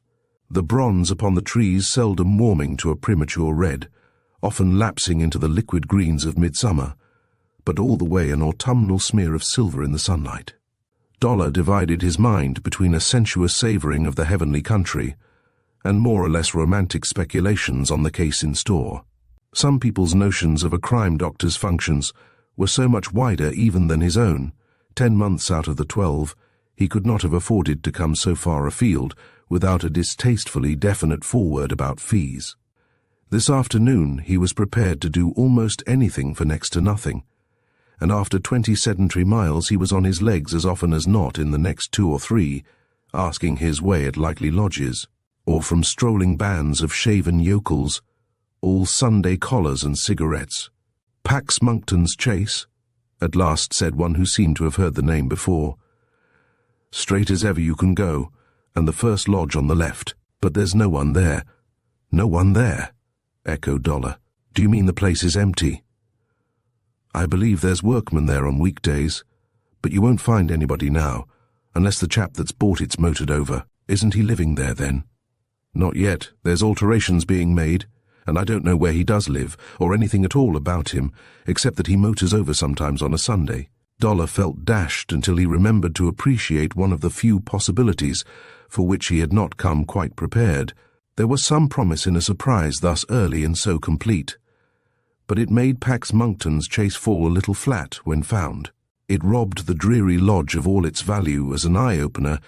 It made the chase itself look vast and desolate for nothing, and a noble pile of seasoned stone fling but drab turrets and ineffective battlements against a silver sky, which the sun had ceased to polish in the last tortuous mile. It was all the pleasanter to find a ruddy, genial, bearded face mounted on a spotted tie that went twice round a 19-inch neck, smiling a welcome under the entrance arch. The man introduced himself as Dale Bulmer, bolting a mouthful made for rolling on the tongue. Dollar was much taken with the humour and simplicity of his address and bearing. A smart chauffeur waited with a plutocratic car in the sweep of the drive. And there was no third sign of life about the place. "Awfully good of you to come," said Dale Bulmer with apologetic warmth. "I thought you might, from what I'd heard of you, and you seemed to jump at it when I rang you up. I haven't known anybody take so kindly to a trip since I left the bush." "An Australian?" asked the doctor, with all a doctor's readiness to make talk. But he was more curious than ever to learn the secret of his summons. "Yes, I come from that enlightened land, where Labour runs the show and women have the vote. In fact," the big man added, with the fat chuckle heard over the telephone, "that's precisely why I have come from Australia. R.C. was fool enough to say the other night at a meeting in these parts, but I seem to have jumped out of the frying pan into the fire." "I'm sorry to hear that," observed Dollar with polite forbearance. "Well, not quite into the fire as it happens," said Dale Bulmer, chuckling again in his noble neck. "Come inside and you'll see." He led the way into a broad central corridor, choked with ladders and builders' tools, pipes and tubing curtain rods, and a stack of boards, but a model of order compared with the chaos visible through an open door at which he paused. Here were more bare joists than navigable floor, and a forest of scaffolding therefrom to the criss-crossed plaster ceiling. "Look you here," said the man from Australia, and pointed to a heap of shavings on a remnant of the floor. "The British workman's such a careless dog," sighed Dollar, shaking a sententious head, for a box of Vestas had been spilt about the place. "British workman be hanged," cried the other bluntly. "The British workman's got a job here that will keep him in beer and betting money till Christmas, and as much longer as he can spin it out. This is the little game of another sporting type, the British lady burning for the vote. So that's it." "But are you sure?" asked Dollar, though he wanted to ask if that was all. "Certain. I met a flaming brace of 'em on bicycles just outside my boundary. This is what I was to get for speaking out about them the other night. I don't see their literature, and I can't smell their paraffin. It's in that bottle on the mantelpiece. Something must have scared them at the last moment. All but one sportswoman." "What about her?" "I've got her," said Dale Bulmer with sepulchral excitement. "Got her prisoner?" "I should hope so. Why, I caught her on the very point of setting fire to that very heap of shavings, and me without a hose pipe in the house. Those are her matches on the floor. She wasn't going to turn tail till she'd done her job, and didn't till I nearly trod on it. You could hardly expect me to bow her out of the front door after that." Dollar could only stare into the jovial face wreathed in rubicund grins, but no longer free from a certain serio-comic compunction and concern. "But, my dear sir—" "Don't pitch into me," pleaded Dale Bulmer pathetically. "I had to do something. If I hadn't thought of you, and one or two things I've heard about you, Doctor, I should only have telephoned to the police. And what's the good of putting these young women in the jug, to be poured out again within a week? I heard you ran a nursing home for criminals, worth all the prisons in the world." "But I don't run people into it," said the doctor. "They've got to come in of their own free will. What have you done with this young woman?" "I? Nothing. It's her own doing entirely. She chose her cover. I only turned the key. You've locked her up in some room." "Yes, more or less, rather more." And Dale Bulmer laughed a rather nervous, guilty laugh. "Upstairs somewhere?" "Yes, look you here. She was picking up those matches when I spotted her from this door, and out she streaked through that one over there. Come and have a look at her line of country, Doctor." It led into an anteroom or inner hall, or the well of some staircase still to come, with a lashed ladder towering in its midst, but not quite reaching a skeleton landing of yawning joists. Dale Bulmer gazed aloft, wagging a horizontal beard. "Surely she didn't go up there," said Dollar. "Like a lamplighter, Doctor. I went the way we'll both go now, if it's all the same to you." A fine forked staircase bore them from the lower corridor to its counterpart above, and here the leader trod gently, a finger laid across his lips.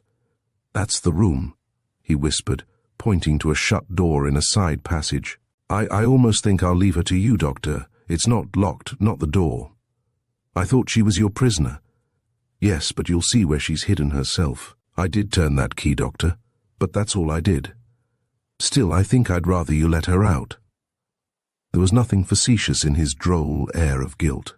He seemed really rather ashamed of his impetuous measures, as if long in doubt as to their gallantry, and abashed by the unspoken criticisms of the man whom he had brought so far afield on the spur of a flustering moment. But the truth was that Dollar did not blame him in the least, as he turned the handle softly and heard a pusillanimous step retreating down the corridor.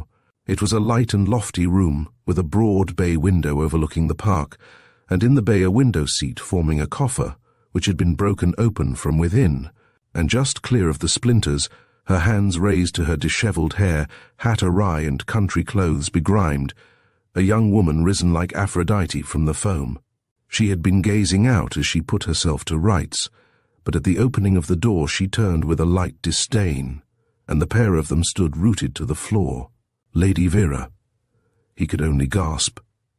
She made him an abrupt little bow, then her head went back to the truculent angle necessitated by a jelly-bag hat worn almost as a mask, and her eyes hung under the brim like great blue raindrops, grim and gleaming, but with little of his blank amazement, and nothing of the shame that shook his soul. "No wonder you would never see me." He muttered more to himself than to her. "Not a word even when I wrote, and I wondered what I'd done. I thought of heaps of things, but I never thought of this." She shook her head as abruptly as she had bowed. The blue raindrops looked frozen where they hung, but the firm lips parted impulsively.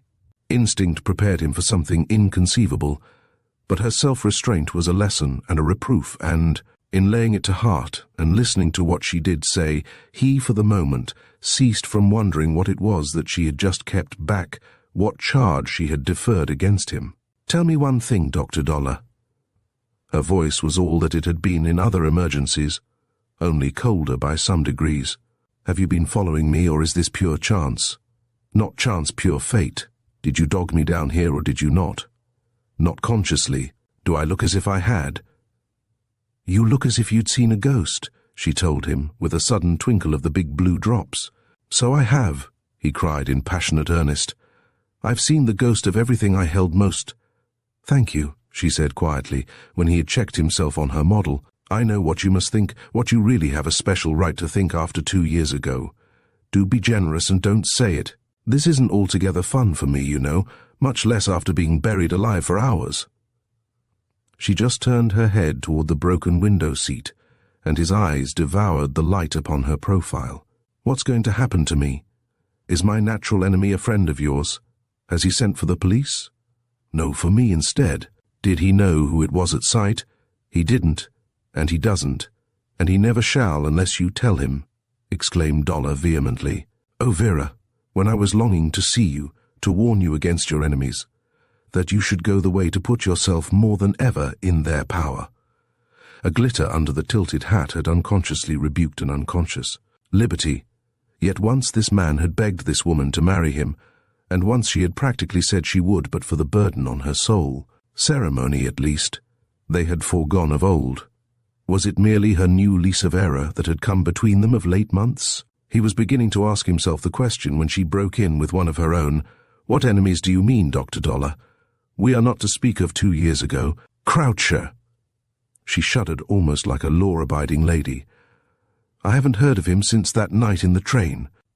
I said you wouldn't, but I also said, if you remember, that Croucher was only deadly as a tool. Well, he has fallen into the deadliest hands I know, that's all."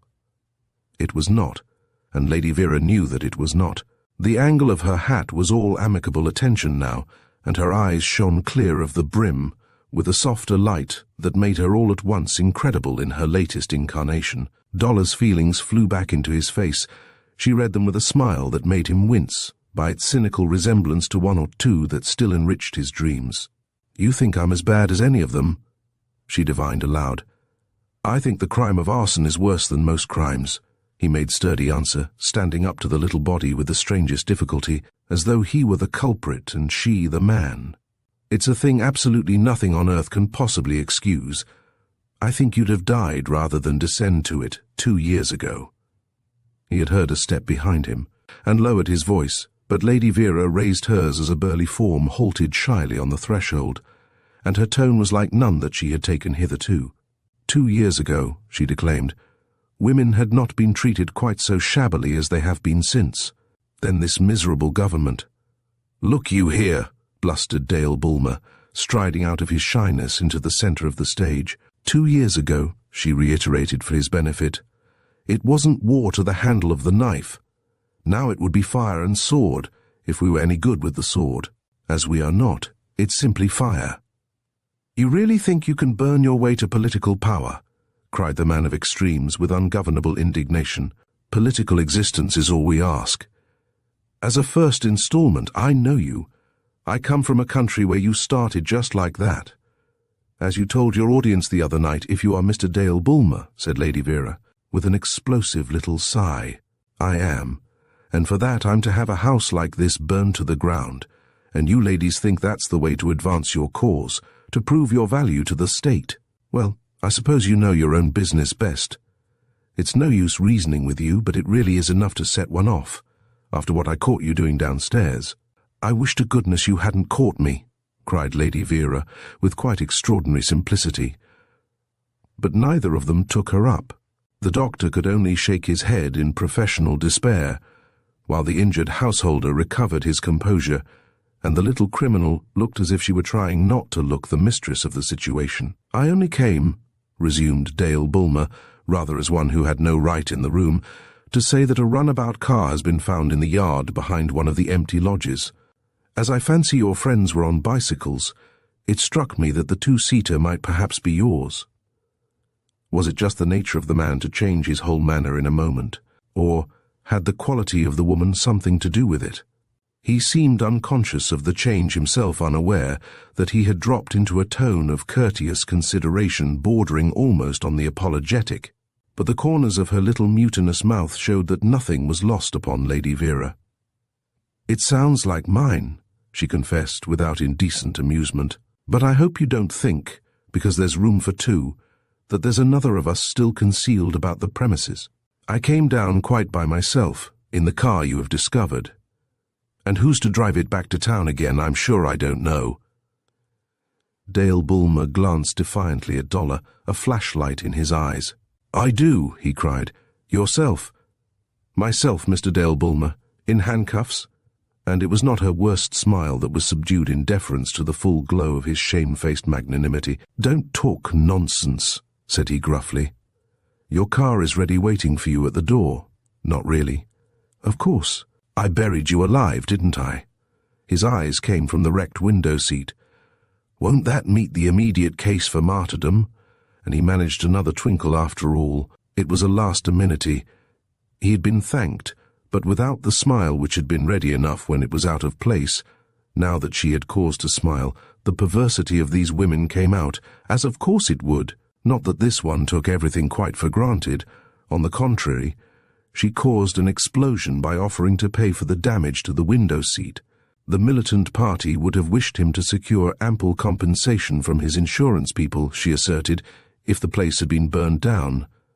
Then I might have built the kind of house I really want, instead of trying to make a silk purse out of a sow's ear, he had retorted in his better manner, as though he had been a fool to interfere. But it was not his best manner. It was almost as unrepresentative as the calm, self-centered way in which the released prisoner spent the last minutes looking for her gloves, and, when she failed to find them, held out her bare hand with a brazen air of innocence, and no more thanks than would have become a parting guest. Even John Dollar felt a new pang of disappointment, as the two-seater shrank panting out of sight and earshot, beneath the bronze timber of the disappearing drive, and Dale Bulmer turned on his heel under the arch. "Doesn't that take the cake?" he cried when he had swallowed his pique with a chastened chuckle. "A real well-bred, and if ever there was one playing the very devil and carrying it off like a little angel of light, that's what did me. The way she carried it off. I wanted to give her a fatherly word, to tell her not to go on making such a wicked little fool of herself, but she simply wouldn't look the part, would she? I hadn't even the cheek to ask her name. Had you?" "No, I don't know why you let her off," said Dollar irritably. But at the moment he hated Dale Bulmer for extorting his common gratitude at the expense of his sacred flame. "Why?" cried that cavalier. Didn't you guess how I found out about her car? How?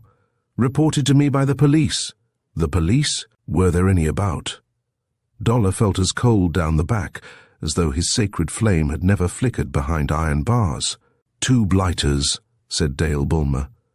I caught sight of 'em just after I'd left you to have it out with her. That's what they had to say for themselves when I went out to let off steam, swore they were from Scotland Yard, and trumped up the 2-seater when I pretended not to believe them. Nor did I till I'd run them down to the lodge and seen it for myself.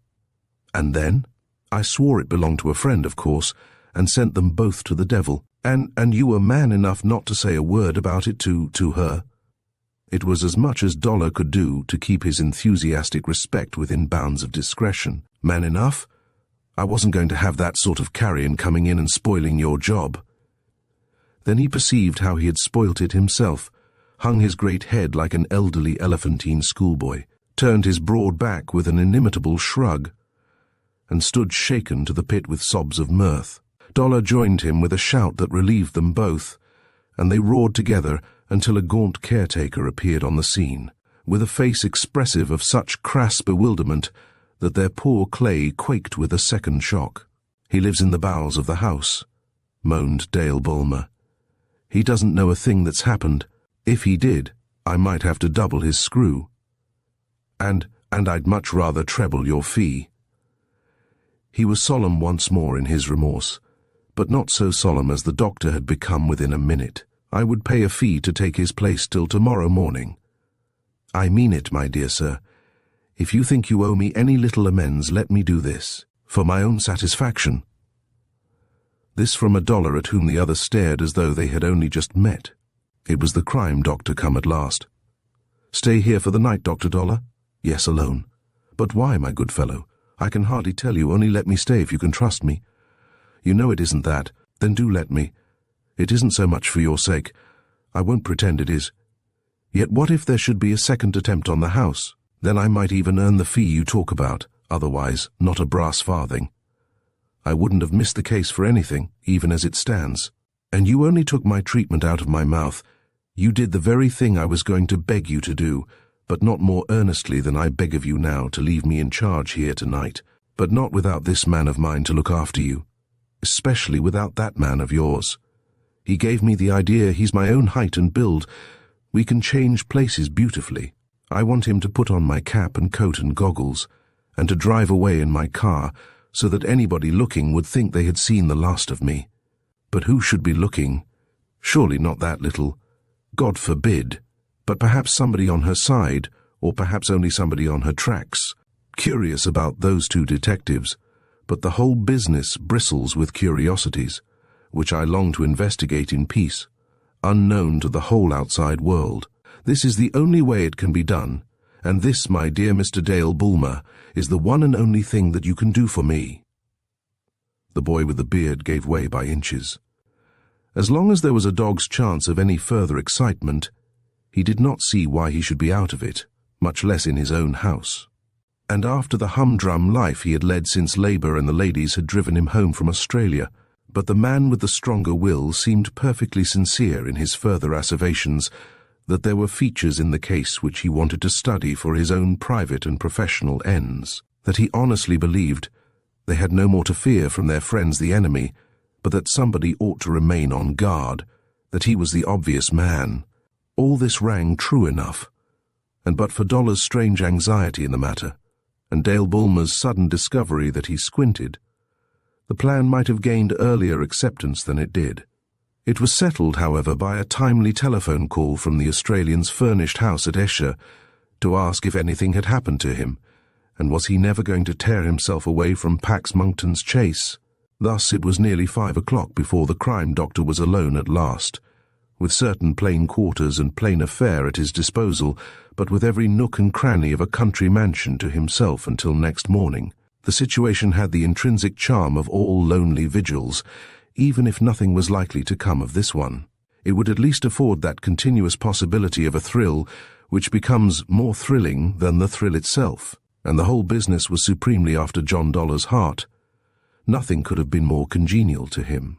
And yet, though he did look forward to the night, and whatever the night might still bring forth, It was not for the night's sake that he had maneuvered to remain in the empty house. It was for the residue of daylight and the systematic investigations it would enable him to make. On these he started, with the precaution of a seaman marooned on a desolate island, not indubitably uninhabited.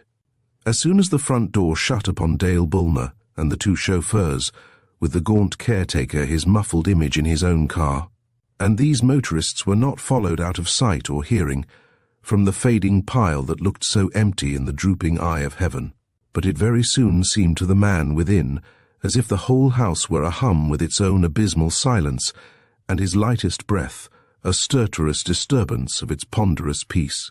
He began by searching the unfurnished room in which the fire would have originated.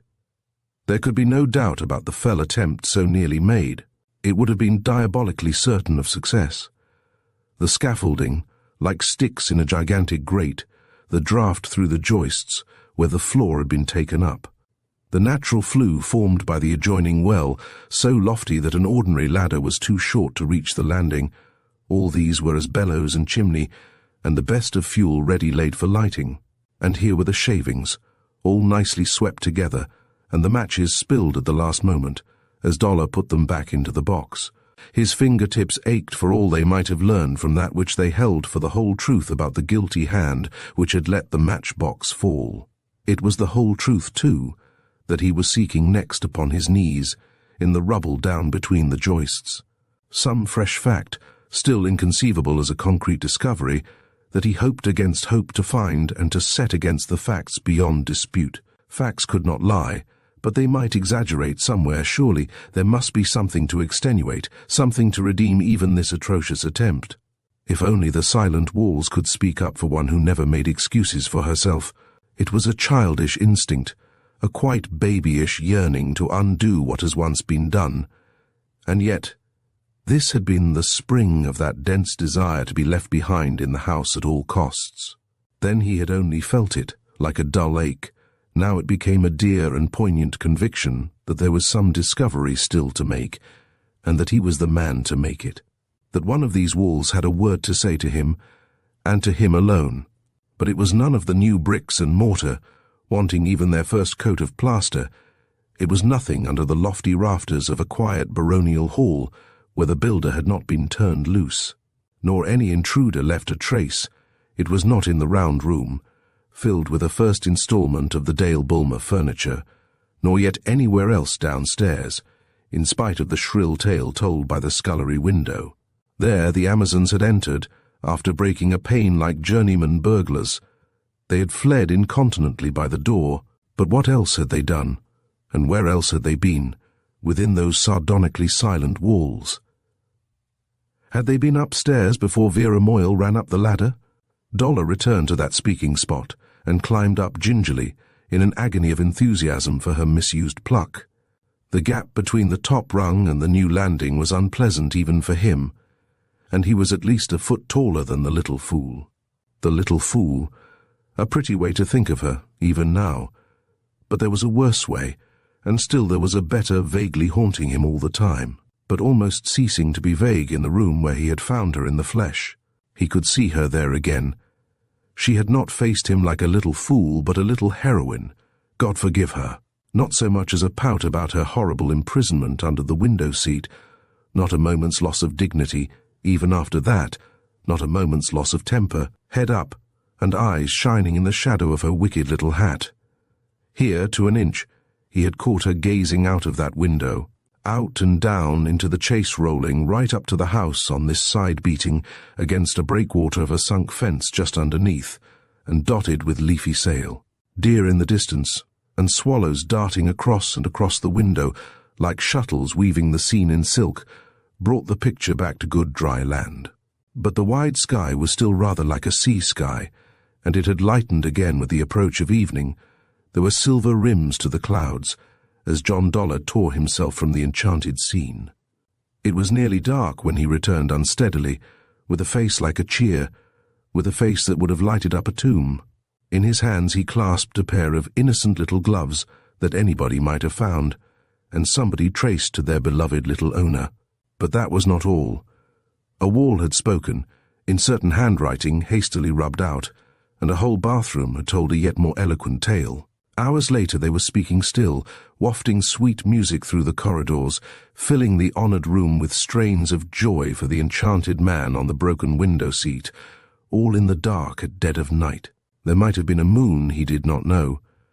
There might have been a stealthy advance in very open order, a taking of cover behind trees wide apart, a joining of forces down there in the dark.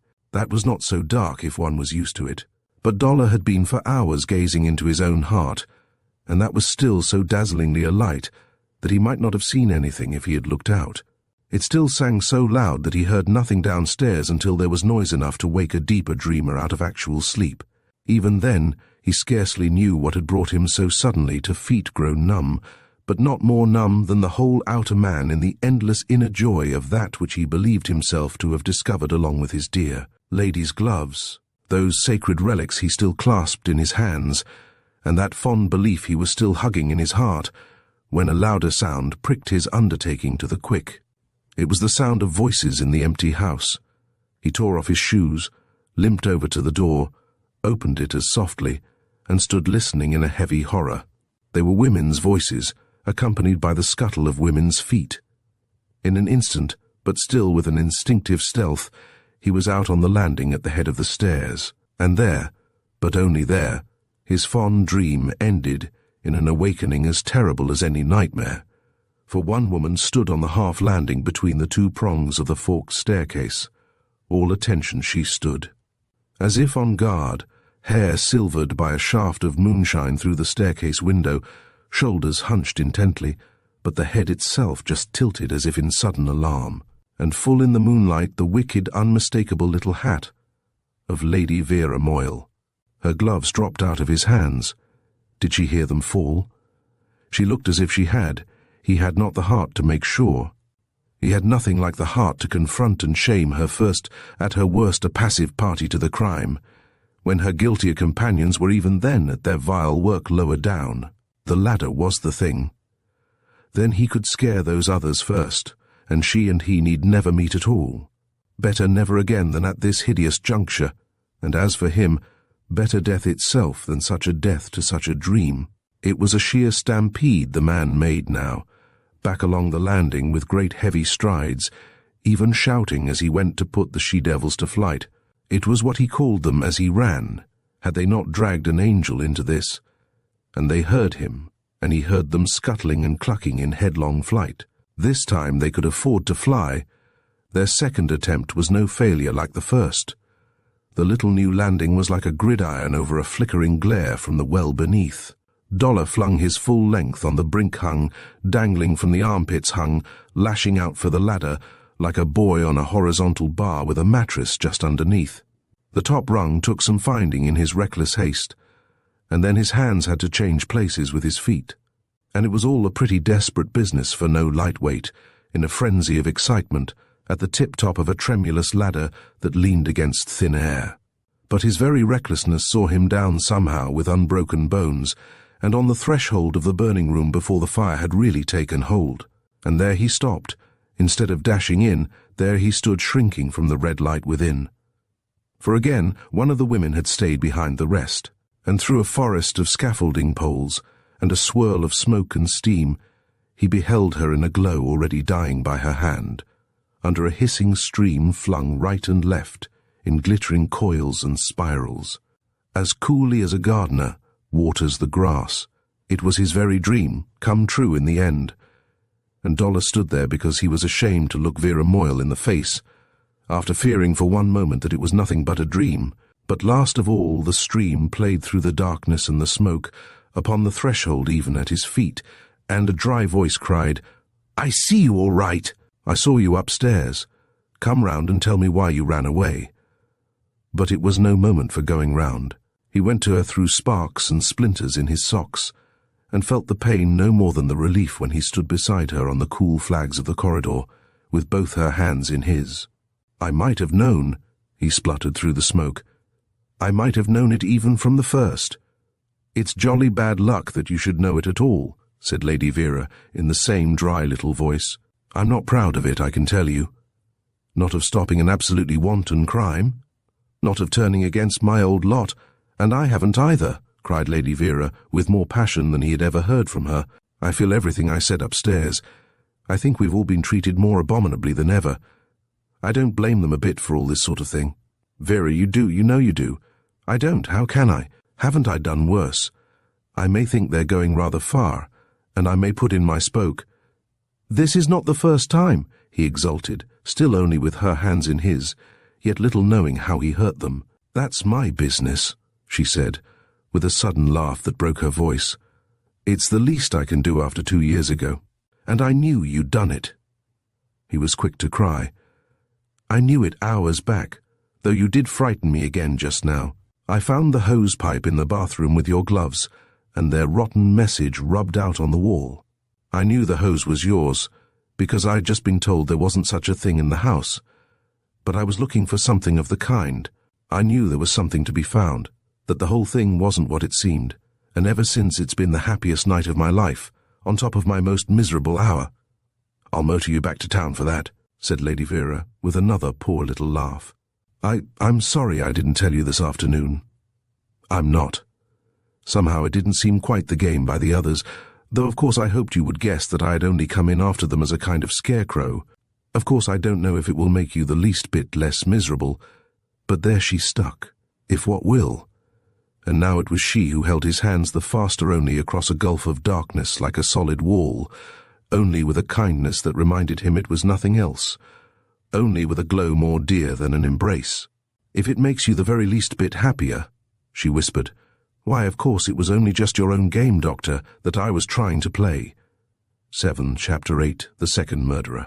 It was yet another Lady Vera, who brought her own sunshine out of the weeping dusk of that October morning. To veil embarrassment on either side, Dollar had switched off the light by which he had just read the lines scribbled on her card. But there was no sanction for his nervous sensibility in the little picture he beheld next moment. An audacious study in Venetian read a tripping fashion plate with a practical waist. It was only Vera by virtue of the radiant face between the donkey-eared toque and the modish modicum of fur, and though the radiance was lovely as ever in his eyes, and lovelier still as a surprise, this frivolous modernity was pain and puzzledom to Dollar until their hands met, and the one in the tight glove trembled. "It's no use beating about the bush," said Vera Moyle, and there was no sort of tremor in her voice. "Do you mind telling me exactly what you know of a Mr. Mostyn Scarth?" "Mostyn Scarth?" cried Dollar. "Do you know him?" "Only too well. I was afraid of it. But I want your opinion and experience of him first. I believe you saw something of each other in Switzerland?" "We did," replied Dollar weightily. "He was supposed to be looking after a young temporary lunatic who was of age, rich, and not irresponsible in the eye of the law. Scarth induced the boy to leave him vast sums of money in a will, and then made 2 distinct attempts to murder him." "No." "He did. You ask what I know of this man, and I make no bones about telling you. It's a thing the whole world ought to know for its protection. He made 2 separate attempts on the lad's life, the last more ingenious than the first. First he tried to poison him by means of a forged prescription, and next to break his neck by tampering with his toboggan. In Switzerland, when you were there. I was sent for after the first effort. The second was made under my nose." "And yet you did nothing?" Lady Vera's indignation was not confined to the absent miscreant. Her demigod came in for his share. "There was not much to be done," he protested humbly. "We were in a foreign country. The evidence wouldn't have been overwhelming under our own law. I let Scarth know that I had found him out, got the boy out of his clutches, pulled him together all right, and laid the whole case before Topham Vincent when I came home. He consulted his law officers. They thought I had so little to go upon that our man wasn't even marked down for surveillance by the police. I had to keep my own eye on him when he turned up in town again. Scarth made that easy by immediately getting on my tracks and discovering in Mr. Croucher another old friend who had his knife in me. They tried between them to pervert my chauffeur. Then I lost sight of them, and it was then I wanted to put you on your guard, but you were never in, and my letters seemed to miscarry." "They didn't," said Lady Vera with frank contrition. "I am ashamed to tell you why I never answered them, but I will in a minute. So it was Mr. Scarth you meant when you told me the other day that poor Croucher had fallen into such bad hands." Poor Croucher. Yes, it was. And there really is no comparison between them. One was born in the scarlet, so to speak, but the other's the only really educated and quite cold-blooded villain I have ever met. Vera Moyle sat forward in the patient's chair, in the very attitude of 2 years before, with the same firelight illumining the same steadfast look of moral and intellectual honesty. And the fuller health upon her cheek, the deeper wisdom in her eyes, made no more difference to Dollar than her superfluous smartness now. She was the same utterly candid creature, about to tell him the whole truth about some fresh trouble, and extenuate nothing that concerned herself. "I don't want to waste many words on Mr. Scarth," she began, in the least vindictive of human voices, "but I ought to tell you that I quite liked him until the other day. I met him first at a country house where he was supposed to be tutoring the boys, but was really the life and soul of the whole party. It was extraordinary how he ran everything and everybody for those people. We were all devoted to him, and he says I asked him to come and see us in town, but he certainly never came until near the end of this last season. Then he made up for lost time. He's capital company, as you know, and we had him to dinner, and my eldest brother asked him down to stay in August when I was there. That was when we saw most of each other, and Mr. Scarth asked me to marry him. Good God! Of course I didn't like him well enough for that, though he had put me against Howe," said Dollar grimly. She was still peering into the fire, but he flattered himself there was more than firelight in the flush that almost rivaled the Venetian red still nearer to the bars. "He knows what I did 2 years ago. Croucher, of course. He said it was you that you gave me away to him in Switzerland. And you believed him? He made it just credible. He said you told him in confidence. He showed me a letter in which you reminded him not to let it go any further. A forgery. I see that now, but it was a very good one, written on your club paper. The man's an expert forger. Anybody can go into a club to write a note and steal some stationery. If only you had tackled me about it. I promised I wouldn't. I could hardly believe it of you. All the same, not that you were the first to tell him. But it did put me off, in spite of everything. And that was only in July, just when I was trying to see you, to put you on your guard." She gave him her eyes at last, and they were wet but beaming.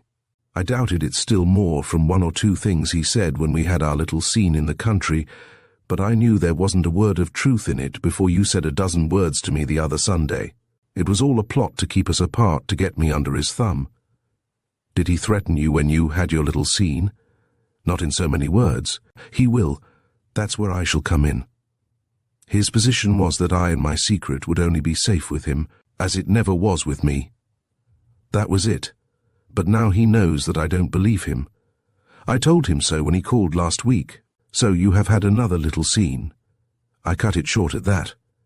And there the matter ended. Between him and me. Don't make too sure. You don't know your Mostyn Scarth as well as I do. I wonder what his next move will be." The wonder lit the doctor's face with eager interest. But brighter still was the answering light under the toque with the ass's ears of watered silk. "I don't know about his next, but I can tell you what his latest move is," said Lady Vera. "He has taken to dogging me all over the place, to see if I don't commit another crime. He was one of the alleged detectives at Pax Monkton's chase." "Never!" cried Dollar, taken fairly by surprise. He had forgot almost every feature of the affair in question, except how magnificently Vera Moyle had come out of it. The episode remained in his mind only as the one great dream of his that had come true. As yet, the details had disappeared like those of any other dream. "I happen to know it," said Lady Vera, with some little embarrassment. "I had it from the other detective, not—" and Dollar stopped to frown. "Not Croucher himself?" "Yes. He has dared to speak to you. For the very first time since that night in the train. Now do listen and be fair to the poor fellow. He never was as bad as you thought him. You say yourself that he's a saint compared with Mr. Scarth." Dollar was too savage to smile at this free version of what he had said. "Well, they have fallen out, and Croucher's in a bad way altogether, and he has turned to me for a helping hand, not for money or anything of that kind. Not the least little hint of blackmail. Not a word or a sign of anything of the sort, except that he asked me to forgive him for the other time, and of course I did. Of course you would.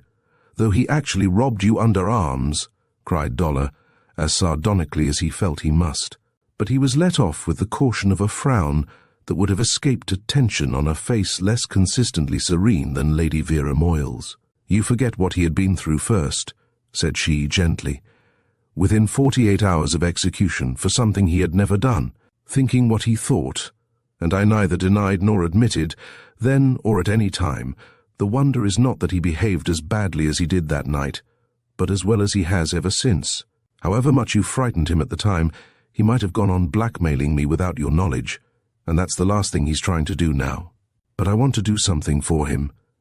You say yourself that he has fallen into the worst of hands. Well, I want to get him out of them. You once told me that, when you had him here before, you found yourself trying to make a decent being of him, and beginning to feel that you might almost succeed. Doctor, I want you to try again, for my sake. He is frightfully sorry for what he did before, and he has been very badly used by Mostyn Scarth. He looks ill. I want you to save his life, and more than his life. He has told me with tears in his eyes that he was never so happy as when you had him here before. Dear man, do take him in again, and give him one more chance to please me." Her voice had broken, and for once her eyes had played her false as well, and Dollar had waited grimly while she recovered her voice or dried her eyes. But he could not answer grimly when, in her turn, she waited for him to speak. In her frivolous little blazing skirt, in the toque that he liked even less, over-dressy as he dared to think her in his simple heart of hearts, she appealed to him the more profoundly for those very vanities. So far from vanity were the letter and the spirit of her intercession. "So you really came to see me about Alfred Croucher," said Dollar, but very gently, without the faintest accent of reproach. "It was about both of them, but chiefly about him," she admitted. "Of course I wanted to check his account of Mr. Scarth. If you had given him a good character, that would have been the end, but you gave him a much worse one than I expected. Croucher seems almost immaculate by comparison, honestly. I shouldn't wonder if he were less lost to decency through his very association with a man so much worse than himself. Did he tell you so?" "He said it had brought him up with a round turn." "It's possible," said Dollar, not more dryly than he could help. "The psychology's all right." He was smiling and nodding now. "And where is Mr. Croucher at the moment?" "Walking up and down outside, until we call him in." "If only you will let me." She was on her feet, to take him at his word as soon as spoken, but he said that was Barton's job, and wondering aloud how Barton would like it, went out presumably to see. He was not gone long, and in another minute Alfred Croucher was cringing before them like a beaten cur. But few curs whine as this one did that morning, while the crime doctor listened and their little lady winced. She was right about one thing. He did look ill. His cough was not altogether put on. He had been tret something cruel, he declared, but without entering into particulars, for which Dollar did not press. But on the character of Mostyn Scarth there were no such reservations. Croucher denounced that monster with the white hatred of a holy warrior, casting up his eyes with all manner of passionate and pious invocations. "Only take me away from him before it's too late," he implored, reluctant murder in the whites of his rolling eyes. "He's a bad man, a very bad man, he is. The happiest days of me life was what I spent in here 18 months ago. It seems more like 18 years. I never should have quit but for Shod. What's got a good long stretch for his pines. He's another bad man, but for him you had me in the holler of your hand, and might have made a man of me in no time. Yet you went straight from me to threaten and rob the lady who sent you here." It was a dangerous opening, but Croucher did not take it. In ignoble emotion, he fell upon the knees of a flash pair of trousers, which still showed the track of an ineradicable crease, and once more sued for the mercy and forgiveness already vouchsafed to him. And Lady Vera turned from the sly, leering, blinking, darting eyes to a pair turned hard as nails, and the harder for an oblique inner twinkle all their own. "All right," snapped Dollar to her intense relief. "I'll take you in, Croucher, for better or worse. We'll make it for better if we can. But do get to your 2 legs, man, instead of fawning on all 4. Are you free to stop as you are, or is there anything you want to settle up first? There's me rooms, said Croucher eagerly. "There's nothing worth fetching, but I shouldn't like to bilk the people, specially when her ladyship's gone and give me the money, God bless her." Dollar precipitated the creature's exit on the verge of fresh saurian tears, of which there were further signs for his benefit on the mat. He might be a bad man too, might Mr. Croucher, but he wasn't as bad as Mostyn Scarth. And in that modest claim, at least, there was a bitter sincerity which received its due in a nod of keen acknowledgment. "I never did think you were more than a second murderer, Croucher." "What's that?" The whites of those quick, furtive eyes were showing quite horribly in a moment. "Only a technical expression, Croucher, meaning the minor malefactor." And he returned rather slowly into the eager presence of Lady Vera Moyle. "I suppose I mustn't fawn either," she said in the softened tone of one of her rare rebukes. "But do you think you can make anything of him this time?" "I hope so, but I shall be very glad to have him back. Even if I fail again." "Why?" The crime doctor gave her another of his oblique smiles. "I shall be all the better able to watch Scarth's latest move," he said. "Over against the back windows of a nice new street of tall red houses, beyond the high red wall enclosing their common strip of shrubs and gravel, runs a humbler row of windows in connection with a mews. In one you may still catch a coachman shaving for the box, but more likely a chauffeur's lady engrossed in her novelette. And on the next sill are pots of geraniums, while the next but one keeps the evening's kippers nice and fresh. Most of the windows have muslin curtains, and in some the lights are on all night. Last October there was only one without any kind of covering, except a newspaper stuck across a broken pane. It was the scandal of the row. A battered billycock lay rotting on the roof above. Strange fragments of song were always liable to burst from within, as of a gentleman roistering in his sleep. And at times a bristly countenance would roll red eyes over the backs of the red houses, beginning and ending with the flats at the bottom of the street. If a dark, handsome face appeared simultaneously at a top flat window, the chances were that both would vanish, but it would have been difficult to detect the exchange of actual signals. On the return of Alfred Croucher, shaven and collared, from the audience in Welbeck Street, he went so far as to wink and wave from the window that disgraced the mews to the one that crowned the flats. His rolling eyes still had their whites about them. His wrists were still in unaccustomed cuffs, and Mostyn Scarth was at his elbow before it could be lifted with the bottle brought in to celebrate the occasion. "Just one," said Croucher, pitching his mongrel wine in the key of comic extravaganza. "I deserve all 10 fingers for what I got to tell you." "Not a drop, my Lazarus," said Scarth. "When do you move in?" "Today now." "You shall have the whole bottle when you come out. You may want it. What about that stamped notepaper? Couldn't lay hands on a scrap. Hadn't you the waiting room to yourself?"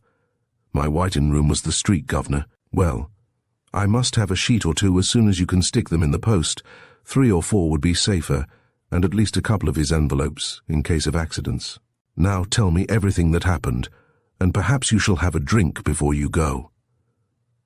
There was no light that night in the window, with the broken pane pasted over with newspaper.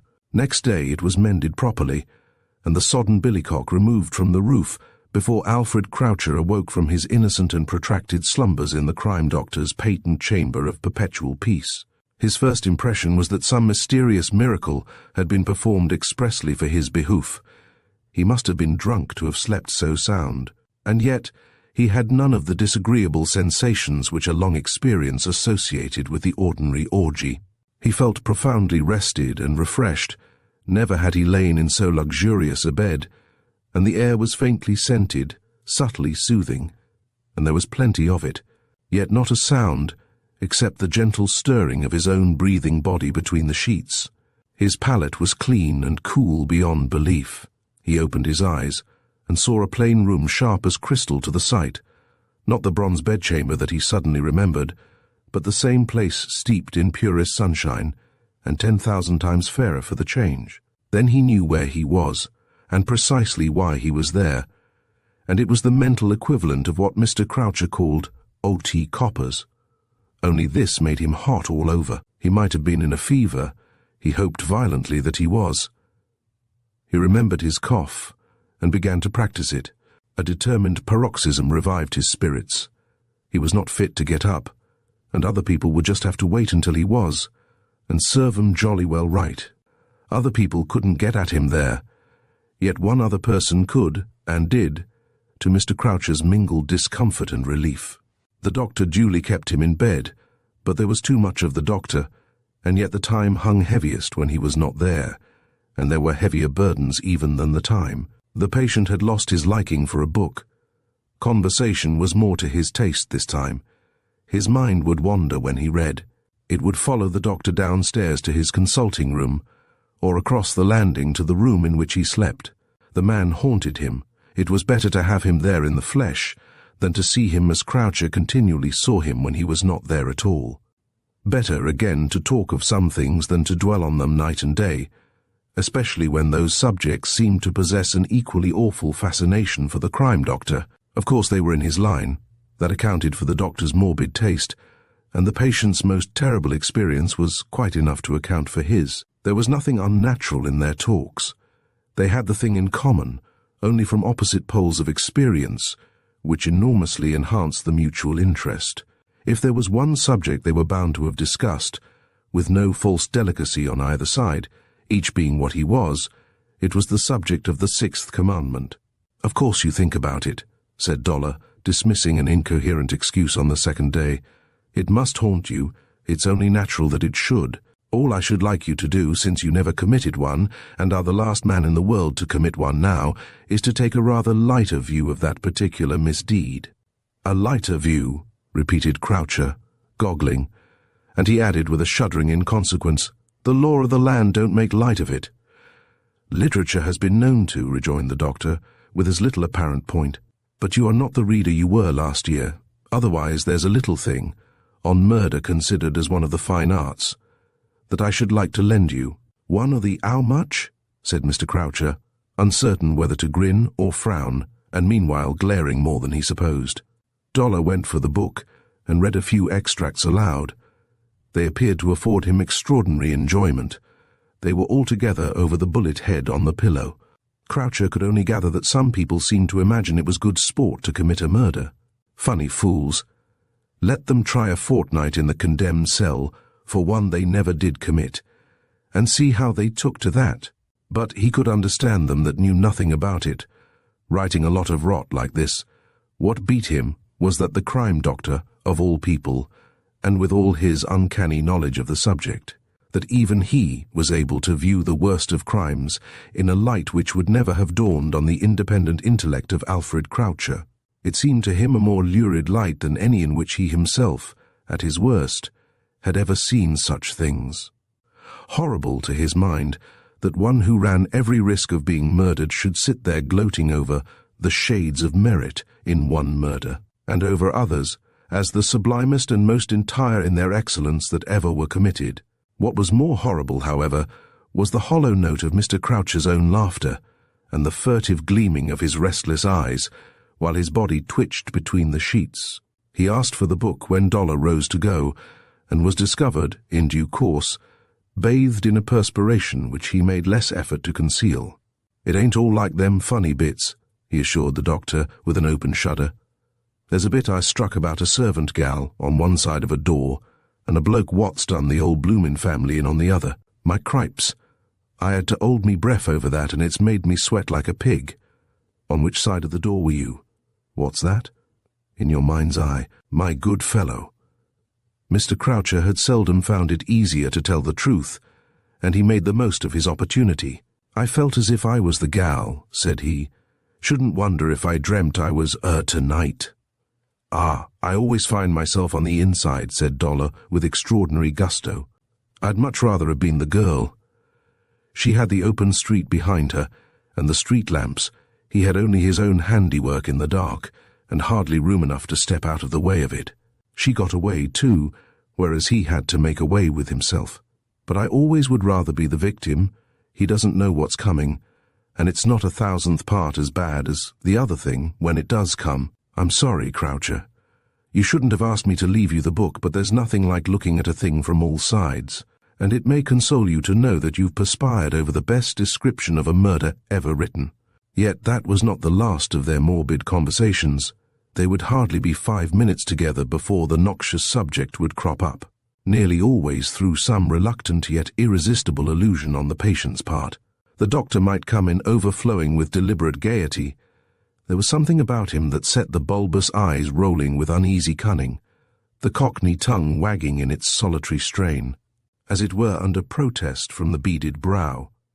On one occasion Dollar was the prime offender. It was the day after Croucher's introduction to De Quincey and the first bad night spent by anybody in the Chamber of Peace. He declared he had not slept a wink and was advised to get up and go for a walk. "Alone?" said Croucher in a low voice. "Why not? This isn't prison, and I never hear you cough. You are not going to die just yet, Croucher." "I hope nobody is not here," said Croucher with a horrid twitch. "I feel as it might buck me up. A breath of air on a nice fine day like this." His eyes rolled undecidedly, and the oil ran out of his voice. "But it ain't no fun going out alone. Haven't you any friends you could go and see?" "No," cried Croucher, with an emphasis that pulled him up. I might write a letter, though, if you could spare me a bit of paper with the address." It was a very short letter that Alfred Croucher wrote, but a remarkably thick envelope that he himself took to the post. After looking many times up and down the street, and at the pillar box, which was not many yards from the door, he again hesitated sadly before thrusting it in. In the afternoon Dollar took him out in the car, and then it was that for once the poisonous topic was not introduced by Mr. Croucher. "See that house?" said Dollar, pointing out one of the most modest in the purlieus of Park Lane. "There was no end of a murder there once. Swiss valet cut his master's throat, made what he flattered himself were the hallmarks of burglars, and had the nerve to go into the room to wake the dead man up next morning." "Fair swine, eh?" said Mr. Croucher with all the symptoms of disgust. "A very fair artist, too," rejoined the disciple of De Quincey. "That wasn't his only good touch. He cut the old gentleman's throat from ear to ear, and yet there wasn't a spot of blood on his garments. How do you suppose he managed that? It's a messy operation, Croucher. You or I would have made a walking shambles of ourselves." "How did he manage it?" asked Croucher in a shaky growl. "By taking off every stitch before he did the trick. How about that for a tip?" Croucher made no reply. His teeth were clenched like those of a man bearing physical pain. They were nearly out of town, and Dollar had discoursed upon autumn tints and the nip in the air before being abruptly interrogated as to the fair fate. "Need you ask?" said he. "The poor devil was too clever by half, and made a big mistake for each of his strokes of genius. He was taken, tried, condemned, and all the rest of it. And a greater writer than the gentleman who kept you awake last night wrote the best description of all the rest of it in existence. But don't you ask me to lend you that. They always seem to forget something," said Alfred Croucher, another long mile out of town. "The first thing being that the best murders oughtn't to look like murders." The criminologist agreed. "They ought to look like accidents or suicides at the most, but it takes a Mostyn Scarth to cut as deep as that." "What the makes you think of him?" cried Croucher, in a fury at the very name. "Well, among other things, the fact that he saw us off in the car just now. Do you mean to say you didn't see through the false beard of the gentleman who was picking up his umbrella as we turned into Wigmore Street?" Never again did Alfred Croucher venture out alone. Even as far as the pillar box, not another letter had he to post, though he received one, wrapped round a stone, once when his window was open, and literally devoured every word. He did go out, but only with the crime doctor in his car, for an hour or two in the afternoon. More than once they got out at Richmond Park, sent the car across to one of the other gates, and followed at a brisk walk, shoulder to shoulder, with Croucher often peeping over his, but Dollar never. The walk was sometimes broken for as long as it took Croucher to smoke a pipe in one or another of the beautiful wooded enclosures, which are the inner glory of the most glorious of all public parks. There, under red canopies of dying leaves, their feet upon a russet carpet of the dead, the smoker would rest in a restless silence, because the one subject which had made him eloquent was now tabooed. Even in the Chamber of Peace there was no peace for Alfred Croucher, and but little sleep, although the doctor had walked him off his legs and would sit beside him till all hours. So the literary and conversational treatment had been altered once for all, and now the patient would hardly read or speak a word. Late one night, in the second half of the month, the crime doctor, seated like a waxwork in a chair that never creaked, had just made sure that his man was asleep at last. He decided to steal out and write some letters, and take them to the post himself before locking up, and was getting by inches to his cat-like feet, when some sense held him bent like a bow. It could hardly have been his hearing, in his own sound-proof sanctuary between double windows and triple doors. Yet suddenly he was all on edge, listening with nerves laid bare by forced vigils in that slumberous room, brown as an Arab in its weird lighting. The silver patch in his hair changed from a florin to a new penny, the whites of his eyes like broad gold rings. Their one flaw augmented by an infinite fatigue, their one care the human wreckage on the bed, shattered utterly by him, to be by him built up afresh, but not in the midst of excursions and alarms.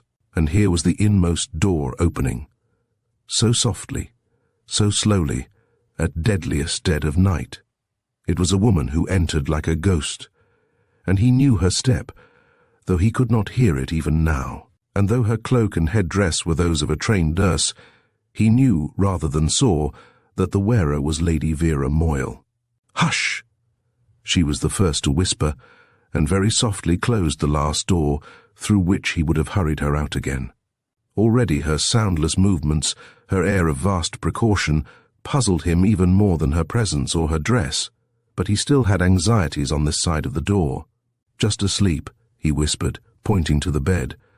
"Bad time I've given him, poor brute, but a better one coming, I do believe. Did you come to see how he was doing?" Even in the stained light she looked so beaming now, so frankly triumphant. He made sure that was it. "I'd have written, but thought you were away."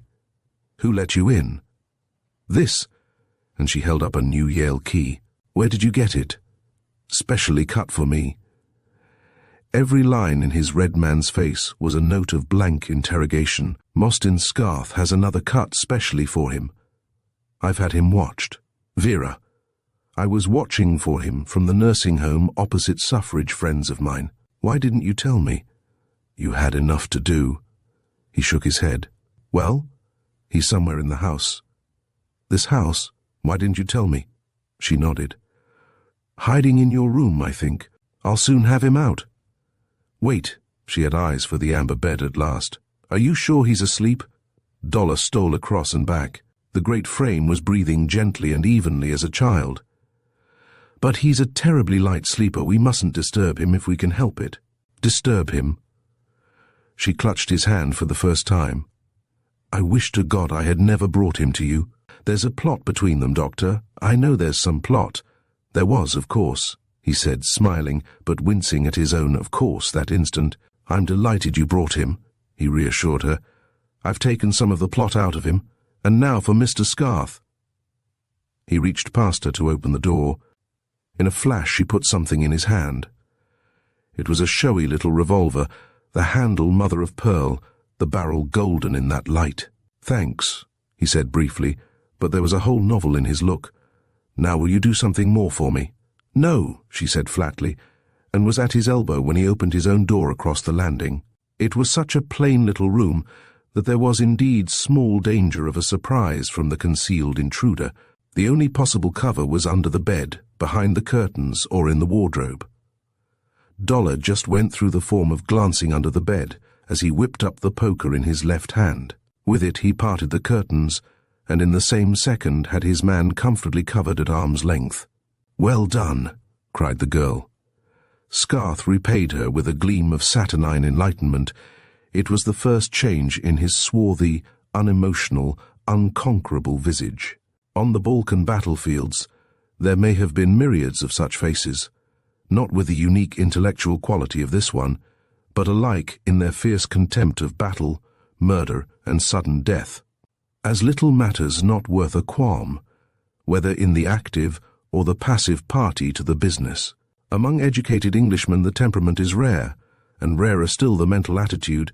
In the combination lie the makings of the hell-born villain, and Mostyn Scarth was the finished article. Stoical in his discomfiture, he saw his opening with no more than a glitter of his insolent eyes, and took it as though he had never foreseen anything else. "So I've caught you both out, my virtuous friends," said he, "and you dare to present that thing at me, as though I were here for a felonious purpose. I shall not empty it into you, Scarth, however much you may tempt me," replied the crime doctor. "What do you say to clasping both hands behind your head and leading the way downstairs?" "I'll see you damned first," said Mostyn Scarth. "Good. It's exactly the same to me, only you may find it harder not to take one of those hands out of your trousers pockets, and the moment you show a finger I shall cripple you for life. I thought too that you might like to hear what we say to the police." "I don't take the faintest interest in what you say to them," returned Scarth, with a broader gleam to light his meaning. "Good again. Do you mind going down and ringing up New Scotland Yard, Lady Vera? On your way you might please see if all 3 doors are shut in the room opposite. Then perhaps no. I should leave this one open after all, I think." 3 seconds had sufficed to close the triple doors, one more quickly than another behind them. "I should, if I were you," said Scarth, "and I should think a good many times before carrying out your other instructions, if I were the lady at the bottom of one of the few mysteries that still puzzle Scotland Yard." There was a pause, in which Dollar heard only a sharp intake of breath on the threshold just behind him, but that was enough. "I believe I shall have to shoot you after all," said he, and the hammer of the mother-of-pearl revolver clicked to full cock. "Won't that rather spoil your game?" said Scarth blandly. "Mine is not the game that matters at the moment, yours is. As, however, you have been fool enough to have a key cut expressly to fit my front door lock, and have been discovered in my room at midnight, in the most distinguished company. Go on, Dollar. Nothing extenuate bang the field piece twang the lyre." His teeth were showing as they had shown on the platform at Winterwald 9 months before. The tag from his famous impersonation had slipped out with all the snap and gusto which had captivated an unruly audience then, and it was not without a slight mesmeric effect on the man who had him at his mercy. If Scarth in turn had not held Vera Moyle at his mercy, and if John Dollar had not known him to be utterly devoid of that quality, he could have admired the cool daredevil, swaggering at bay. "Remember the concert at Winterwald, Doctor," he went on, "and our talk afterward, and the last talk we ever had there? He thought I had 2 tries to kill a fellow. Lady Vera 2 bites at such a green young nut. Better to finish 'em off at one fell blow, isn't it? Not such fun for the widow, or the poor innocent devil who nearly swings for the job, but great work for the militant millies and their lady leader. Splendid for you all until the truth comes out, as it will the minute a policeman shows his nose." It was Lady Vera who had obtained him this hearing. She had stepped up to Dollar, had taken his arm, had even put her other hand in front of her own revolver. "Let him go on, we may as well know where we are," she had said in the middle of Scarth's speech, and now she asked him what he proposed, as if she were inquiring the price of a dress, with the civility doubly due to an inferior. "You have had my proposal," said Scarth. "It's not the kind that one repeats before a third party. I may as well ring them up," said Lady Vera, trying to disengage her arm, but Dollar's had closed upon it, and his left hand held hers as in a vice. "You shan't," he ground out. "It's all bluff. They have no evidence." "They are welcome to all I can give them," she answered. "I have always regretted I didn't come forward in the beginning, but there was more excuse than there is now. Then there was no question of letting a worse person go for the second time. But this was not said for the worse person's benefit. For the Vera Moyles it is impossible to speak at the worst person in the world. The point was merely urged as an argument for Dollar's private ear. But the Mostyn Scarths are expert listeners. Not a syllable was lost upon the consummate chieftain of that foul family. And he grinned gaily through as much of the open door as he could see from this point. "So you admit that you administered his coup de grace to the late lamented Sergeant Simpkins?" But the heavy shaft was not winged by one of Mostyn Scarth's feathered glances. His grinning gaze still sped past them to the landing. "I have never denied it in my life." "Hear that, Croucher?" cried Scarth. Full confession by Lady Vera Moyle extra speckle. The pair stood closer as one of them looked round, and there indeed on the threshold bulked Alfred Croucher, larger than life in a white bath gown that sat better on him than his loudest clothes. And his unwholesome face looked only a shade less white than all the rest of him, but for the little red sleepless eyes fixed on Mostyn Scarth, who still enjoyed the crime doctor's undivided attention. "How the hell did you get here?" said Croucher huskily. "I'm obliged to you for asking. Our virtuous friends are so ready to take a felony for granted that it seems never to have occurred to them that I walked in at the door, partly to see you, chiefly to bowl them out." Lady Vera could not help smiling at that which seemed never to have occurred to her. Nothing else left any mark, save upon John Dollar, on whom Scarth now trained his ivory grin. "The worst of a Yale lock, Doctor," he went on, "is that all the keys are numbered. The worst of a Turkish bath is that your enemy may do that thing. And have a look at your latch key, if you will leave it in your pocket on its chain. Northumberland Avenue may be a good place after a bad night, but that's where I really found my way into your house.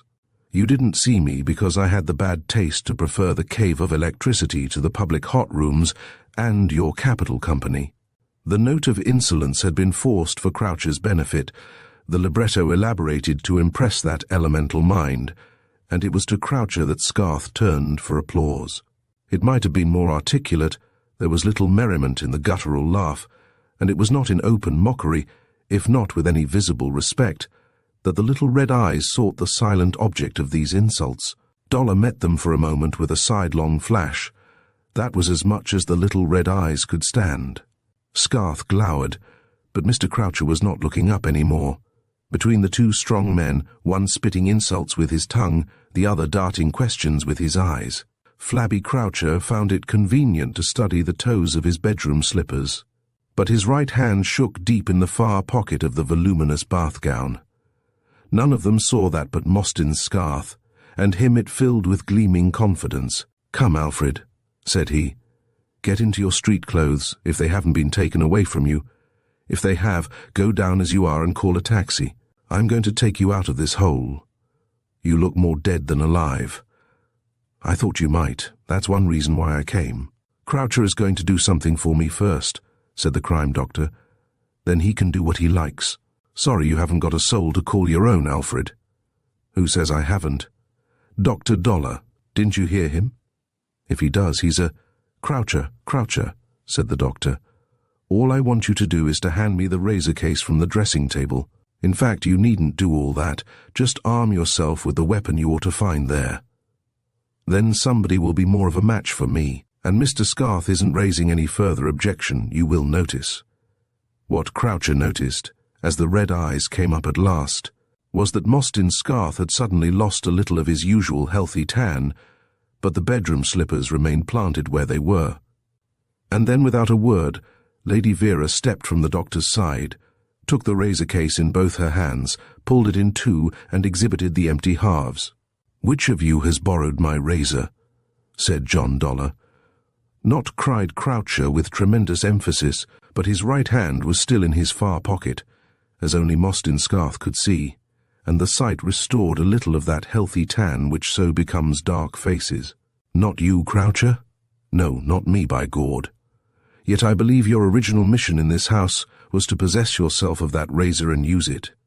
Dollar did not finish the sentence without feeling for a little hand with his left.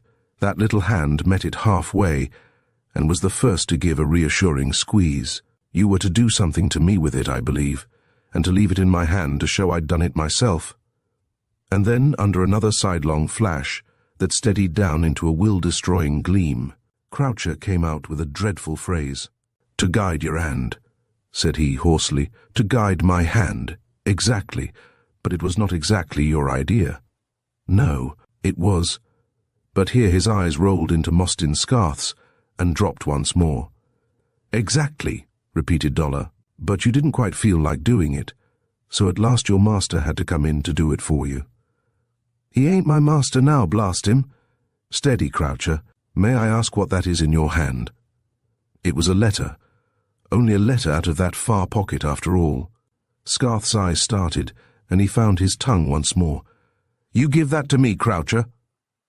Croucher wavered at his voice.